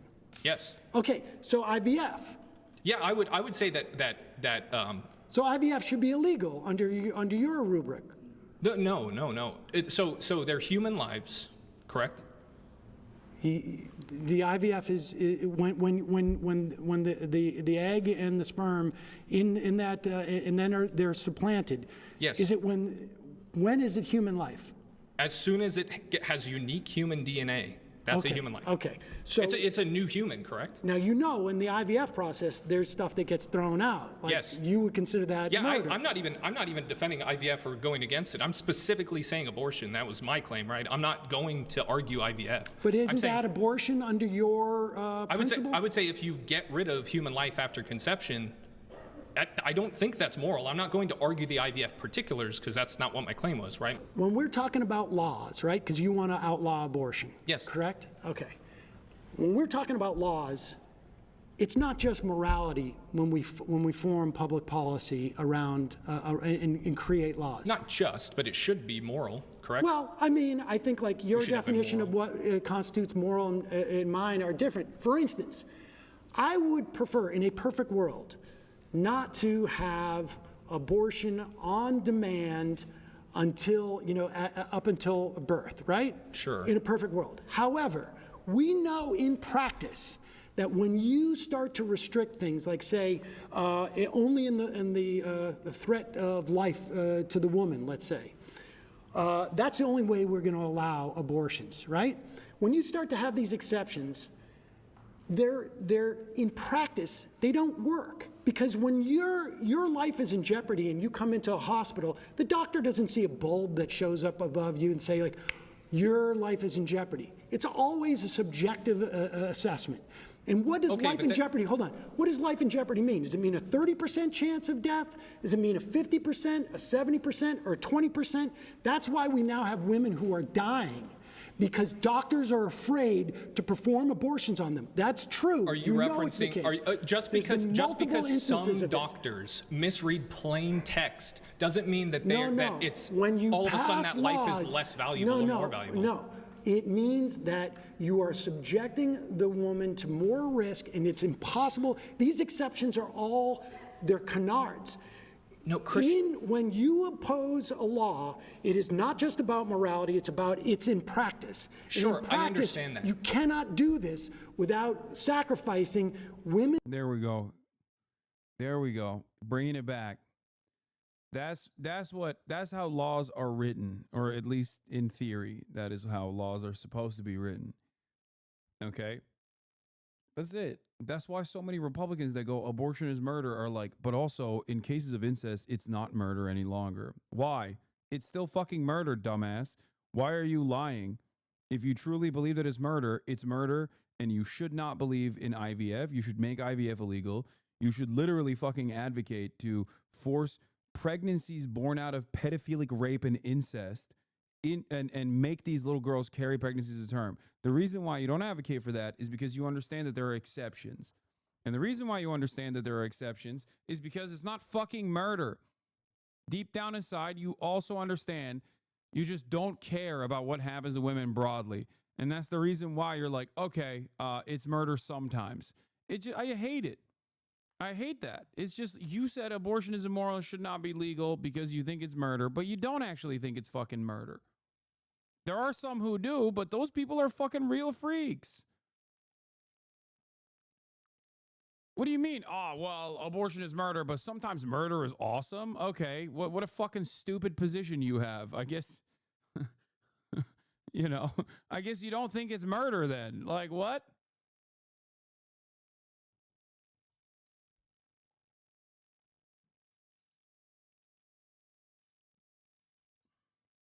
This is why, considering the actual financial restrictions and the medical restrictions and the medical intervention necessary for third trimester abortions, that is a self-selecting group of people who actually were trying to carry a pregnancy to fucking term and had to get medical intervention that's necessary, which is why even the conversation around late-term abortions is a fucking red herring.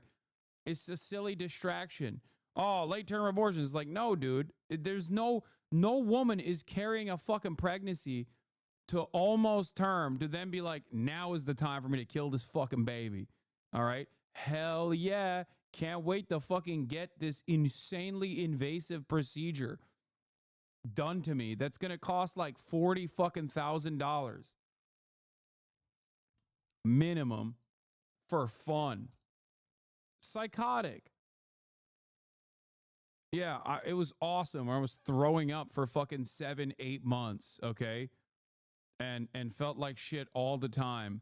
And my back hurts all the goddamn time. And on top of that, it's an incredibly costly procedure. And it's also invasive. Sick. Definitely doing that for fun. You're a psychopath. Conservative policies, or at least like the harm that they perceive is happening, is literally always invented. And it's so psychotic that all you need to do is make someone describe who's doing this thing in the hypothetical. Okay? Who? Like, you think that there are people out there who are like, I'm pregnant. I'm going to carry this baby for 8 months, okay? And I want the thrill. I want the thrill of someone scooping out the fucking body parts of this fetus from my pussy. And that's the reason why I'm carrying this pregnancy to fucking, 8 months, 8.5 months. And not because it is an immediate medical intervention that is necessary to save my fucking life. Okay? Like, you are psychotic. You are a psychopathic individual if you think that people who have actually carried a fucking pregnancy for 8 months are actually doing it for fun. It's insane.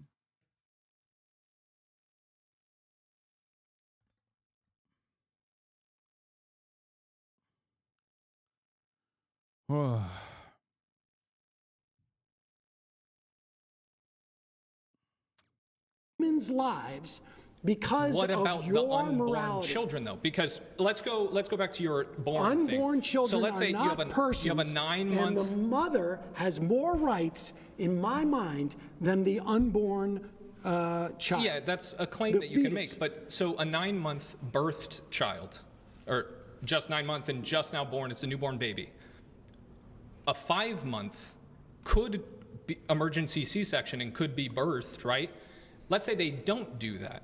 What's the difference between the arbitrary choice of taking that child out of the womb at 6 months or 5 months? Why don't we take all children out of 5 months? No, what I'm saying is that the personhood just because of birth runs into a problem where it starts to say, all right, guys. well, my dad would say it's because the woman is being irresponsible. What is your dad saying?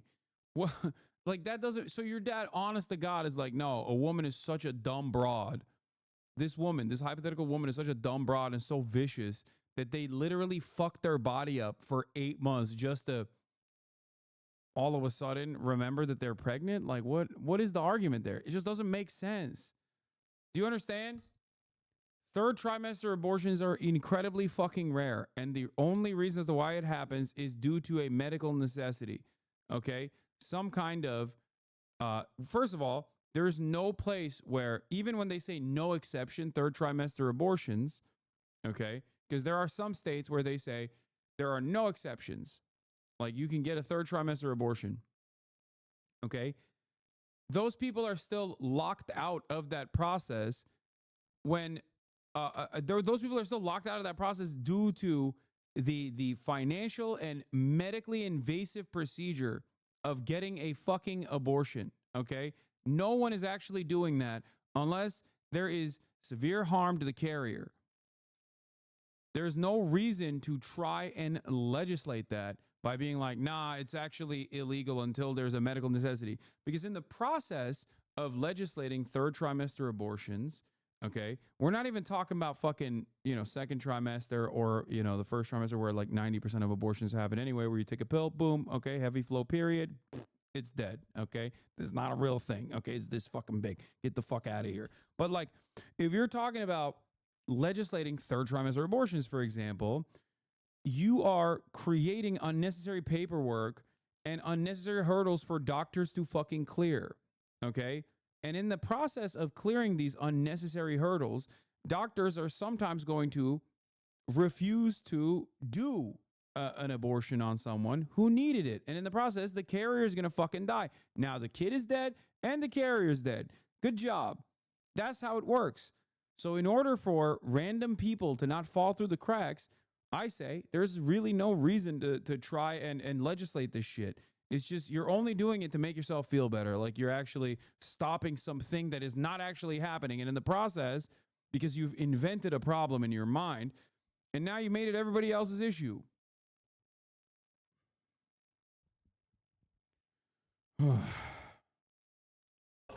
I hate to do it, but I gotta do it. I'm sorry, that's time. Okay. Hey, I'm glad I was here. It was interesting. It was, I know my questions were more sort of policy oriented, I think, than maybe folks anticipated here. And I was a little bit surprised that there wasn't many people here who could address the policies. They were very, very sure of themselves as to why they voted for Trump, but a lot of it was sort of not material in any way. So there was stuff that conservatives were saying today that I fundamentally disagreed with my entire heart, but at the end of the day, we're still part of the conservative movement. So I think there are people that I disagreed with, there are people that I completely did agree with, but the cool thing about this new conservative movement. Yeah, there's also the other side of this, by the way, which is obviously legal restrictions on abortions don't actually make abortions more rare. It just makes them more dangerous because guess what? At the end of the day, it's still up to the fucking carrier. That's right. So, you know, you don't want a coat hanger abortion, okay? You don't want fucking back alley abortions. It's so stupid.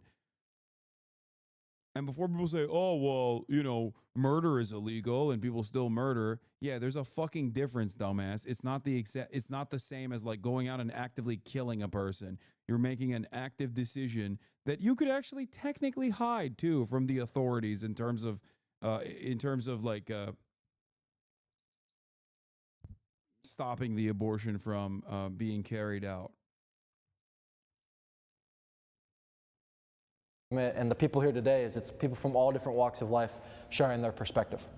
I don't think Sam had any, like, at least when I was speaking to him, I don't think Sam really had great responses because the reality is not on his side. I don't think socialism works. I think social programs can be good up to a certain extent, but we are very socialist as a nation, and yeah, I mean, I'll just say it again. Socialism does not work. Oh, sick. That's a good note, man. Thank you. Yeah, socialism doesn't work, but America is very socialist. All right, that was an experience.